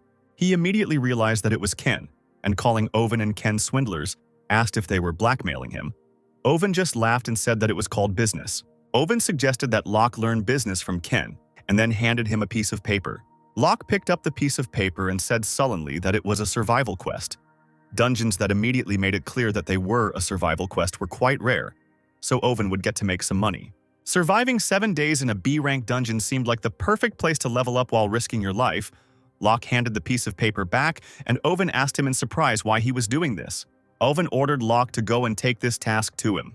He also added that Locke should also level up. Fear enveloped Locke. Locke immediately regretted that he had approved this dungeon and began to shout that this was not the best solution after all. And here's another dungeon with Ken. You can see how happy Locke is about it. But Ken is only amused by this, and he asks Locke if he is ready for their easy walk. We are shown the tasks. The #1 financial company in South Korea.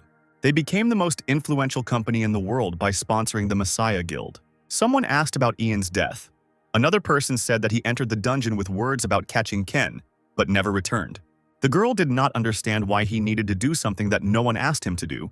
She also learned that Gawain's necklace had been stolen, and she ordered it to be returned, no matter what the cost.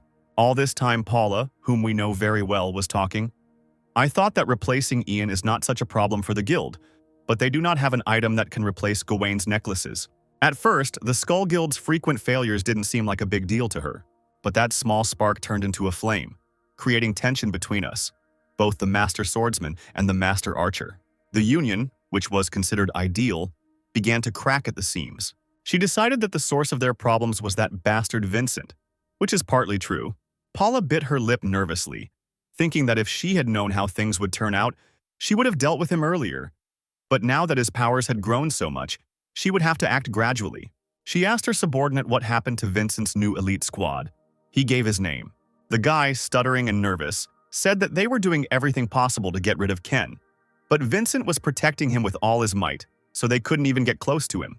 He continued to say that besides protection, he gives Ken as many items and skill pages as possible to level him up. But then Paula stopped him. She doesn't need his excuses. She said she wanted to know about his plans to eliminate Ken. Every detail. The guy said that they had already created a team to catch him.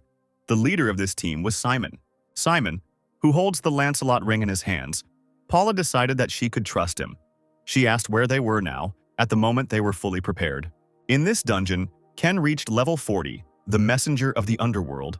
Impressed by his growth, sent him 8 additional slots in his inventory. Ken was glad that he could now use the gifts he received, while Locke was barely standing on his feet. A tired Locke looked at a joyful Ken and thought that the more he learned about him, the more amazed he became. He thought that perhaps only he could level up so quickly and with such ease. Setting traps after studying the territory is more important than it seems at first glance. He not only knows the type of monsters and their number depending on the dungeon, he knows their exact location. In addition, he has information about the most effective ways to defeat them. He knows everything, as if it had already happened to him. But interestingly, Locke began to think about it. While Locke was thinking about Ken's past, he himself was glad that now he could even get out of the tiger's den unharmed. Ken received the skill of summoning golems and learned the skill of bloody fog, Locke asked, since they were able to achieve their goal. Then now they can calmly and leisurely clear this dungeon. But Ken has his own plans. As always, he has received new abilities and it is time to put them into practice, so they can understand how much offensive power they actually possess. They finally got out of the dungeon, but while Ken calmly walked out of the gate, Locke could only extend his hand. Poor Locke can't even stand after his joint missions with Ken. When they went out, Secretary Lee ran up to them. The first thing she asked was what happened to Locke, and if he was okay. How sweet that she was worried about him. The girl decided that he was wounded and began to hold him. It must be interesting to watch such a cute moment, being a cold-blooded Ken. But when asked if Locke was wounded, he only replied that he was hungry, as always. The sweet moment was gone. She stood up when Ken asked to talk to Owen, and Locke fell right on his face. They don't really value him. She handed over her phone instead of the old one, and Ken immediately called Owen. Owen responded by asking Secretary Lee what was the matter, and Ken said that he was talking to him and that he had somewhere to go. After the conversation, Owen wondered why out of all the possible options, it had to be Kaesong. I think that made him worried. With the gates in place, isolated North Korea opened a small door for the rest of the world to help. It became a special city, Kaesong, with free entry for everyone, and if you destroy the dungeon, you get absolute permissiveness. As a result, Kaesong became a haven for gamblers who committed crimes and, over time, was completely consumed by the thirst for profit. There was a guy sitting on the bus and a man came up to him and said that he was seeing him for the first time and asked if he was a porter. But the guy didn't understand anything. He told him that people like him were hired so that they could take as many items as possible from the dungeon. But the guy began to refuse and said that he was not here for this. The man immediately said that it was obvious that he was there for the first time, and that he did not look like someone who was wanted for a serious crime, and asked whether he had deceived anyone or not. But then he said that maybe he's not with them, because most of these guys are rapists and murderers and they don't get touched because they're players. The idiot liked this, and said that they could come back at any time if they found a way to get money, and asked what he was doing there. He replied that he had been betrayed by someone he trusted, which did not impress the man at all. And the man said that he had no idea who this fucking traitor was, and tried to cheer him up by saying that if he tried, he would make him pay. With these words, he stood up and told him to call him if anything happened and left. Naturally, the guy was none other than Ken. Of course, he couldn't go there without backup. Ken thought that the man was right. For betraying the whole world, he would make Lei pay. The man walked away and started writing to someone that the situation was normal. Nothing suspicious. They were suitable as expendable material, and there should be no problems. This man did not know who was sitting on his bus. Finally, the bus stopped, and the man ordered everyone to get out as quickly as possible. Meanwhile, in Oven's office, Locke said that Ken had gone crazy because the most hardened bastards gathered there and asked what he was looking for, that he needed to go into this criminal world. But Oven did not listen to him at all, but read in fear the bill that he had received from Locke. Then, he finally got carried away, and he started yelling at Locke that there was only one idiot here and it was him who showed up here in the evening to suck the juices out of him. And the check was not small, but Locke didn't work much either. But Locke didn't lose his composure and reminded him that Ken had talked about the skin of a spiny snake. And Ovna immediately fell silent and replied that he had no idea why Ken had gone to Kaesong. Locke of course caught him simply changing the subject because he had something to hide, but avoiding Locke's gaze, he said that Ken was there at the wrong time, because this guy was also in Kaesong. This interested Locke, and he asked who he was talking about. Oven said that there was a monster there now, stronger than Ken. He said hesitantly that this guy was like level 50. At that rank, no one could compare to him now. But he still hoped that these two wouldn't run into each other. But Locke said without a doubt that such a thing could not be, and that if there was such a person who was stronger than Ken, he would know his name. Oven said that he had probably heard this name more than once. Simon, the hunting dog of the Messiah Guild. Here, Simon himself appears before us. He speaks on the phone and says that he will begin preparations. After finishing the conversation, he informed his subordinates that the Queen wanted them to maintain the same leveling rate because of the next target. As the boys from the bus started to get off, Simon said that their next target was Ken. While Simon's subordinates were saying that it was the first time they had heard his name, their target got off the bus. Simon said that if the Queen wanted them to be on guard, then this was no ordinary guy. And they continued discussing Ken as he stood there listening to everything. He continued that since the new victim was known, it was necessary to quickly clear out this dungeon and begin an investigation. He then asked what was going on with the porters. One of his guys replied that they had received a message from the guy they had left in charge. He said that everything was fine, and the guys decided that they could continue with the plan, to which Simon agreed. And Ken, who had been watching them all this time, thought that just a few days ago he had avoided him like no one else, and now they met like this. Simon is a hunting dog who would tear anyone to pieces for the sake of the Messiah Guild, so the teacher and student met, but somehow not happily. Having barely reached level 100, he was limited in his actions because this level was too high. For this reason, the Messiah had to raise a new dog to work in the shadows.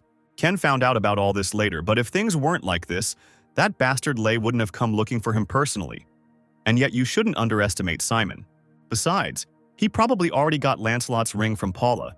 If he doesn't deal with it now, it will be impossible to stop this monster. Ken decided to nip it in the bud. They finally entered the dungeon and everyone received a notification that they had to defeat the Red Orc to move on to the next level. But as soon as they entered the dungeon, one of the porters killed one of the people and escaped. Simon walked over to inspect the dead man's body, and his subordinate asked if they needed to run after him. The porter had killed him without hesitation, delivering a single, precise blow to the vital places, Simon thought. He realized that this guy had killed before. I think I can guess who the killer is. Simon stood up and told his subordinates that their plans were changing and ordered him to take care of the remaining porters. As soon as Simon left, all his subordinates took out their weapons and surrounded the porters. The man immediately became nervous and began to tell them that they were just porters and that they didn't even have weapons. Before he could finish saying that he had a separate contract, one of the players attacked him. Seeing this horror, the rest of the porters began to run away in fear. But there was no success in this. After finishing the order, the player returned and reported this. He asked Simon if they needed to split up and find him. Simon said that he escaped after killing one guy because he was buying time. He himself was most likely planning to eliminate everyone one by one when they split up. Then he asked if they should follow his plans. While Simon was ordering his men to find all the information about the murdered man, a tree suddenly fell near them. A huge golem came out of the forest. I remind you that Ken recently received the skill of summoning golems. Seeing the golem, Simon realized that his patrons were a messenger from the underworld. Simon thought that since he couldn't use the other summoning skills without making a sacrifice, the golem was obviously just a distraction to buy time. Simon was a dangerous opponent because he could think clearly. He ordered his men to start pursuing him and quickly deal with the golem. One of the players used the Fountain of Knowledge Keeper skill conclusion. Roots emerged from the ground and captured the golem. Golems have high resistance to cutting weapons, so all participants use impact weapons. One ran up to him and kicked him in the leg, saying that they weren't so dangerous if you took away their legs first. Ken watched the battle and was impressed by the players' ability to switch weapons without orders, and how well they worked as a team, as well as knowing where to aim first. Having deprived the golem of its legs, the player jumped up to finish off the golem. Having finished with the golem, a cloud of dust surrounded the entire area, and the healer heard some sound. And at that very second, an arrow appeared in front of him, and he couldn't move. But Simon, as a good leader, immediately reacted and saved his subordinate. The doctor, trembling, began to apologize to her captain. Simon said with displeasure that he shouldn't be underestimated just because he was alone. He himself thought that the guy was aiming directly at the healer, while the others were busy with the golem. Not only does he know what a healer looks like, he must have incredibly good skills, be capable of long-range attacks, and summon monsters. While Simon was pondering Ken's abilities, his players shouted that another attack was coming their way. They decided that they were players, so they began to wonder where they came from, since they were the only ones in the dungeon. The man said he would buy them some time to get ready and took out his bow. The Silent Hunter's skill, multiple shot, was used, but when the arrows reached their targets, they simply flew on. The man was surprised that they were shot at, but they went right through. He still thought they were just players. But instead of players, skeleton soldiers, not people, ran out from the cloaks at the players. The player reacted quickly and jumped back as the skeleton warrior swung his sword at him. He was lucky and only got a scratch, but he was surprised that the skeleton warriors were so agile. A new battle between players and skeleton warriors began. The player was angry that the skeleton warriors were hitting point blank, because they did not need to worry about injuries. He had never heard of skeleton warriors who fought using their minds. The Holy Light Executioner's skill, / was used. Simon was able to quickly defeat the skeleton warrior. Cool, not to say anything. He realized that the skeleton warriors were copying their master's movements. It was strange that no one else realized it. By observing the abilities of the skeleton warriors, Simon has an idea of the abilities of their summoner. Simon thought that nothing good would come of this as he watched the battle. He again helped one of his subordinates by cutting a skeletal warrior in half. Simon shouted at his men not to relax into thinking they were just skeleton warriors and ordered them to treat them as players and use their power. And aiming at places unprotected by armor, the player listened to his captain and accepted all the comments. Then, running into battle, he shouted to the other players to focus on the weak spots in the armor. Having reached one of the warrior skeletons, he cut off his leg. The players began to chop down the skeleton warriors one after another at their weak points. While his subordinates were fighting, Simon was running inside the battle because he felt that Ken was hiding somewhere here. He wanted to deal with the owner, and then the fighting would stop immediately. As soon as he thought about it, a figure of a man appeared in front of him, and he decided that he had found him. Turning around, he flew towards the figure with incredible speed. He cut the figure in half and turned around to check everything. But Ken appeared in front of him, wearing his alien mask and skull mask. Simon thought he had seen him before and remembered that he was the player who had killed the spiny snake. Just when the player thought there were only 2 warrior skeletons left, he noticed his captain next to another man. The player was blonde with a skull mask on his face. He also recognized him as the spiny snake hunter. He was in doubt because he thought that this player was on friendly terms with their Messiah guild. Ken turned around and decided it was time to put the second part of the plan into action. And with his remaining skeletal warriors, he fled into the forest. Simon thought he wanted to wear them out and remembered that he was a necromancer, and if they gave him time, he would lose his advantage. The player shouted that they had lost 4 and they had to catch him. But Simon said they would not do so until they knew his intentions and ordered everyone to wait. But that player didn't listen to him and ran away, calling Ken weak. And Simon thought that if they had played by the rules, then when he lost his puppets, they should have chased after him. But he thought that what if he suddenly had more than just summoning skills when his subordinate entered the forest? He shouted after the player that it was a trap and ordered him to return. And then an explosion thundered from the forest, the skill of the messenger of the underworld. The explosion of corpses was used, And after the explosion, the entire area was enveloped in ominous smoke. Simon ordered his players to be ready, because they don't know what will happen next, how much trouble he has because of Ken. Out of the smoke appeared the guy who ran headlong after Ken, still alive, although wounded. Before he could finish saying that he was sorry when he disobeyed his leader, he began coughing up blood. Simon noticed that the guy's blood was black. I guess he realized he was poisoned. A doctor ran up to him from the smoke and shouted for him not to move and that he would cure him. But Simon stopped him as soon as he ran up and said that it was too late, because the color of his blood had completely changed. The guy fell to his knees and in a panic began to say that he was fine, because it was just poison, and asked to help him. The picture was really terrible. The hysterical boy stood up and ran towards the doctor, shouting that he didn't want to die here.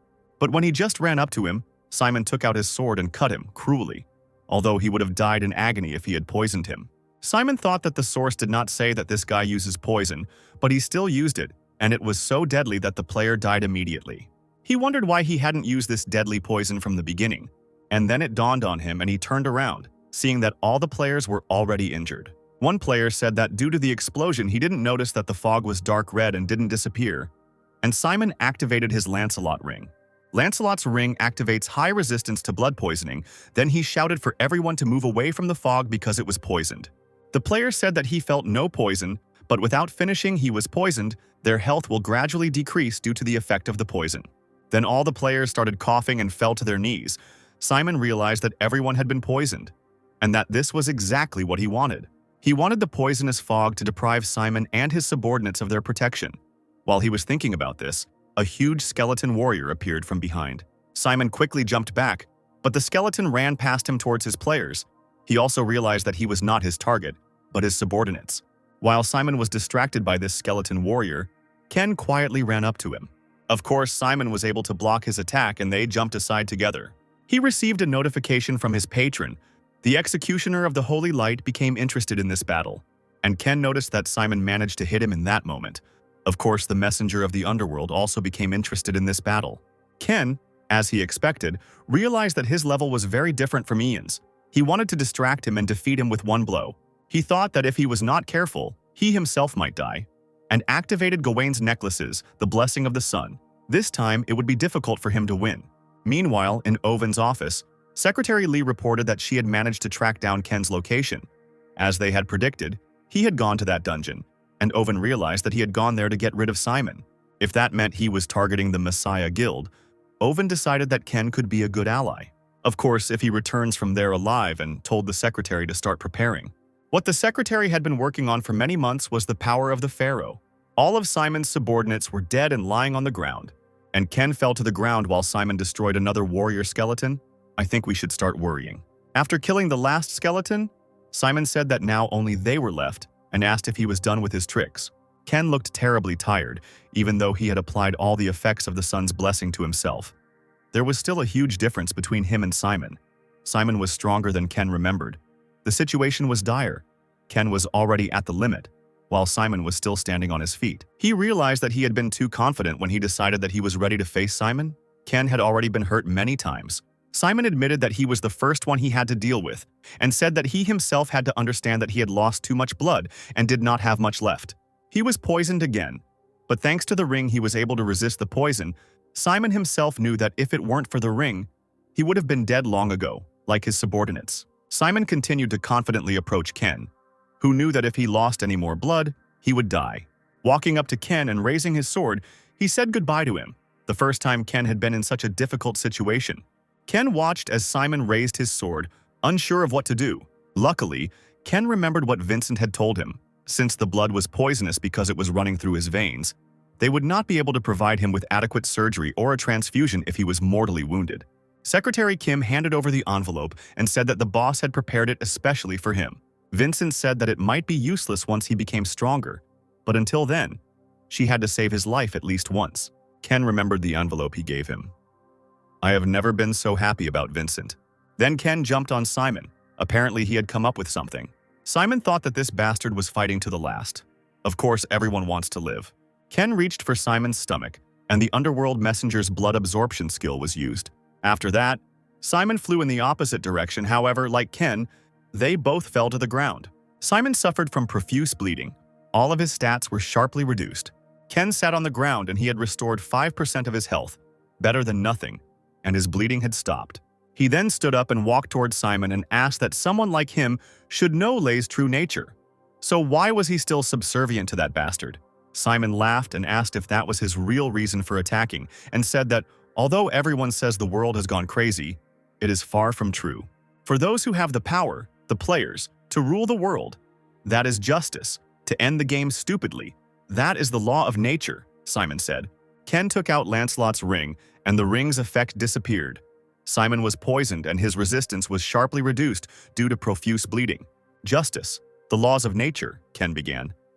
I am stronger than you, and therefore you should easily accept death at my hands, Ken said as Simon died. When Ken cleared the dungeon and came out, there were 2 cars and 1 man standing in front of him. The man handed him a radio saying that they had been waiting for him, and Owen's voice came through the radio, unable to believe that he had defeated Simon. Owen said that Ken wasn't going to spout nonsense about not knowing who he was killing, and Ken asked if there was any problem with him killing the Messiah Guild's watchdog. To this, Owen said that he personally had no problems with this, but he did not think that Ken would be so much trouble, because at first he thought that Ken was just an eccentric customer. He continued by saying that they were interested in what he was going to do next, so he suggested that they meet when he arrived from Kaesong to discuss business. This is an important issue that needs to be discussed in person. This is a serious step. Owen decided to meet with Ken, which means he began to trust him. Ken replied that everything suited him, and he saw no reason to refuse this offer, and that if he wanted to talk to him about destroying the Messiah, then he was with them. I personally like this alliance. Let's see what happens next. Early in the morning, Lee came to the storage lockers, looking very sad. Opening the drawer, she saw a photograph that was kept there. In the photograph, she was with some person. But unable to bear the pain, she closed the locker and began to leave. We were shown a small part of Lee's past.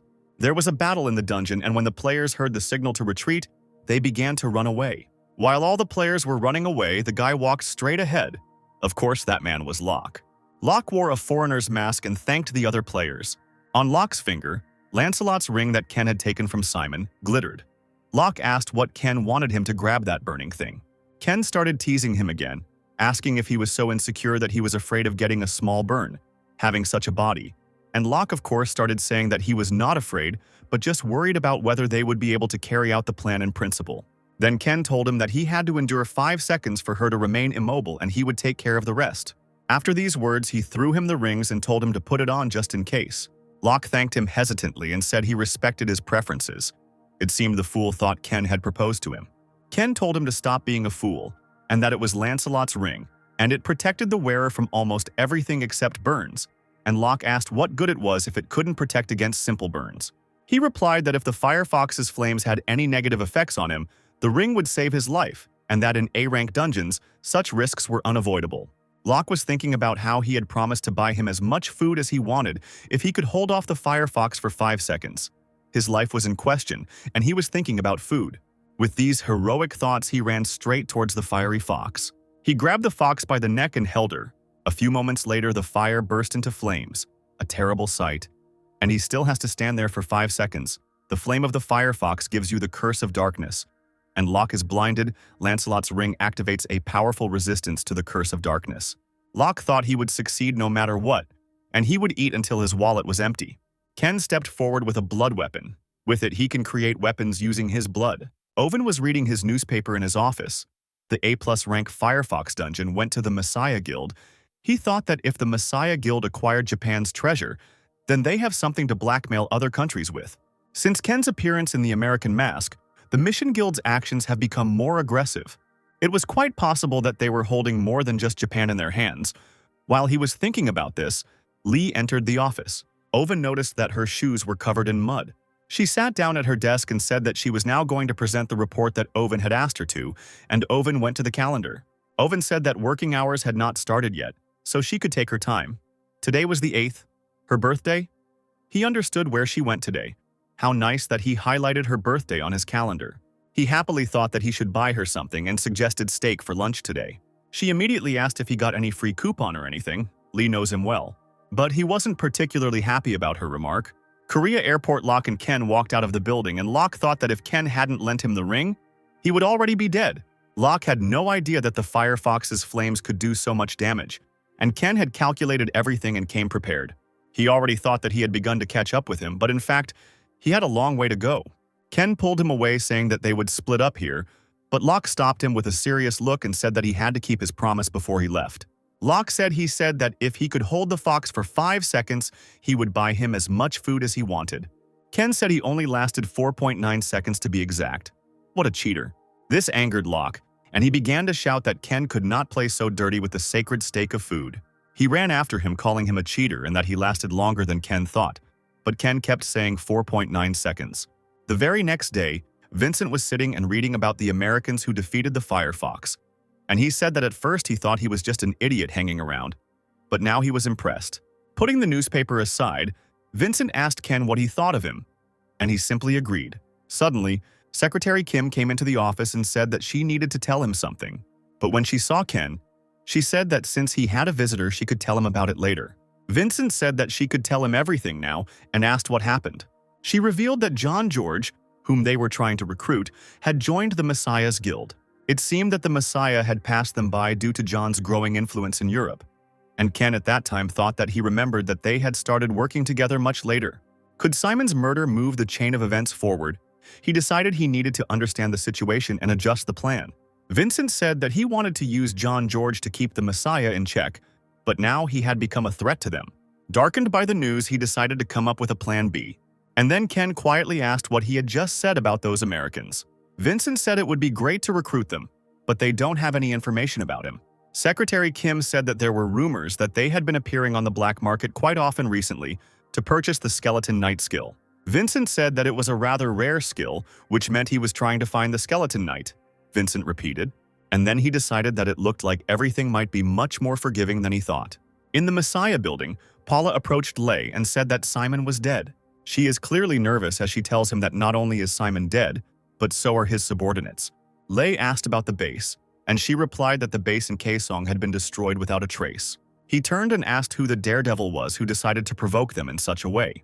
Paula is literally shaking with fear as she reports that they have information that one of Vincent's men was seen in Kaesong under an assumed name, which may be hard to believe, but she believes that Vincent's forces made the first move. She looks like an A student who got a bad grade for the first time when Lei asked her how she reacted.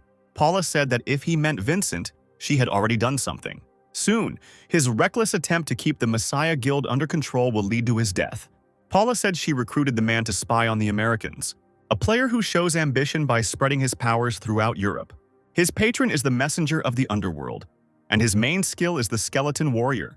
Apparently, he is capable of producing countless skeleton warriors, enough to create an army. And no matter how strong the enemy is, presumably no one will be able to stand against such an army. Players who have witnessed his overwhelming power call him the King of the Immortals. John George, the very hero that Ken spoke of earlier, appeared. He looks younger than I expected and reminds me a bit of Ken. They decided that instead of the mysterious American, it would be easier to deal with John George, since he did not hide his intentions. Even though this player told the journalists that he was friendly towards their guild, they suffered too many losses because of this person. When she said that they would use John George to keep an eye on them just in case, Lei put his hand on her shoulder and she looked like he had killed her. Lei said she was right. The bigger their desire, the easier it was to deal with them. He looks creepy. Lei said he likes the name King of the Immortals, but he doesn't seem happy with it. Then he turned and headed for the exit, telling her that he was giving her one last chance. She seems to be more afraid of him than anyone else. It will be interesting to watch these two in the future. Vincent got into the car after negotiating with the Overseas Guild, but he looked thoughtful. And Kim asked if the negotiations had failed, but he said that the negotiations were fine. These guys from the border had wanted to enter the Korean market for a long time, but being rivals of the Messiah, their pride would not allow them to bow down to her for this, so the deal was the best option for them. Kim said that partnering with one of the 5 largest guilds in the world seemed like a great opportunity to keep the Messiah Guild in line. She asked if there was anything bothering him. Vincent agreed. He was worried that there was no such thing as a free lunch. He thought that people who were kind to you were probably plotting behind your back. He would have thought the same about Ken. He decided that if the Frontier Guild was going to cheat him, he would use their fame against them. Vincent told her to call Ken to the guild headquarters tomorrow morning. And tomorrow morning, Ken was already sitting in the headquarters of the Phoenix Guild. Ken asked that he would now have to work with the border. Vincent said that he would not work with them, but he would just need to get their protection and calmly raise his level. He continued and said that they were preparing to enter the dungeon in 2 days, and Ken needed to be ready by then. Ken walked out of the office and took off his cute suit. He thought that in order to continue to control the Messiah, he had to involve third parties, but these actions seem a little obvious. This fox Paula probably already foresaw all of Vincent's plans to cooperate with another American mega guild now. Judging by the situation, it is very likely that the Frontier and the Messiah are working together behind the scenes, but relying on guesswork is a bad idea. And then Ken received a call from Oven. The day of entering the dungeon arrived. The other members of Vincent's elite team were talking about how they couldn't wait to meet the Frontier Guild, while Ken sat silently with a gloomy look. One player, speaking as the Frontier Guild called their best players, and he naively assumed that clearing the dungeon under the supervision of these guys was a huge stroke of luck. He personally was glad that he joined Vincent's squad. At that moment, a man entered the office, apologized for the delay, and introduced himself as James. He is a member of the Frontier Guild's team of lawyers, asked everyone to sit down so that he could begin to bring them up to speed. James ended by saying that the Frontier Guild was doing everything they could to keep them safe. How funny it was that no one was sitting next to Ken. He added that from now on they were forbidden to enter any dungeon without a boundary escort. Bad news for our Ken. And in the dungeon they are generally forbidden to do anything. They are definitely in cahoots with the Messiah's guild. The man, who was happy about this union, became nervous and asked what it meant that they couldn't do anything. James picked up the contract and pointed to it, saying that it looked like they were mistaken. This contract stated that they were only supposed to ensure their safety during the level up. It was not an offer, it was an order. He said that the contract did not contain a single word about respecting their rights and freedoms. James said that if they didn't honor the terms of the contract, both parties would suffer. And he literally sat him down in a chair and said that he would make sure they understood everything. The sick bastard began to threaten them not to even think about taking any action in the dungeon, and his guild would spoon-feed them like little children. James said that if they had any complaints, he would personally convey the news to Vincent that the contract was cancelled due to their unwillingness to cooperate. The crazy man, leaving the office, said that silence would be considered consent, and reminded that they were leaving for the dungeon in 30 minutes. Ken thought that they were going to control Vincent's people under the guise of fulfilling the terms of the contract. Suddenly he received a call and Ken asked how he could help. The voice said that they needed to radically change their plans. Oven said that maybe entering this dungeon is not the best idea. After some searching, he thinks that the Messiah and the Frontier are in cahoots as expected. The Messiah's recent actions had been strange, and now they had joined forces with a large guild. And Oven said he needed to look into the matter further to find out for sure if they were working with the entire guild or just a part of it. And he suggested to Ken that they leave this dungeon. He could find him a safer one. But Ken said that he underestimated him. To catch the tiger, you need to go into his den. Oven began to shout that going there, knowing that they were plotting, was recklessness. Ken said that if he hadn't been reckless, they wouldn't be talking to him now, and he thought now that they knew they were working together, it wasn't the best time to talk. Oven agreed and said that they needed to come up with a new plan as soon as possible. Ken said he wanted to ask for 2 things. First, to keep him updated on any new information about these guys on their frontier, and second, he needed him to deal with the aftermath.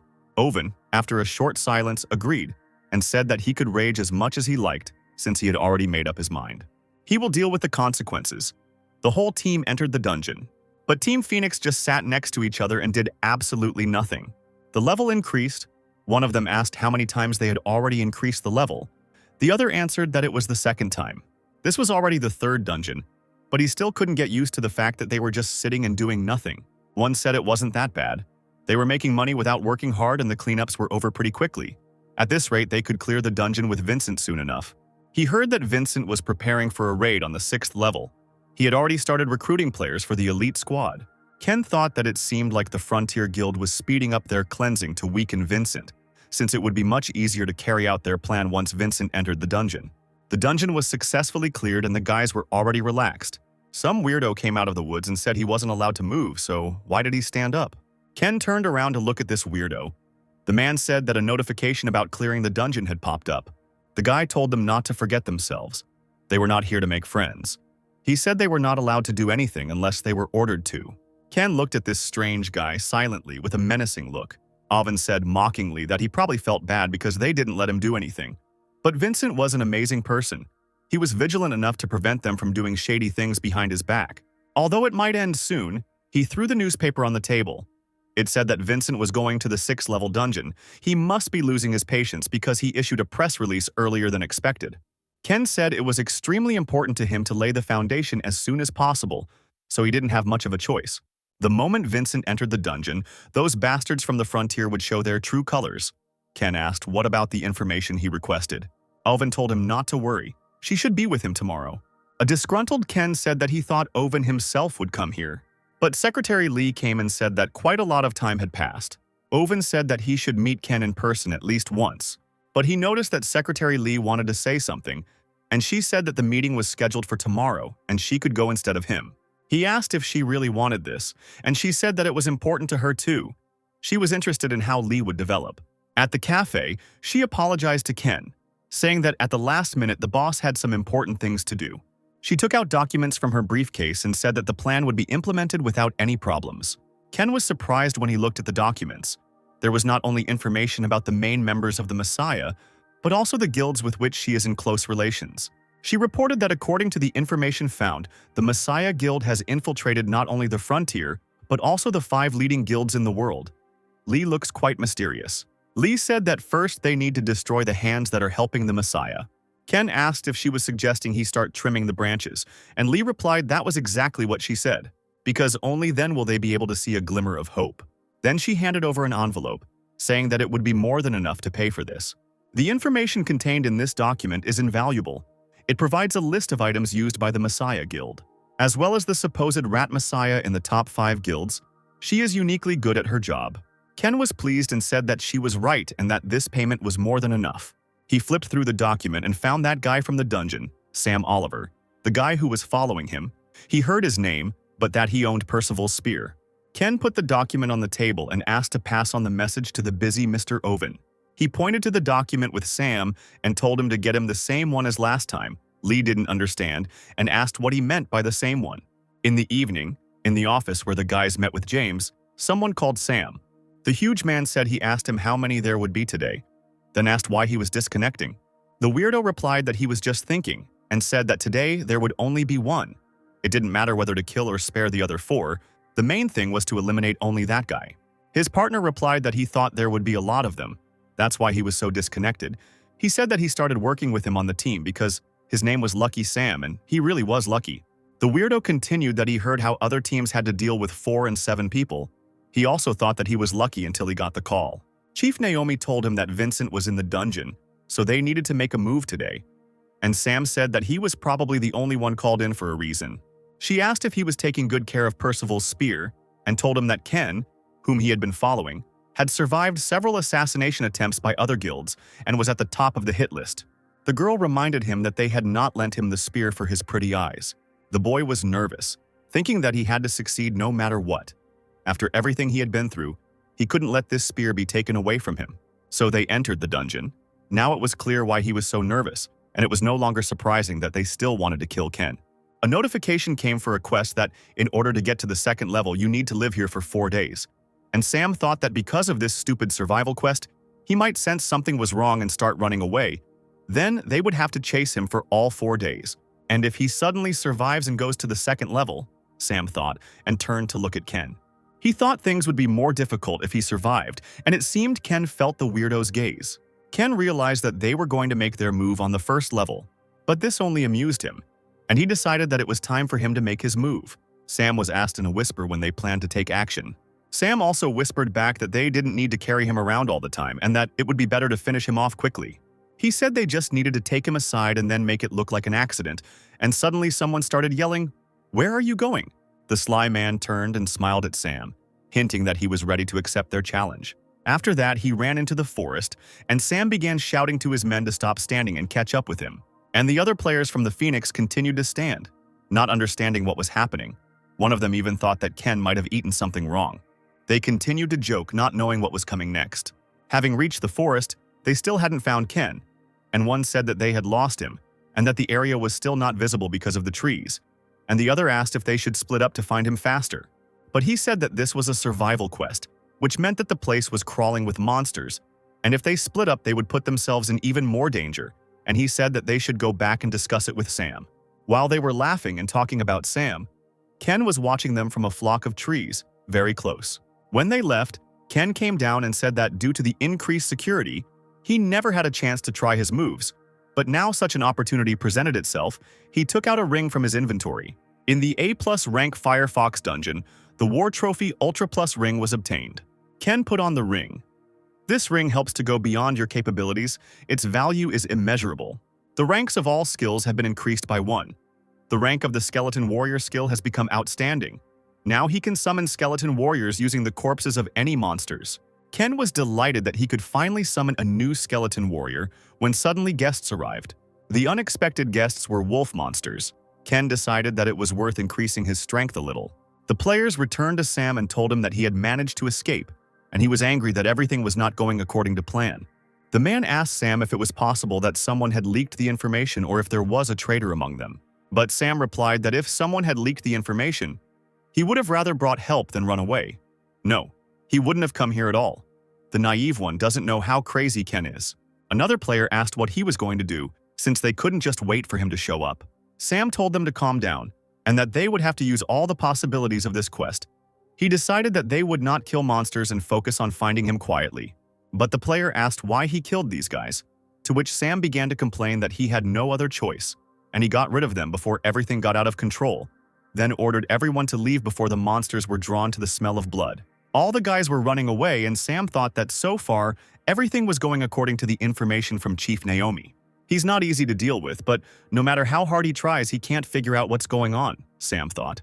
As he was running away, he noticed the corpse of a monster lying on the ground. He thought that Ken was hunting when he ran away. Suddenly, there was an explosion in the forest. It seems Ken began to act. Sam himself realized that they themselves had now become a target and began to look around. He shouted that it looked like a trap and that they needed to prepare for the impending attack. The man screamed that he had been wounded in the arm and asked to be treated quickly. But from the smoke, a skeleton warrior appeared and quickly attacked this player. The other one also shouted at Sam to do something. He wanted to say that he couldn't see anything because of the dust, but he didn't finish. An arrow flew out of nowhere and hit him, killing another player. Sam was panicking, thinking that at this rate he would get rid of them faster than they could strike back. The Silent Hunter's Wind. Wall skill was used. Sam slammed his spear into the ground. The dust cleared, and a skeleton warrior began to appear. Sam could have done it right away, so he could have helped his partners. A huge skeleton warrior appeared behind Sam and was already swinging at him. He was able to jump back further, but his spear was damaged. Sam said, disgruntled, that he never thought he would use it here. The boy took out his spear. Percival, this spear belongs to the Knight of the Round. Percival, the wound inflicted by this spear will not heal so easily. Percival's spear is the third legendary item in the Knights of the Round Table item set. Ken has already encountered a player wielding this spear. Since it has the effect of enhanced penetration, its attack cannot be blocked by unique rank armor.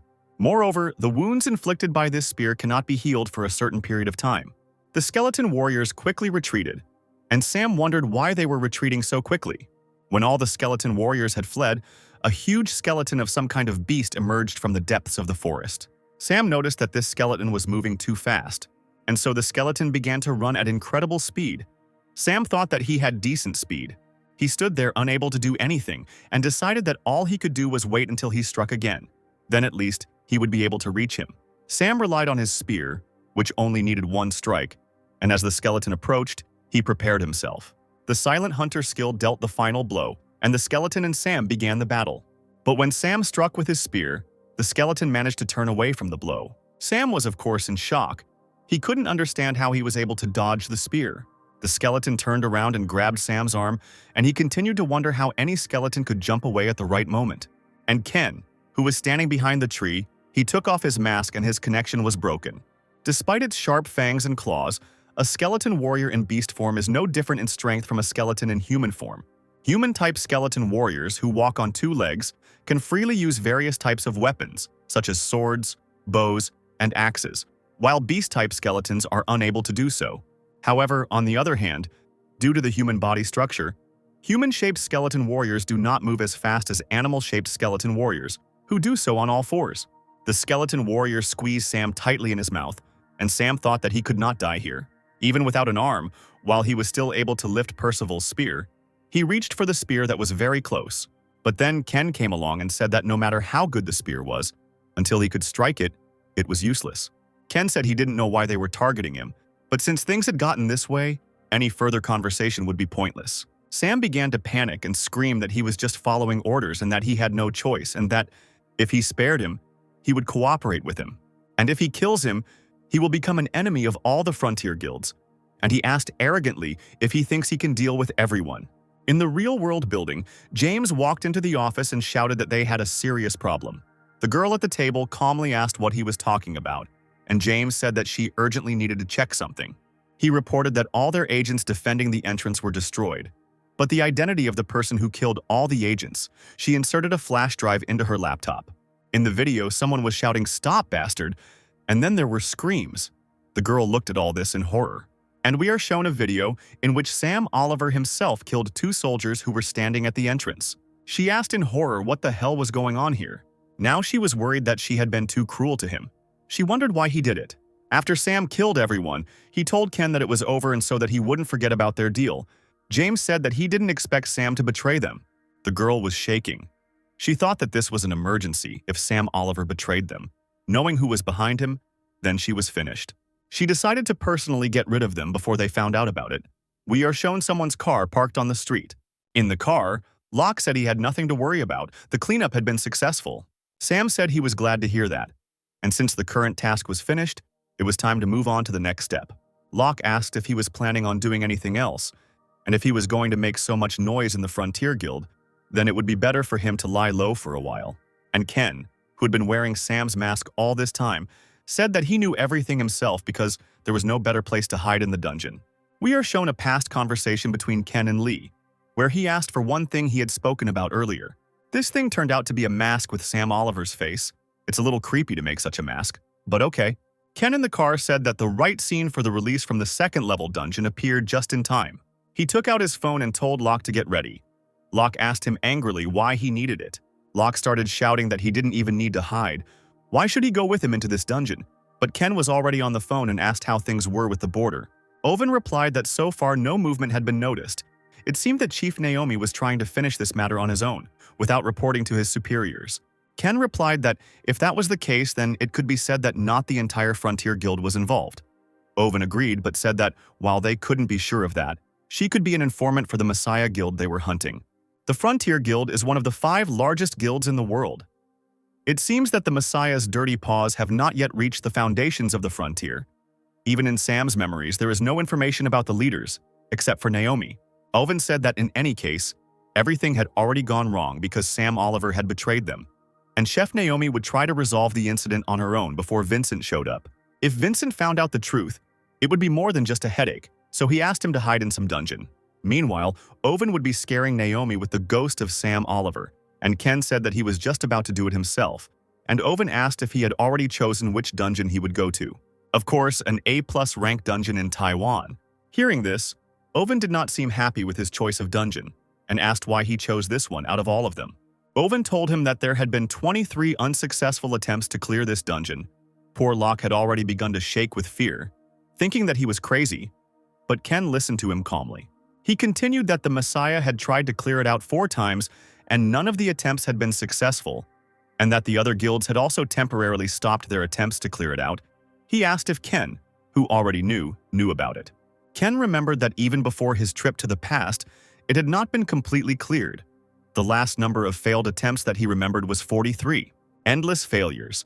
Eventually, most of Taiwan's territory was filled with monsters because no one could close the dungeon gates. There is a level limit to enter this dungeon, so even Lei, the Messiah, couldn't do anything. Ken decided that he couldn't clear it either if his level was over 60. It was crazy that Ken wanted to go in there.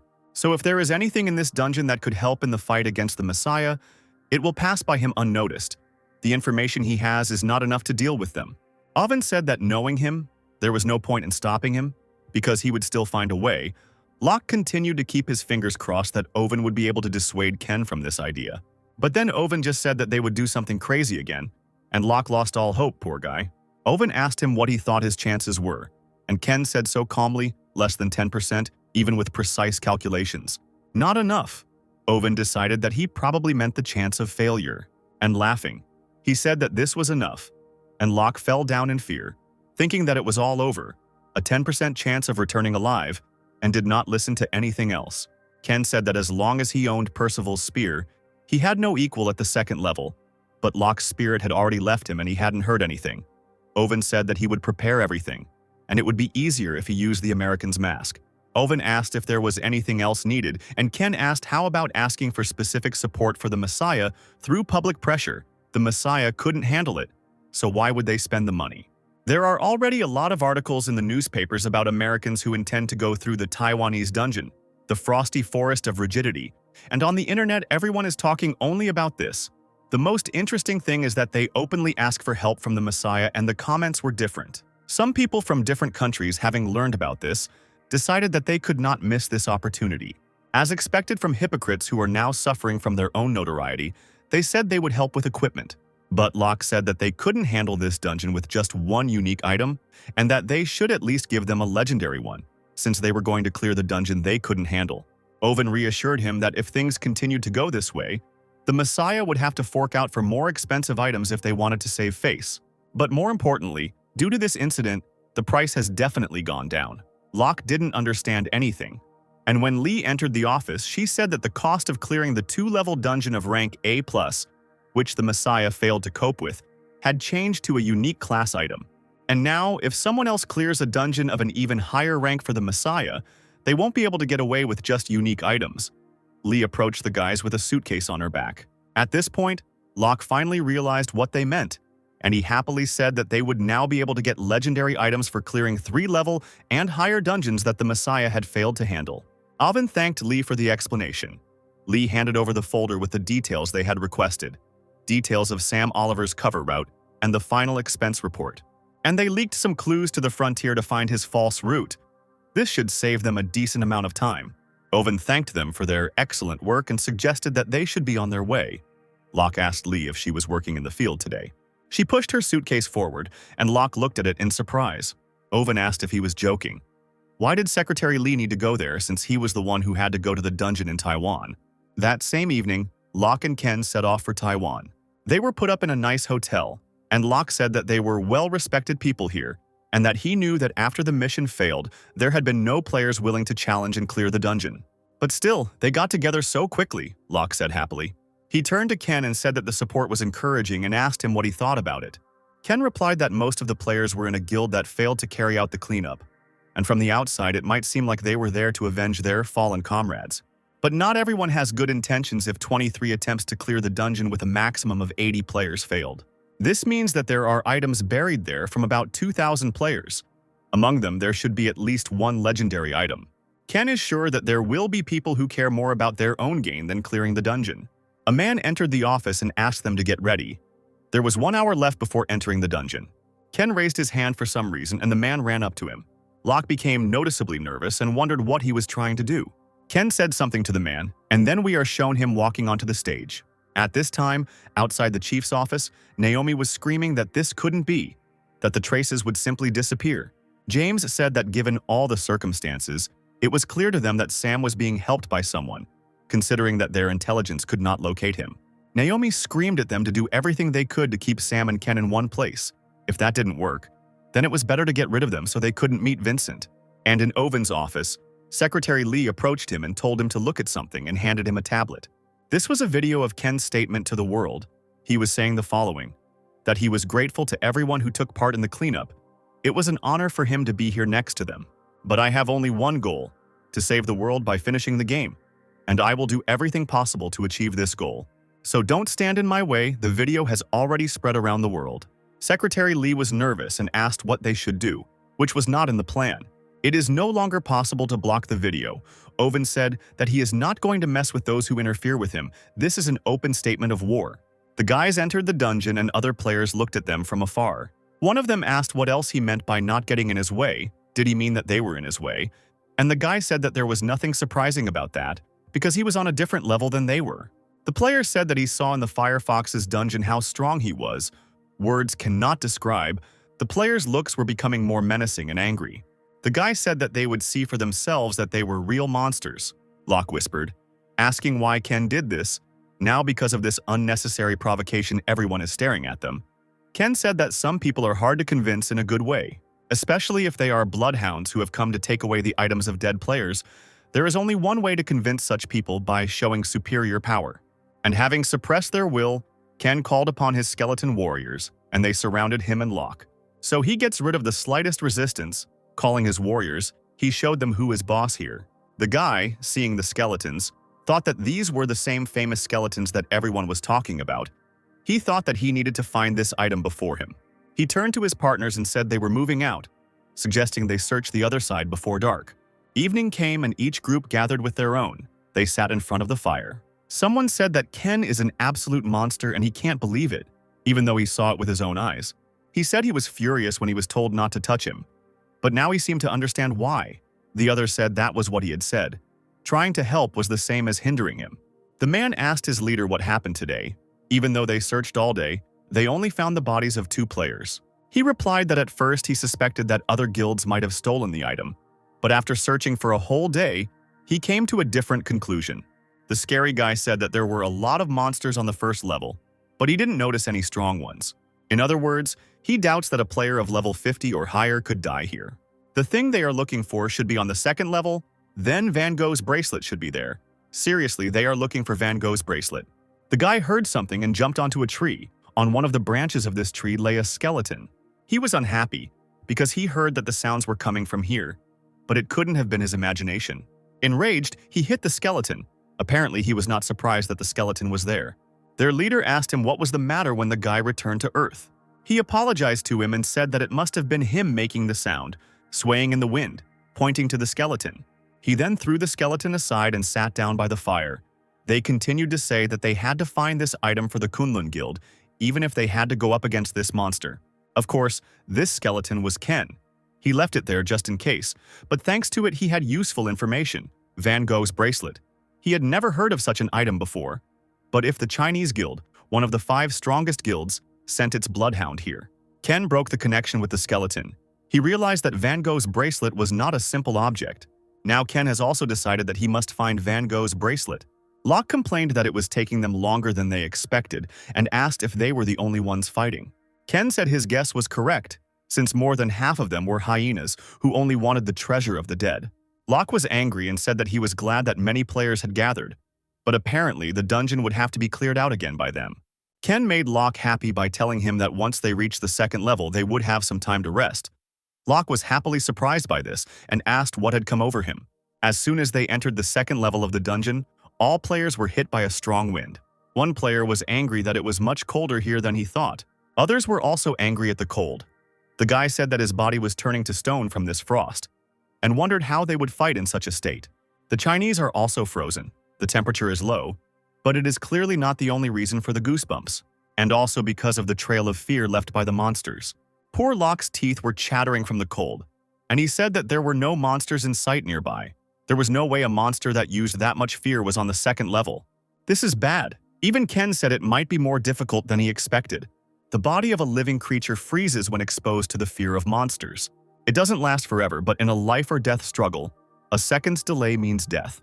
It's not a dragon since they are in a 2-level dungeon, but if you exclude them, then there aren't many monsters that use fear. How strong would it have to be for the emanation to be felt from that distance? The man shouted that his guild would inspect the surrounding areas. Others also started shouting that they were going to explore the area. How greedy people can be. Locke was angry and said that this was what was called a treasure hunt, asking, I'm sure, Ken if he wanted to intervene so that the fighting force would not be dispersed. Ken said that there was no point in fighting with people like that anyway. It would be better to come up with a plan without taking their existence into account. Locke agreed with him, and Ken said that they should move out too. The Chinese team searched every corpse of the players but found nothing, so their leader said that they should move on. Another player saw them and thought that they had already been beaten and that they should hurry. He ordered his men to search each player, and they found the items that those guys had left behind. The man wondered why they left these items untouched. Then he realized that they were looking for something else. He ordered his men to leave everything for now. Others might be faster than them, and told them to move on. They couldn't let them take everything that was most valuable. And now we are shown Locke, who was looking at Ken with displeasure. Locke thought that just recently he was talking about hyenas, and now he's already checking which one in order. The eye of Anubis closes. Ken thought that he finally found a member of the Kunlun Guild. His surviving allies died on the western side. Ken called Locke over to him, and they continued searching for the Chinese guild players. He found another one, and Locke wondered what the hell he was doing and what he wanted to achieve. Ken activated his Eye of Anubis again and began to look into his past. There were screams of what was this monster doing in a 2-level dungeon? This shouldn't be happening. And one of them was grabbed by the monster. The monster squeezed the guy, and Van Gogh's bracelet fell onto one of his horns. His last thoughts are that he must keep the guild's treasure, Van Gogh's bracelet. The Eye of Anubis closed, and Ken found out all the information. The guy's skeleton had no arm. Locke shouted that no matter how cool the item was, there was no point in treating the dead man so roughly. He tolerated this for a while, but before finishing, Ken called him. Then Locke got angry and started shouting that he had done something wrong and that he would not have done such a thing. Ken smiled and called him a nice guy. And unlike Ken, he is. Locke didn't expect such words, so he simply froze in place. Ken said that before the battle started, he would explain their plan while he was burying that guy. There was still hope for him. He then summoned a saw-toothed wolf in the form of a skeletal warrior. Locke was impressed. He came up and kindly asked to ride him, and Ken surprisingly immediately gave the go-ahead. Locke immediately climbed onto the skeleton like a child on a toy horse. He was happy and asked when he had time to prepare such a thing. While he was saying that Ken could only summon humanoid skeletons, Ken threw him a spear. Locke said uncertainly, was his plan to put him on that bony wolf and make him attack the main monster with that spear? Ken just chuckled and said that he had learned to understand without his explanations, but there was still no hope for this guy. A Chinese guild has found the grave of a fallen player. One of them said that it didn't look like it was done by anyone from the guild, and asked if it would be better to dig it up just in case. But the guy said there was no point in digging and wasting time on it if it wasn't their brother. After that, they all left at once, not knowing that this was the grave of their brother, who tried to fulfill his duty to the guild until the very end. And our guys were already on their way to meet the monster. Locke asked that it wouldn't be easy. It wouldn't be so easy to pierce his thick skin with a weapon. But Ken said that he was more worried that he had already become a hunter. Locke didn't understand, and Ken began to explain to him that if the dungeon is not cleared, the killed monsters will respawn again in the same quantities, but the surviving monsters become smarter and stronger due to the experience of meeting players, just like Ken himself. Monsters that have been through battles are not very common, but there are exceptions. While the dungeon remains undefended, the boss monster gains combat experience every time the player fails a task. At some point, he must have noticed that players often gathered around fallen comrades, and it seems he began using them as bait, as this monster survived 23 times. Locke asked in surprise that Ken was sure that the boss was here, the ogre that instilled such fear, and how could he be sure of something he had not seen? Ken said that up until this point they had been gathering information. Locke sighed with relief, because he thought that Ken was acting like those bloodhounds. But then Locke thought that he didn't understand anything even after he looked at them. We are shown some player who was happy about the pile of corpses lying next to him. They rejoiced at the corpses of people like crazy, and ran up to the corpses like hyenas. Their leader understood that something was clearly wrong here. Dead bodies rarely lay next to each other. If other bloodhounds had gathered them nearby, they would have taken the items too. And there is also this bloody trail. Of a strange shape, it looks like the bodies were dragged from somewhere. When it dawned on him, he started shouting to his subordinates that it was a trap. One of them did not understand him. But before he could finish speaking, his body was enveloped in an unknown fear. His body stopped moving and he froze in place. Bad luck for the guy. Unfortunately, the monster managed to kill his partners, and their bodies fell to the ground. He barely turned around and saw a huge orc who was already swinging at him. The bracelet was still in his possession. Their leader managed to climb up, and jumping up, he dealt the ogre one blow with his sword. But when he landed, he saw that his sword had simply broken from that blow. He thought about how a unique class blade could break so easily. But now his body was also enveloped in fear, and he lost the ability to move. Ken and Locke were already running towards this monster, while the screams of that man were still heard in the area. The monster killed this man too. Ken looked at him and turned to Locke, telling him to act according to the plan. It's not like Locke likes Ken's plan after all. He always uses it as bait. And yet, like a faithful comrade, he ran on his dead horse, straight towards the monster. The creepy monster saw him and turned on his ability, and the whole place was covered with this curse. Locke had no choice but to enter this smoke, his body enveloped in an unknown fear. Lancelot's ring freed him from this fear. Locke was glad that the ring was not useless. The unpleasant trembling simply disappeared. But then he noticed something. His skeletal friend stopped obeying him. And now Locke is extremely close to this monster. The moment the monster struck the first blow, the skeleton warrior suddenly ran in the other direction. The expression on Locke's face was simply priceless. Ken reassured Locke that everything was going according to plan. Locke was surprised. He started shouting that he had been controlling him all this time. It was risky, but he didn't have time to finish. He told Locke to hold on tight and keep running. I think Locke will age sooner after such adventures. They jumped on this huge monster, and Locke pierced the ogre. Locke was surprised by this, because he thought it was a simple spear, but it was able to pierce his skin right through. The ogre's ability to recover was greatly reduced, and Locke said that while a lot of gear was good, it would still take a little time. Locke asked when the skeleton warriors would appear, but Ken told him to deliver 10 more piercing blows. He'll take care of the rest himself, Ken said with a grin. Okay. Apparently he wasn't joking. Behind Ken stood a whole army of skeleton warriors armed with weapons. He used the bloody weapon skill, the ability to create weapons using the caster's blood. At this time, the Chinese guild felt fear, and the leader thought that if such a strong fear spread, it meant that the attack on the boss monster had already begun. While he was thinking that the attack had started faster than he thought, his comrades ran up to him and reported that they had found something. They found the player's corpse and said that the armor was inscribed with the secret language of their guild. Meet the brothers sleeping in the west and find the property of Kunlun. The guy thought that there was nothing in the west, but he remembered that they had seen a grave in the west, which they had taken for someone else's. The ogre's health was significantly reduced. The ogre's resistance was also significantly reduced, and skeleton warriors surrounded the monster. Another blow was struck, and the blood poisoning began to spread throughout the ogre's body. And Locke thought about how amazing Percival's spear was. He couldn't even imagine that it could pierce such thick skin like that. Locke told Ken that no dungeon could stand against the combination of Percival's spear and blood reflection, but Ken wasn't so optimistic and said that it was possible if it was only a 2-level dungeon. He himself thought that in 3-level dungeons the monsters were much stronger, and this combination alone would not be enough. Besides, to deal with a real monster, he needs to become much stronger. The ogre was defeated. The achievement Frost Forest Hunter of Cruelty was obtained. The messenger of the underworld sends a catalog. Locke was surprised and asked that they received a gift from the mentor again. He was angry that his mentor was not sending him anything because he was the one who did all the dirty work. He shouted that this was discrimination. While Locke was angry and shouting that he wanted to change his mentor, Ken was climbing on this ogre, and he took out Van Gogh's bracelet. After all, he was the first to receive this treasure. When they emerged from the dungeon, a corresponding crowd of enthusiastic shouts awaited them, and only the guys from the Chinese guild were unhappy with this result. The guy asked what they should do, since they couldn't take Van Gogh's bracelet into the dungeon, and that if it fell into the wrong hands, then they were in trouble. The leader of this group said that for now they could only report this and wait. But he himself thought that being in a dungeon in a situation where they were close to losing their legendary items. They are the Kunlun Guild, leaving clues in a secret language for the brothers who come after them. So if you don't know the secret language, it's almost impossible to get Van Gogh's bracelet. But if anyone was lucky enough to carry him out of the dungeon, he hoped it wasn't that American. Meanwhile, a satisfied Ken thought that such a thing would be hidden.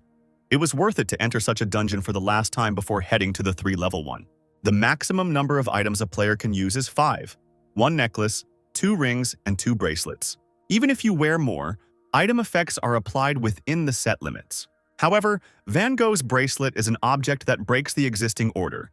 It allows you to use the effects of all rings worn on 5 fingers. The only downside is that the rings cannot be removed. Initially, rings are items that can be worn alternately. Experienced players often prefer to change rings depending on the situation, but now he must carefully choose which ring to wear.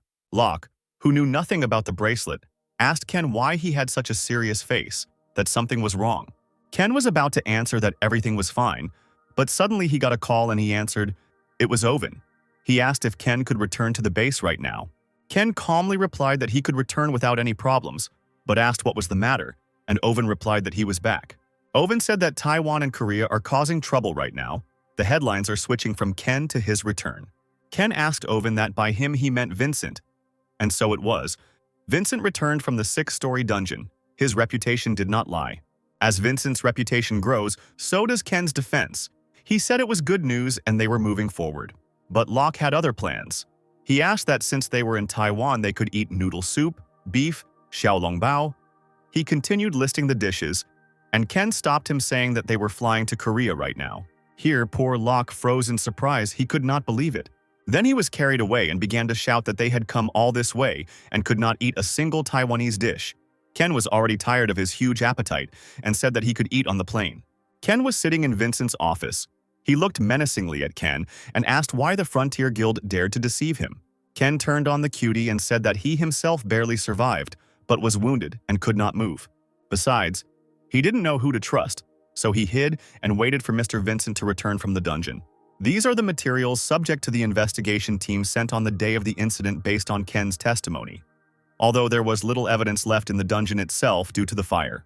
Judging from the statements of the other surviving players who entered the other dungeon, the Frontier Guild was the instigator of this provocation and attacked first, despite the fact that they pretend to be innocent and pretend that it was a simple accident. Vincent was visibly angry. He thought that those damn bastards had done all this while he was away. And then he said that given the circumstances, it was clear that they were trying to find out the size of their forces. And Ken asked what he was going to do next. "They will pay for what they did to me, so there is only one thing I want to do," Vincent said. Suddenly, Secretary Kim put some box on the table. Owen was smiling from ear to ear, and a tired Locke asked how much he paid to smile like that, and Owen said that he dropped as much as he could because it was him. Locke asked, "Is this Vincent? And how is Owen going to get his skill page back? Because no matter how much he loves money, he hasn't forgotten how hard it was to get this skeleton knight skill." Owen told Locke that he didn't have to worry about it, because the person who would return their items was already in Vincent's office. As always, it dawned on Locke later, and at first he didn't understand what he meant, and then he remembered his beloved partner. Ken left Vincent's office with a suitcase in his hands and called Owen, who immediately asked how everything went. With a smirk on his face, Ken informed him that Vincent had just handed him the skeleton knight skill page. On the internet, everyone was already discussing that Vincent had given a skill page to an American player, saying that the Phoenix Guild promised to support him. Paula bit her lips and thought that Vincent was flirting with them from afar. If Vincent becomes a crowd favorite, it will be another problem for her, as it could make her job more difficult in the future. "Since this is the case," Paula said, "you must take responsibility when you contact Naomi." And at Vincent's house, Secretary Kim said that they would return to this issue after she discussed it with her boss. She was talking on the phone, and Vincent, who was reading the newspaper, asked if she had spoken to Ken. Kim confirmed that it was Ken. He handed over the skill page entrusted to him and sewed on what further instructions there would be. Vincent said that Ken was not stupid, because now that he was looking for new members, Ken must have felt the instability of his position. He continued that since he worked so hard, as a gesture of courtesy, he would let him die in a 3-level dungeon. A C rank should be enough. What a freak. Although Ken had foreseen this, Vincent said that he would be given normal support, he would calm down and leave, and if not, he would have to surprise him. In the evening, the players gathered together and discussed Ken. They considered him a weakling, but one player reminded the others that he had excellent skills, and it seemed he had joined Vincent's group of subordinates by clearing out one of the uncleared dungeons. But the girl named Eugene only laughed that if he were strong, he would go there himself. But that is not the case, since they asked to accompany him. Like a child, she began to stamp her feet while her partners calmed her down, saying that this was an order from the guild. But she only complained that since Vincent became the guild leader, there had been too much politics around, and that she was already thinking about moving to the Messiah Guild. Another player said that it seems that he has a patron who is the messenger of the underworld, and his main ability is the skill Poisoned Blood. But since this skill can be dangerous for allies, he has been traveling alone until now. The girl thought that since he had poisoned blood, he couldn't summon skeletons, and she was told that no one had seen him use other skills. They don't know that those who saw his real power are long dead. And finally, the man about whom so much was talked about arrived. She noticed his car and said that his thriftiness deserved respect, and that she would give him a little break. They entered the dungeon and Ken thought about Vincent, who had sent him 3 escorts even though it was only a 3-story dungeon. While he was thinking about this, the girl came up to him and asked if this was his first time in the 3-story dungeon. She said that he was of little use in this dungeon, so she began to threaten to finish him off if he got in the way. Eugene ordered him to try killing a couple of monsters so she could see what he was capable of. Ken asked what kind of monsters he should kill and how many. She thought that he was already rebelling against her, but still answered that he should not show off and kill as many as he could. When he said he needed time to prepare, she turned around and said he was on his own and left. In Owen's office, Locke learned that Ken had entered the dungeon again and asked if he had some kind of unhealthy attraction to them. Owen began to scold him that he liked to laze around all day, but Locke just yawned and said he wanted to relax while he was gone, and complained that working with him was a nightmare. Alvin began to say that earlier he complained about the lack of an experienced partner, when all three received a notification. An emergency situation occurred. A monster broke out of the dungeon and began to destroy everything in its path. Locke asked which guild was watching this dungeon and how they allowed this to happen. He started to say that the same situation happened a few years ago with a dungeon controlled by the Messiah Guild, but Owen motioned for him to shut up. Here Locke himself realized what a mistake he had made and covered his mouth. Alvin turned to Secretary Lee to see what condition she was in. Apparently they will show us Lee's past. We see an ordinary Korean school. Lee, still a schoolgirl with long hair, frowned at the desk in front of her. On the desk was written Paula's name. Suddenly, there was a loud explosion and all the students ran to the window. One of the high-rise buildings exploded and began to collapse. Lee, seeing the building collapse, began to cry and scream in pain. Apparently, she immediately understood everything. And now the same situation happened and she was probably overcome by those same emotions. She put her phone down and said she would step away for a minute. On her desk was a framed picture of herself smiling sweetly next to her father. Locke had already regretted 1,000 times that he had let it slip. Owen was also sad and began to scold Locke, telling him more than once to watch what he was saying in the presence of Secretary Lee. Locke said he didn't mean to mention it, then said that Owen knew her father and asked what kind of person he was. Owen began to remember an old friend. He was talking to him in a restaurant about some business. Lee's father said that there was risk in this business, but he was always willing to take risks for the sake of his family. He talked about wanting to make the world where his daughter goes to school a safe place. And when he died, Owen came to him. It was clear that the death of his friend upset him. Clouded by past memories, he said her father was an incredible hard worker and an easy target when it came to his daughter. At this time in the dungeon, Eugene killed a lot of monsters and thought that since it was a C-rank dungeon, there were no particularly strong monsters here. While she was thinking that at this rate they should be able to move to the second level by tomorrow without any problems, a guy ran up to her and said that she should take a look at Ken. She asked with displeasure if he couldn't handle even one monster even after asking for extra time to prepare. The guy said he got it, but she should still take a look at it. She didn't like the noise he was making and ordered him to show her the way. When she arrived, she was surprised by what she saw. She remembered that he asked for time to prepare. She realized that he had spent all this time setting traps. It was strange that no one else had done this. Eugene thought that although he tried hard, such traps would not cause much damage. At most, they would scratch. They jumped into the tree branches, and from this view we can see all the traps he had built. Here Ken himself appeared. Monsters ran after him, and when they ran past, they touched Ken's traps. Eugene became worried and thought that he would definitely die this way, and asked what he was trying to achieve by leading a crowd of monsters into such a simple trap. She took out her bow and was already preparing an arrow, but the guy told her to wait and look at his plan. But she just started saying that this guy clearly had no plan, and that Vincent would kill them if he died here. But the guy didn't answer her and only pointed down, asking her to look at him. Ken jumped onto one of the tree trunks and was surrounded by monsters. Eugene saw him surrounded by monsters and decided it was too late to save him. But Ken had other thoughts on this matter. He activated the Underworld Messenger skill Bloody Mist. The orcs were poisoned by the Poisoned Blood skill, and one by one they died. Eugene didn't laugh at Ken now, and thought that he combined the Poisoned Blood with the Blood Mist, which meant that it was correct to use the Poisoned Blood skill. The guy said that it was amazing, and that he was seeing something like this for the first time. Ken had already killed 100 orcs this way, and Eugene's eyes lit up and she thought that he deserved Vincent's favor, and that she would win him over to her side, no matter what. She saw only a part of his abilities and already elevated him to the throne. And Ken stood in front of a pile of corpses, and the messenger of the underworld admires his ability. The Bloody Mist skill rank increased by 1. Ken walked up to one orc and touched him. The Underworld Messenger's blood absorption skill was used. He thought how good it was that he could replenish his blood supply with this skill. Eugene turned to the guy and told him to go and tell him everything. He didn't understand and asked what to tell him, and Eugene pointed to the battlefield and said that he had definitely passed the test. That evening, Ken was sitting by the fire when Eugene came up to him and apologized for her behavior. She enthusiastically told him that his skills were incredible, and that she never thought that poisoned blood could be so deadly. Did Ken really have a fan?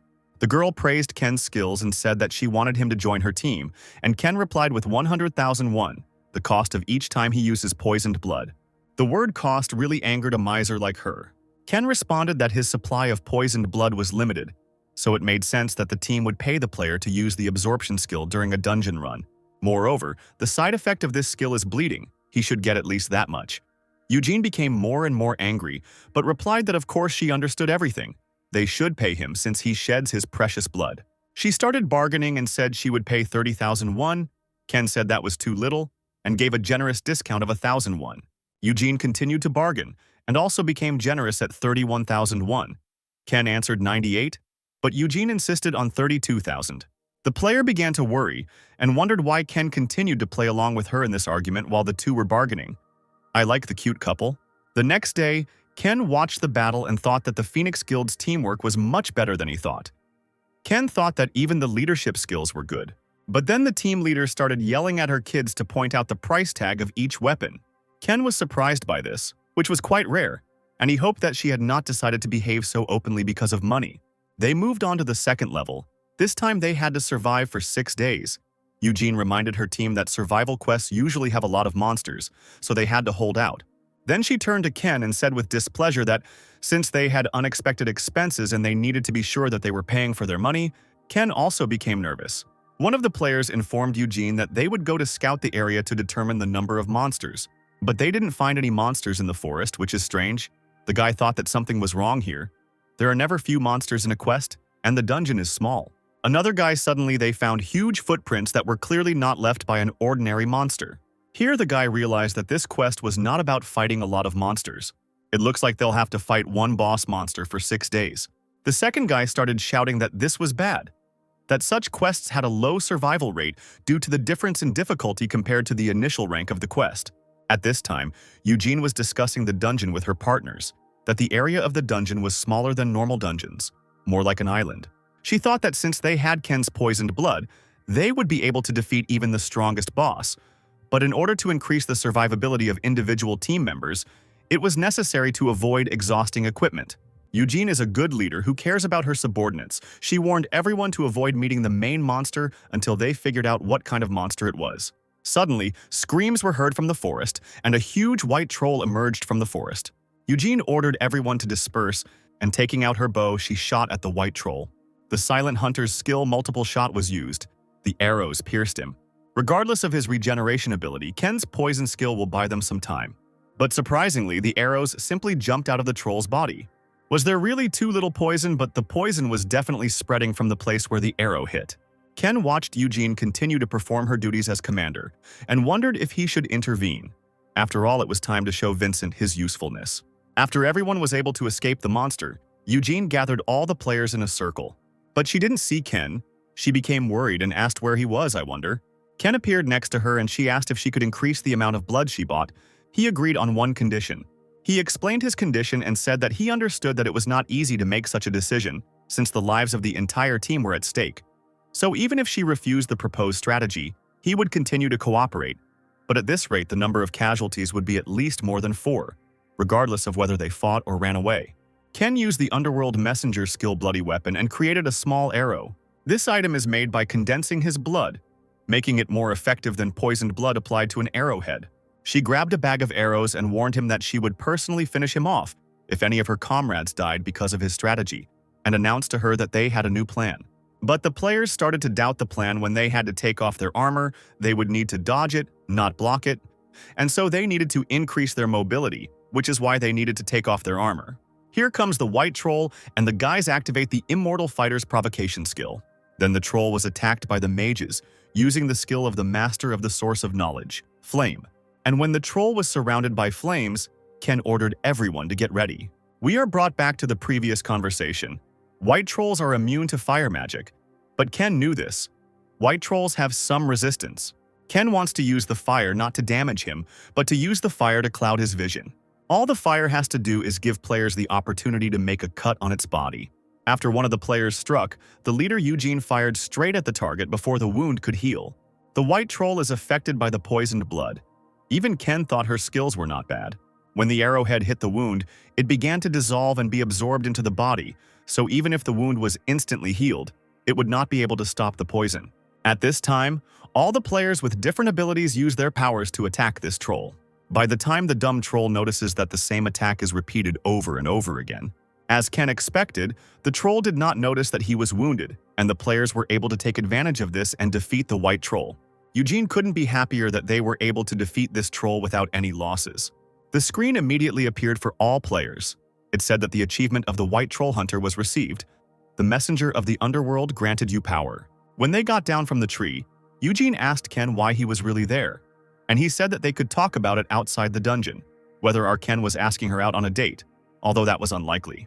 But then he ruined everything by reminding her that they had used his poisoned blood 217 times, and he expected them to pay him back upon leaving their dungeon.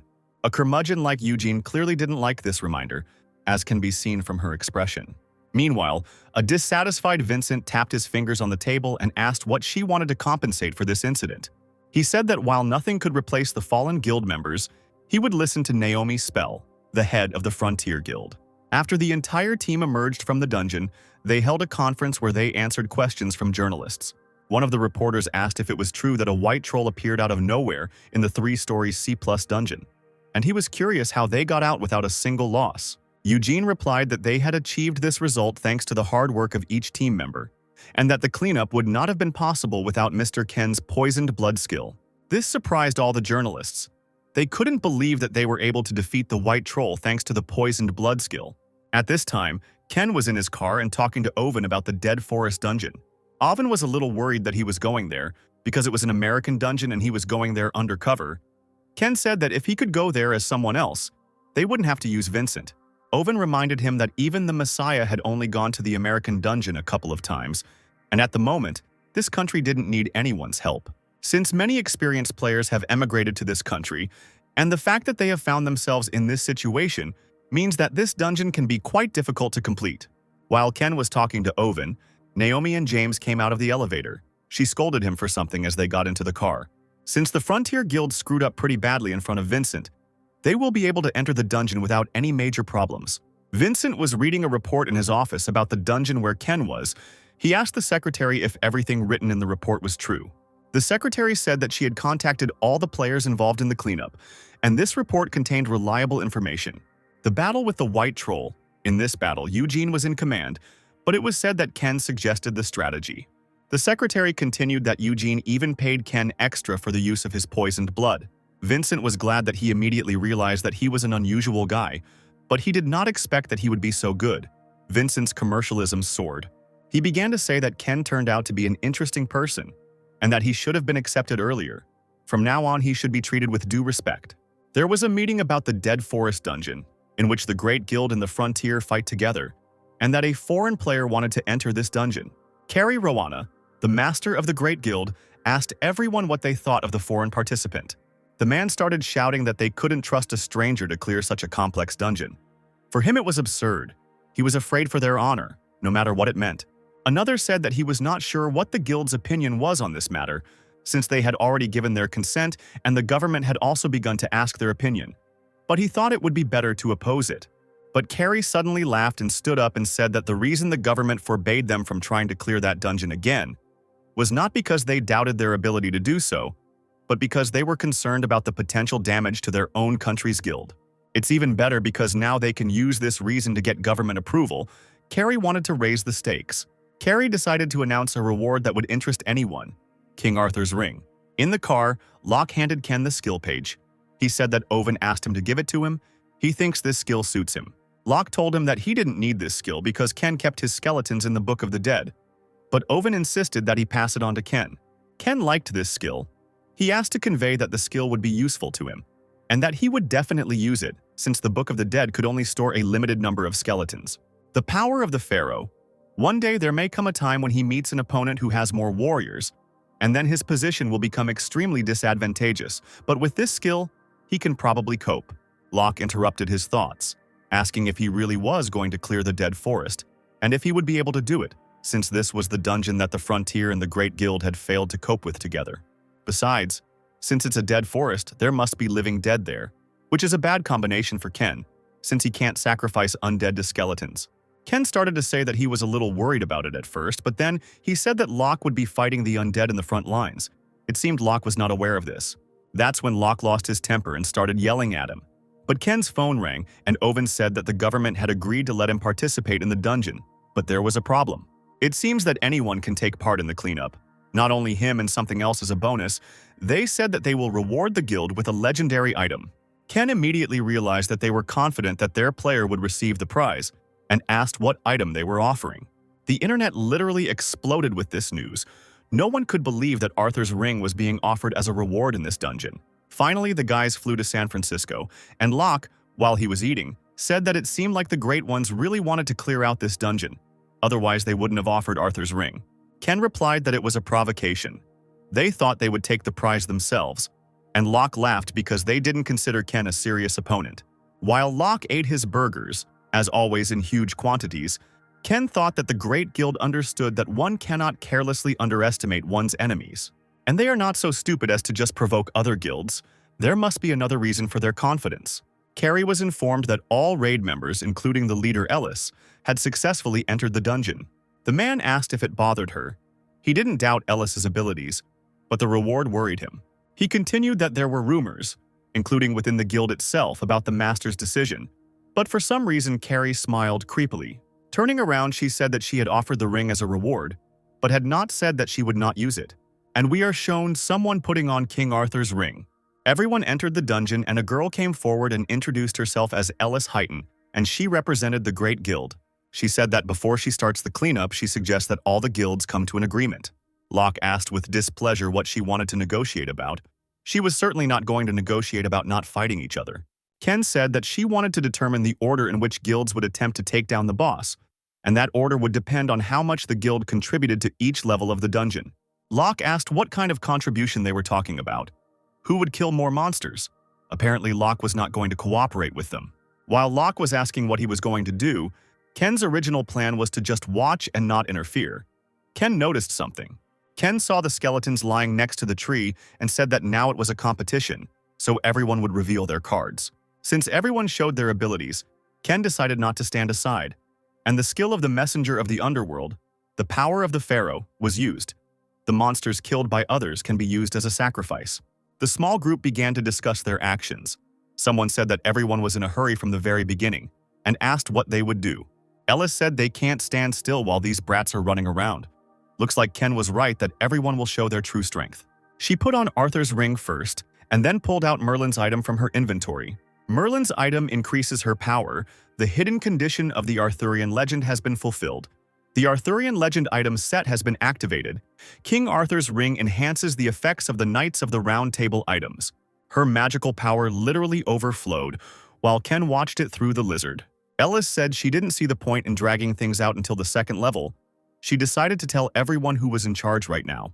This is the trump card of the Great Guild. No wonder they were so confident. Ken expected King Arthur's ring to be used in the dungeon, but he didn't know that Ellis also had Merlin's item. Merlin's item is a legendary item, something like a symbol of Paula, who led the Knights of the Round Table, but this does not mean that it belonged to her from the very beginning. The fact that the item passed from Ellis to Paula. So there is a direct connection between the Messiah Guild and the Great Guild. So it would be even better if Ken got hold of the item before it fell into Paula's hands. The effect of this would be greater than any of Ken's attacks against the Messiah. While Locke suggested that Ken analyze the opponent's strengths, but Ken had another plan. Ken thought that they wouldn't be able to give priority to the Great Guild that owns Merlin's item and King Arthur's ring, and told Locke that they would give it their all from the start. Meanwhile, Ellis, using the skill of the listener of all creation, called the Fire Spirit, burned all the orcs in her path. The player was impressed that, as expected from a great guild, with such a level of firepower, it was impossible to attack the fourth one at once, when suddenly he noticed something. It was Ken, who was not inferior in strength to the Great Guild. The path was already blocked, which didn't make Ellis very happy, as she didn't expect Ken to do so well. Ken used the skill messenger of the underworld, the power of the pharaoh. The monsters killed by others were used as sacrifices, and he was able to summon a skeleton warrior. The player didn't like that Ken was feeding his skeleton the monsters they killed, but Ellis told him to calm down and check his score. With a score of 1,500, the Great Guild is in first place, the Messiah is in second place, Ken and Locke are in last place for now, and the player just laughed at them. Ellis ordered her subordinates to move to the next zone. Ken thought that at this rate their firepower would outpace them. However, such power does not mean a quick hunt, because they do not have the weapons that Ken has. Ken had an idea. He told Locke that they were the only guild that could use this strategy. Of course, this was only possible because Locke existed. He tried to press Locke again, but Locke said that since this strategy was impossible without him, he would do nothing. But then he agreed anyway. and asked this time that he would feed him after the cleanup. And then Ken decided that it was worth speeding up and a skeleton warrior on a horse appeared. It was a skeleton knight, a skill that Vincent gave. In the real world, people on the internet couldn't calm down because of the reward that the Frontier Guild was offering $2 million for the dead forest. Owen was glad that other guilds also started to place bets, because he thought that they would be the ones to win. Owen asked what Ken's lead was, and Secretary Lee replied that it was 3.28, and he would have to see the rest for himself. The Great Guild has revealed the characteristics of Ellis's item, which is also located in the dungeon. Apparently, they gave her Merlin's item and King Arthur's ring, Lee said. Owen was surprised that she was using items that would allow her to go through 5- or 6-story dungeons. And then it dawned on Owen that these two items gave a boost effect, which meant they could lose. And the miser Owen immediately began shouting for Secretary Lee to cancel his bets. But Lee said it was too late. Owen was angry and scolded that the Great Guild was cheap and they should play fair and square instead of relying on items. But in the dungeon, when Ellis looked at the score, she saw that Ken was in first place with 5,704 kills. It was amazing how quickly they were able to overtake everyone. Ellis wondered how they were able to do it, because they could not find anything better than Merlin's item or King Arthur's ring. Ellis approached Ken and Locke and said that the rumors were true, and asked what his secret was, and Ken said that he was just lucky.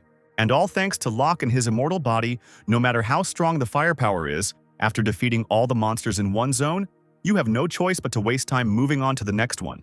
On the other hand, they were able to focus on the battle because they gathered all the monsters in one area. Ken decided to play with their pride a little and asked what specific effect King Arthur's ring gave. It looked like it would be his after the cleanup. So he wanted to know in advance, Ken said, offering to give it to her right away. And then they will do everything possible to avoid harming the Great Guild in this dungeon.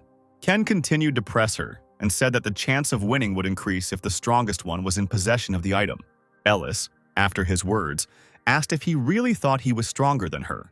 Ken continued that, for the sake of clearing it, he would gladly give his items to a player stronger than him. She got angry and said that because of a small gap he became arrogant. In the end, the Great Guild will clear this dungeon, and left with these words. The player from the Frontier Guild looked at this squabble and was glad that with this scenario, new opportunities would also open up for them, the Frontier Guild. The battle continued, each guild using their abilities to take first place and defeat the boss first. The Great Guild had been fighting fiercely all this time, burning and killing a bunch of corpses, and Ellis asked how the situation was with the places. The player checked the score and became nervous when he saw that the results had not changed and the difference had only increased. Ellis didn't believe it and checked the score herself, and only became more angry. The gap only grew, despite the fact that their clothing power was working non-stop. And suddenly the scout returned to his team. Ellis immediately pounced on him with questions about Ken. The man, as soon as he caught his breath, said with horror that there were 50 skeleton warriors there. Moreover, the skeleton warriors were stronger than any ordinary player. Ken was checking at this time if he could summon another skeleton, but at the moment this was the limit of his magical power. He decided that he needed to conserve his mana to use other skills, so he drank a potion that helped him restore his mana. And poor Locke cursed Ken as he ran towards him, with a crowd of monsters running after him. And Ken just smiled when he thought that Locke had learned to pick the perfect timing. Here, Ken put on his mask and joined the Skeleton Knight. I think he understands perfectly well that he is cool. A real war of skeleton warriors with monsters began, led by a skeleton knight with Percival's spear. While the skeleton warriors were fighting, Ken also used the Underworld Messenger skill corpse explosion several times. They cleared the first level of the dungeon, and Ken's score continued to increase. Ellis announced the results, saying that based on them, further competition was pointless, and asked if anyone wanted to object to Mokosh's guild, Ken's guild, trying to fight the boss monster first. All the participants in this competition did not object to this. Rules are rules, they said.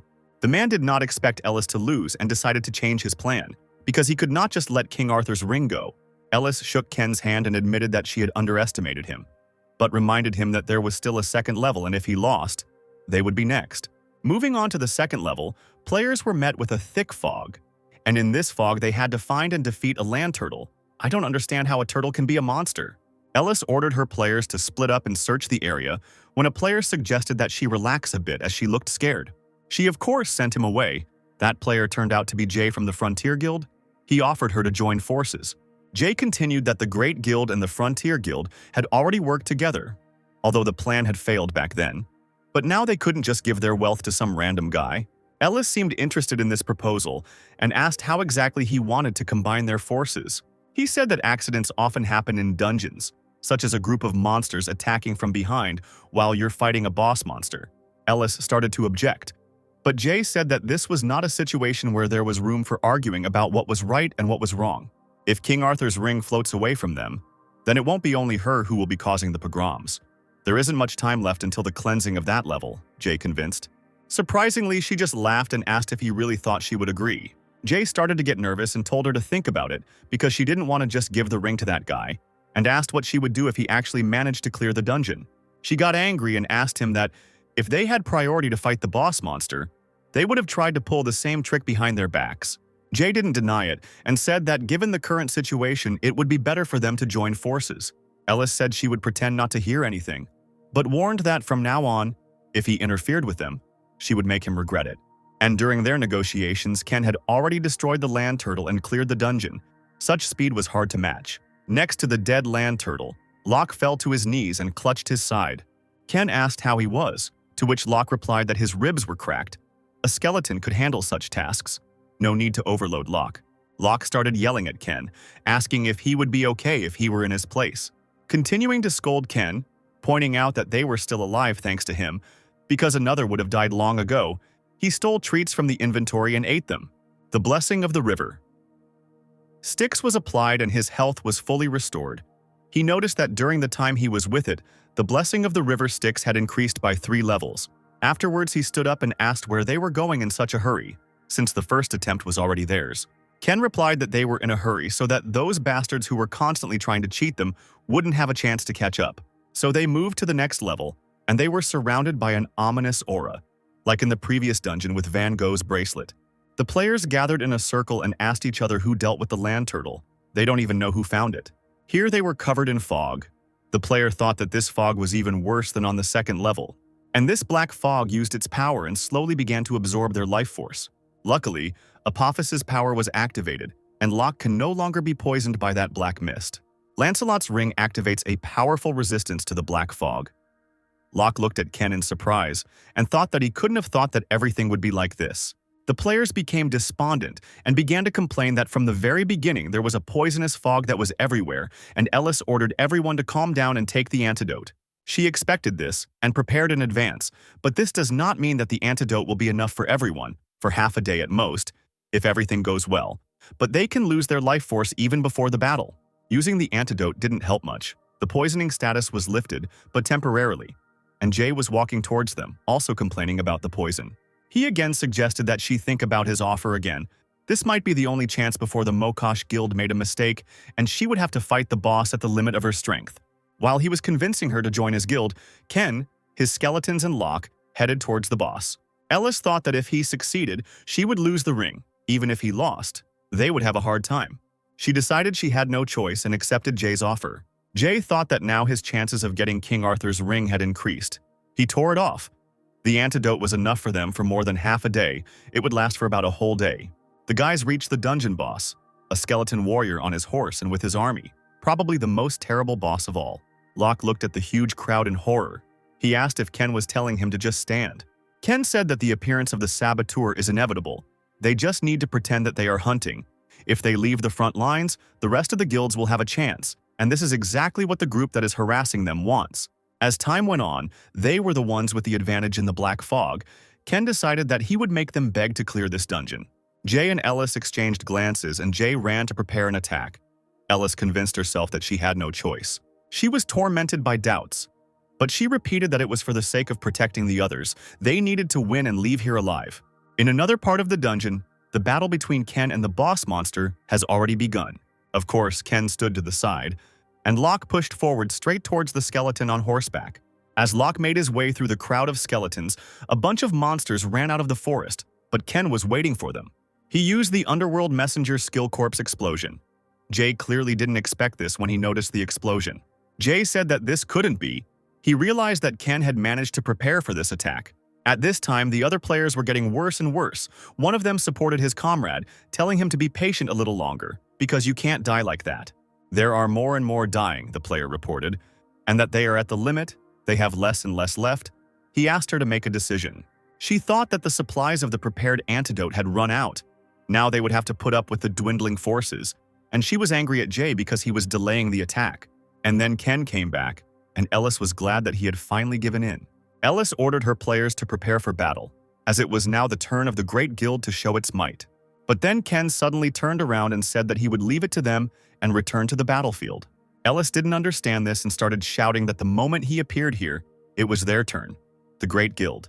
She stated that he had wasted half a day, so he should let them deal with it, and she asked if saving the lives of everyone present wasn't the most important thing. But Ken calmly replied that he was merely returning the wounded on the front line to safety.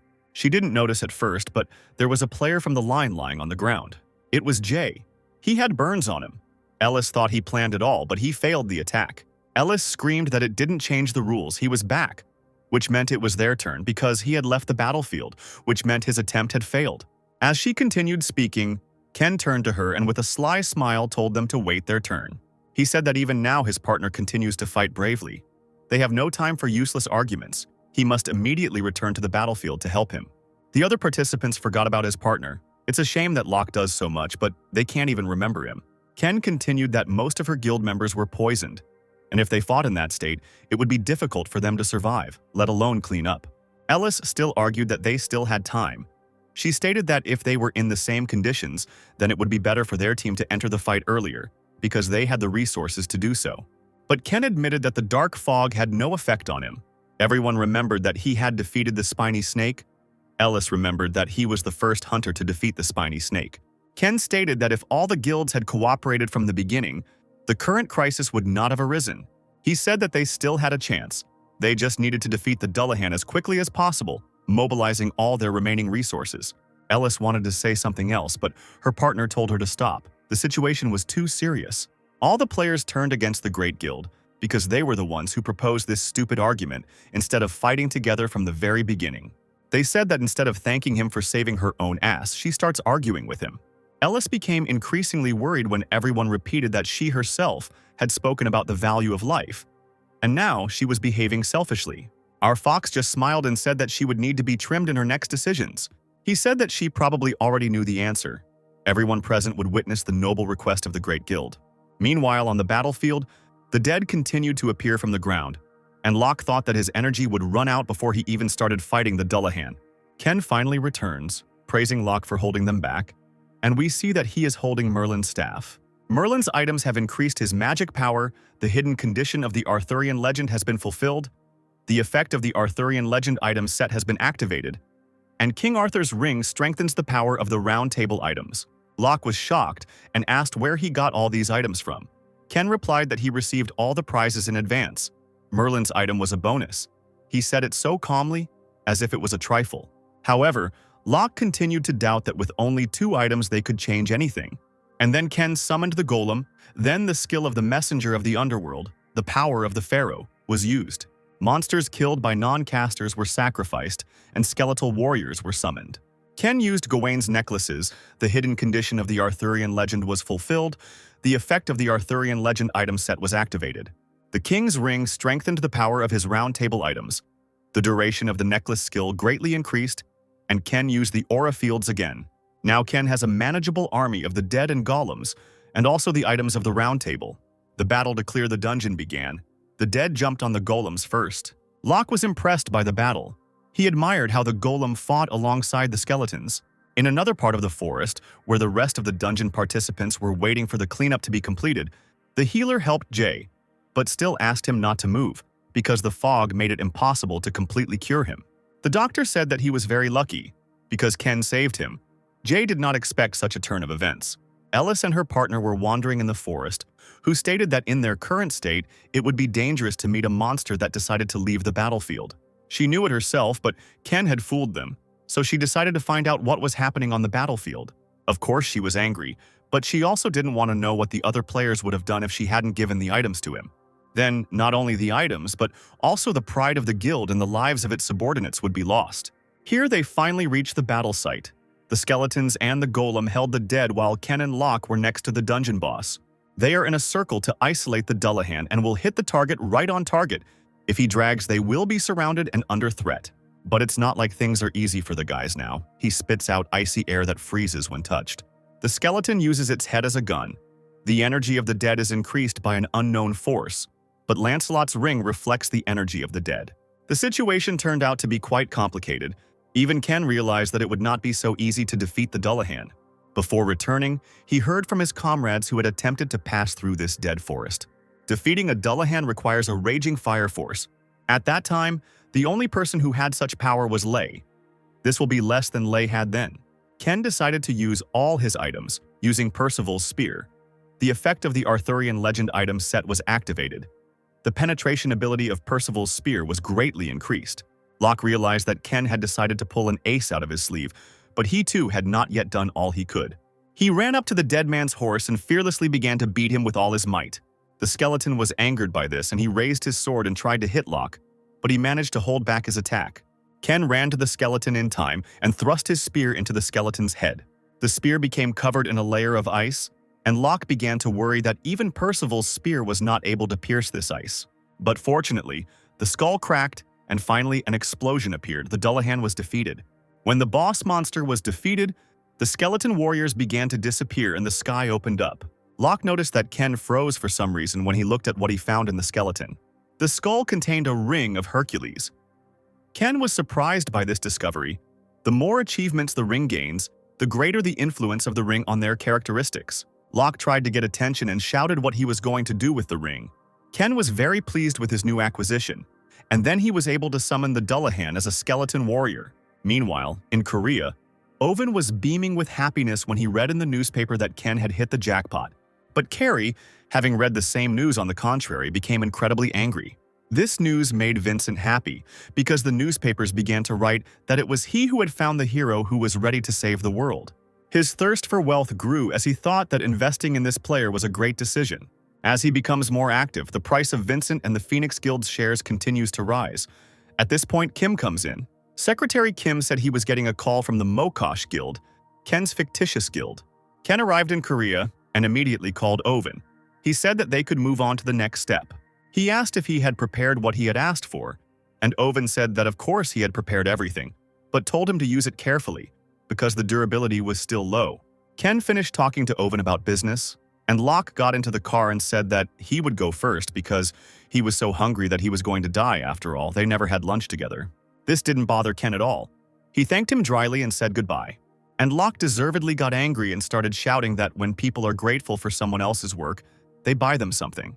Then Ken seemed to promise him that he would soon buy him something to eat, and he could choose whatever he wanted from the menu. He would buy everything. Hopefully, Locke wasn't relying too much on that promise. Locke was shouting after him to buy him food now. At this time, Paula was yelling at someone. Why can't they be present? Don't they understand what situation they are in now? She said that they could no longer delay the attack on the 7-story dungeon, but the man said that he also had a problem that he could not delay. It was a master from Japan. He said that Ken killed several of his students, and he would not cooperate with them until they killed him. Because the guy from the Mokosh Guild, under the patronage of Vincent, was able to pass through the dead forest and all the attention of the public was focused on them. And right now they are planning to ruin their business with such a banality? Sometimes you have to make sacrifices, Paula said. This offended the master and he said that they thought he shouldn't take care of that newbie who easily passed through a 3-story dungeon. He added that they might be watching the wrong guy. The second master archer said that he agreed with him, and it was a pity to see them worrying about such insignificant problems.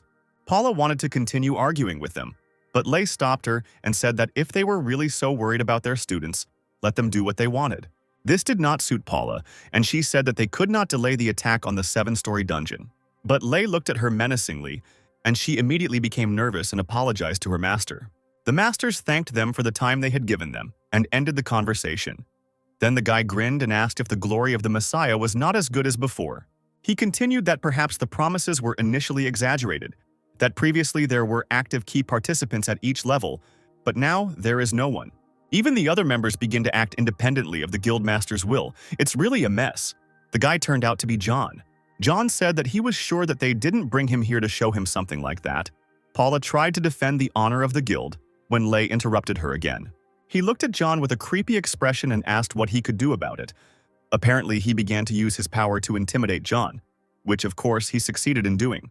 However, we were returned to Ken, who was sitting in Vincent's office and asked why he had called him here. Vincent replied that thanks to Ken's advice to help the Mokosh Guild, his business had improved, and now he had one more request. He added that if Ken succeeds in doing well in what he asks, Vincent will take care of a worthy reward. Vincent stated that one player wanted to be his raid partner in a dungeon to see his skills. Everything had to be done to make sure he remembered it. He said he just needed Ken to go with him. After a minute of silence, Ken asked who the player was who wanted to take him on as a partner. Proud Vincent said that this is the same player from the American Guild. It's funny how Ken plays pranks on everyone in his path. In front of the gates of the dungeon, Vincent was waiting for Ken, who came out of the building. Vincent asked him how the meeting with the Americans went, and Ken, a swindler, said that he described the test to him and showed a report about the dungeon. Vincent, with a serious look, reminded Ken that this task was incredibly important. He had no idea that Ken was that American from the Mokosh Guild, under the hidden name of Isaac. While he was telling him this, a car drove up to the gates of the dungeon, and Vincent was glad that he had finally shown up. The leader of the Mokosh Guild, Isaac, actually got out of the car, although it was probably a stand-in. Ken and false Isaac shook hands and asked each other to take care of each other out of politeness. Afterwards, they entered the dungeon, and Vincent, noticing Isaac's smile, said that he was a little different from how he imagined him. Of course, no matter how you look at it, Ken has a more sinister aura, and the guy imitating Isaac is too friendly. The guy pretending to be Isaac turned out to be Locke, who began to boast that he played well and was able to deceive Vincent.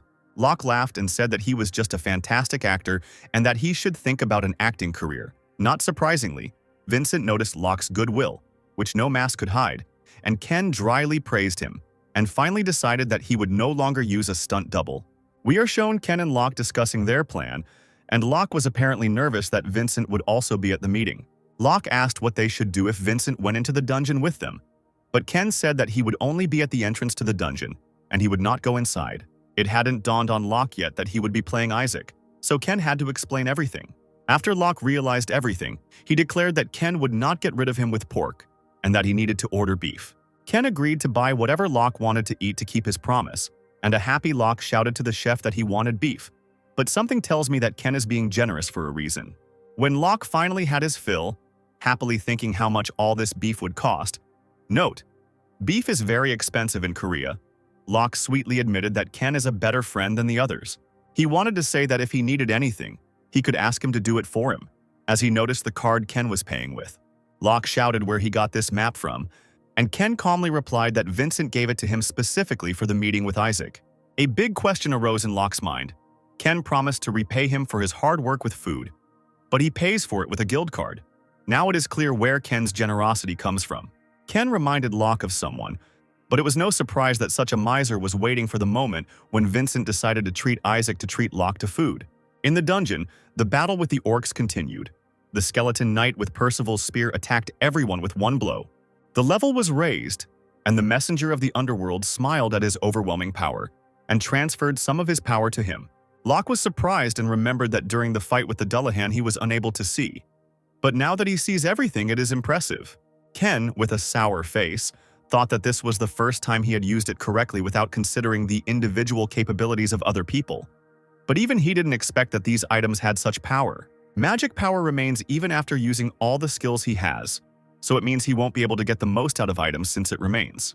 Ken realized that in this dungeon he would not be able to test their power to its full potential, and Locke did not care, because the skeletons do everything themselves, and the level continues to rise.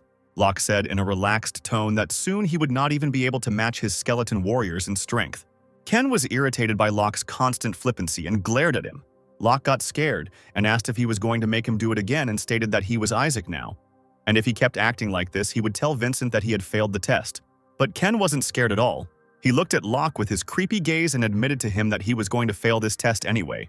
After the dungeon, Ken called Owen and he asked how the test was and if Ken passed the test.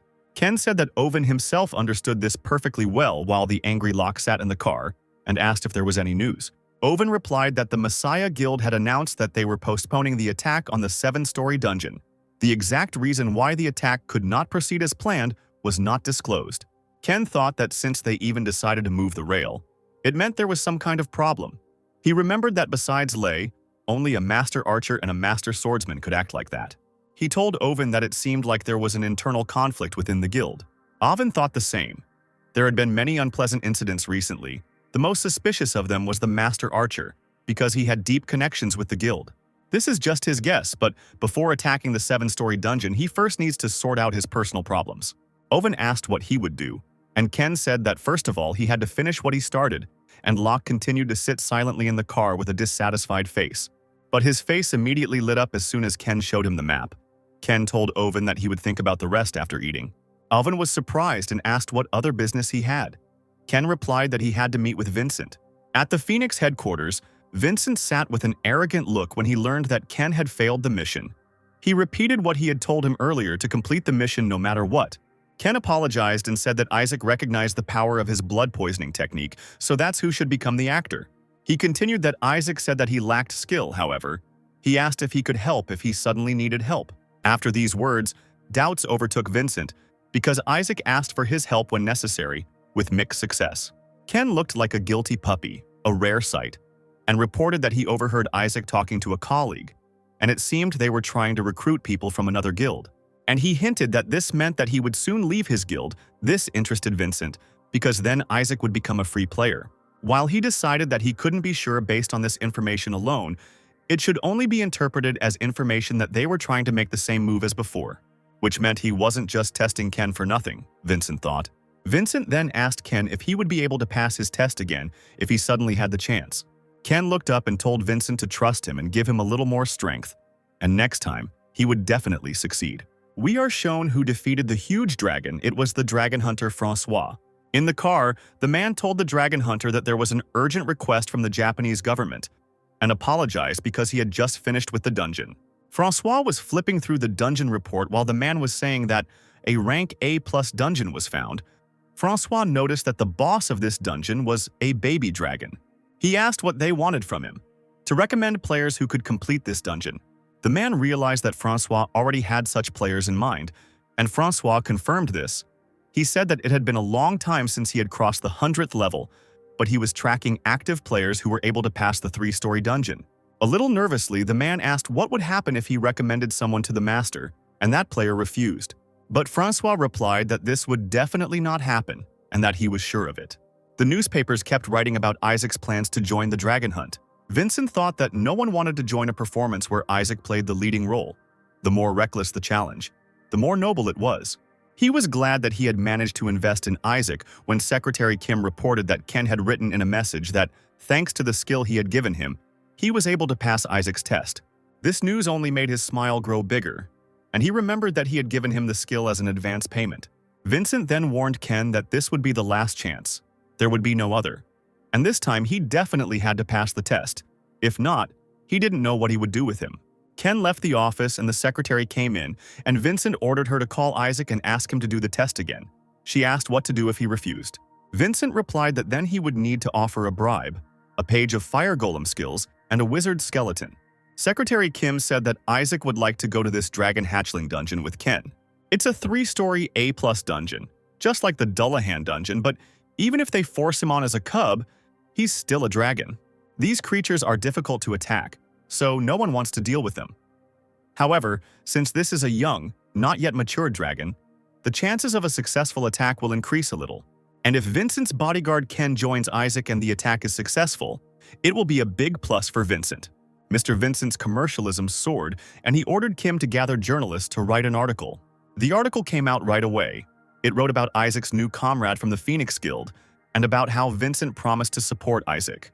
Owen read this article and was glad that, as expected, Vincent did not miss this chance and took excellent advantage of it. Even if he later finds out that he was used for their own benefit, he still has nothing to lose. Owen asked Lee if she had conveyed what he asked for to Ken, and she answered positively. She said that she even checked the goods to make sure there were no problems. Lee said that around this time, he should already be inside the dungeon, and he was probably already using it now. Locke was feeling Ken's mask that he put on the skeleton. Locke couldn't believe that it would work. Owen complained that it cost him a lot. It looks even more real than just putting on a mask. Locke looked at the skeleton so sweetly from all sides and said that the more he looked, the more surprised he was, and asked if Ken had ever seen his double, a monster with the ability to transform and create a copy of the appearance of other creatures. It is not easy to find because it usually hides in the dungeon in the form of other monsters, The skin tissue of the doppelganger is sold at a very high price on the black market. Using this skin tissue, one can create an object that can perfectly disguise itself as the face or appearance of another person. Ken told Locke to stop playing, because if he breaks it, he will tell everything to Secretary Lee. Locke immediately stopped everything and said that it needs to be put in the inventory. Locke asked if he would have to deal with all the monsters again while holding the skin tissue of the doppelganger in his hands. But Ken told him that he wanted to leave him on the 3rd floor. Strange. Ken took Merlin's staff out of his inventory and said that he could handle the 1st and 2nd floors himself. And he summoned the skeleton warriors from the Book of the Dead, the fire golem, and summoned the skeleton magician. Ken put on Van Gogh's bracelet and the bracelet began to hang on his body, increasing the number of rings he can wear. King Arthur's ring is sealed and cannot be removed, just like the ring of Hercules. He gained strength and improved his attack skills, and Locke asked what he was going to do. Ken turned around and said that there was no need to waste time. They should go straight to the 3rd floor. They were already on the 3rd floor, and Locke remembered how Ken had said he would handle everything himself, but ended up destroying everything to hell. Loku even feels sorry for the monsters in the dungeon. Ken is no longer just a lone player. He has a powerful legion that knows no fatigue and is not afraid of death. Ken already has his own guild, you could say. Locke continued to stare at Ken and was afraid to stick his head out. Ken noticed this and asked if he had anything to say, because recently he continued to look at him like that. Locke immediately became frightened and said that he still did not fully understand the attack strategy he had explained earlier. Ken said that once they start, he needs to leave everything else to him and attack only the flanks. Locke needs to not let him get airborne and escape. Locke asked what Ken meant about not overdoing it when he was on the ground, but just staying on his back. The flapping of the folded wings will be twice as hard as when they are unfolded, so the attack will not work at all. To make him spread his wings, you have to hit him hard enough to make him feel the danger. Basically, he has to wait on his back until Ken gives him a sign. Suddenly, a large dragon flew in with its prey, where Ken and Locke were waiting for it. While the dragon began to eat its prey, he, being a smart creature, immediately noticed the changes in the nest. It was a little late, but Ken used the underworld messenger skill to make the corpses on the mountain explode, and the rocks fell on the dragon. While the boys were running towards the dragon on skeletons, Locke asked what he should do if the dragon managed to fly. Ken told him that he could cut his wings if they were open. His job was to bring him back down to earth. Locke started to grumble about what would happen if he fell with it, but Ken simply said that he would trust him with it. Skeleton warriors and golems attacked the dragon at the same time. Locke also climbed onto the dragon and was angry that its scales were so thick. The dragon was also angry and began to attack back furiously with his flames. Ken used the skill of the messenger of the underworld, the power of the pharaoh. The monsters that the magic caster did not kill can be used as sacrifices. The blessing of the sun was activated. Ken also used the aura fields. The Dullahan received all this and, filled with power, he jumped onto the dragon. And the baby dragon, which can hardly be called a baby, was poisoned with poisonous blood. But then the dragon decided to take off. On the dragon's body, Locke looked so tiny. The force of the dragon's wing flap was so strong that Locke was unable to hold on and fell to the ground. Amazingly, Locke did not give up and jumped back onto the dragon at breakneck speed. Locke managed to climb onto its wing and hold on with the help of a spear. Ken kept shouting at him from below to hurry up before the dragon rose any higher. Locke complained and still continued his work. He descended with a spear right along the dragon's wing. He managed to cut its wing, and the dragon began to fall sharply, but he did not take into account that he himself would also fall. And Ken was pleased and thought that if it weren't for Locke, he couldn't even imagine such a strategy. With Locke, half the job was already done. Although the baby dragon fell to the ground quite hard, it did not die, but only began to spew fire even more furiously. Even if they succeeded in the plan with the wings, one should not forget that this is a dragon, and it is dangerous in itself. You need to be vigilant until Ken completely subdues him. It's good that the skeletons are not afraid of death and go straight to the dragon. The skeleton Dullahan and another skeleton warrior together stabbed the sword into the dragon. Its scales are hard, so it won't be easy to hurt it. The dragon noticed the skeleton warriors on his tail and wanted to spit fire at them, but the golem pounced on him in time and grabbed him by the neck. And the flame that was about to come out returned back into his body. Thus the dragon blew himself up with his own flames. The immortal fighter's skill. Blessing of the River Styx activated as Ken approached Locke. Luckily, Locke survived. Thanks to the skill of the immortal fighter, he jumped out from under the ground screaming loudly. Ken said it took longer than expected. Locke didn't get up for a long time and Ken already thought he was dead. All wounded, Locke stated that he couldn't be killed like that. He was just resting because his stomach was empty. Locke asked how the dragon was doing, and Ken proudly stated that while Locke was resting, he was able to defeat it, although he admitted that it was all thanks to Locke.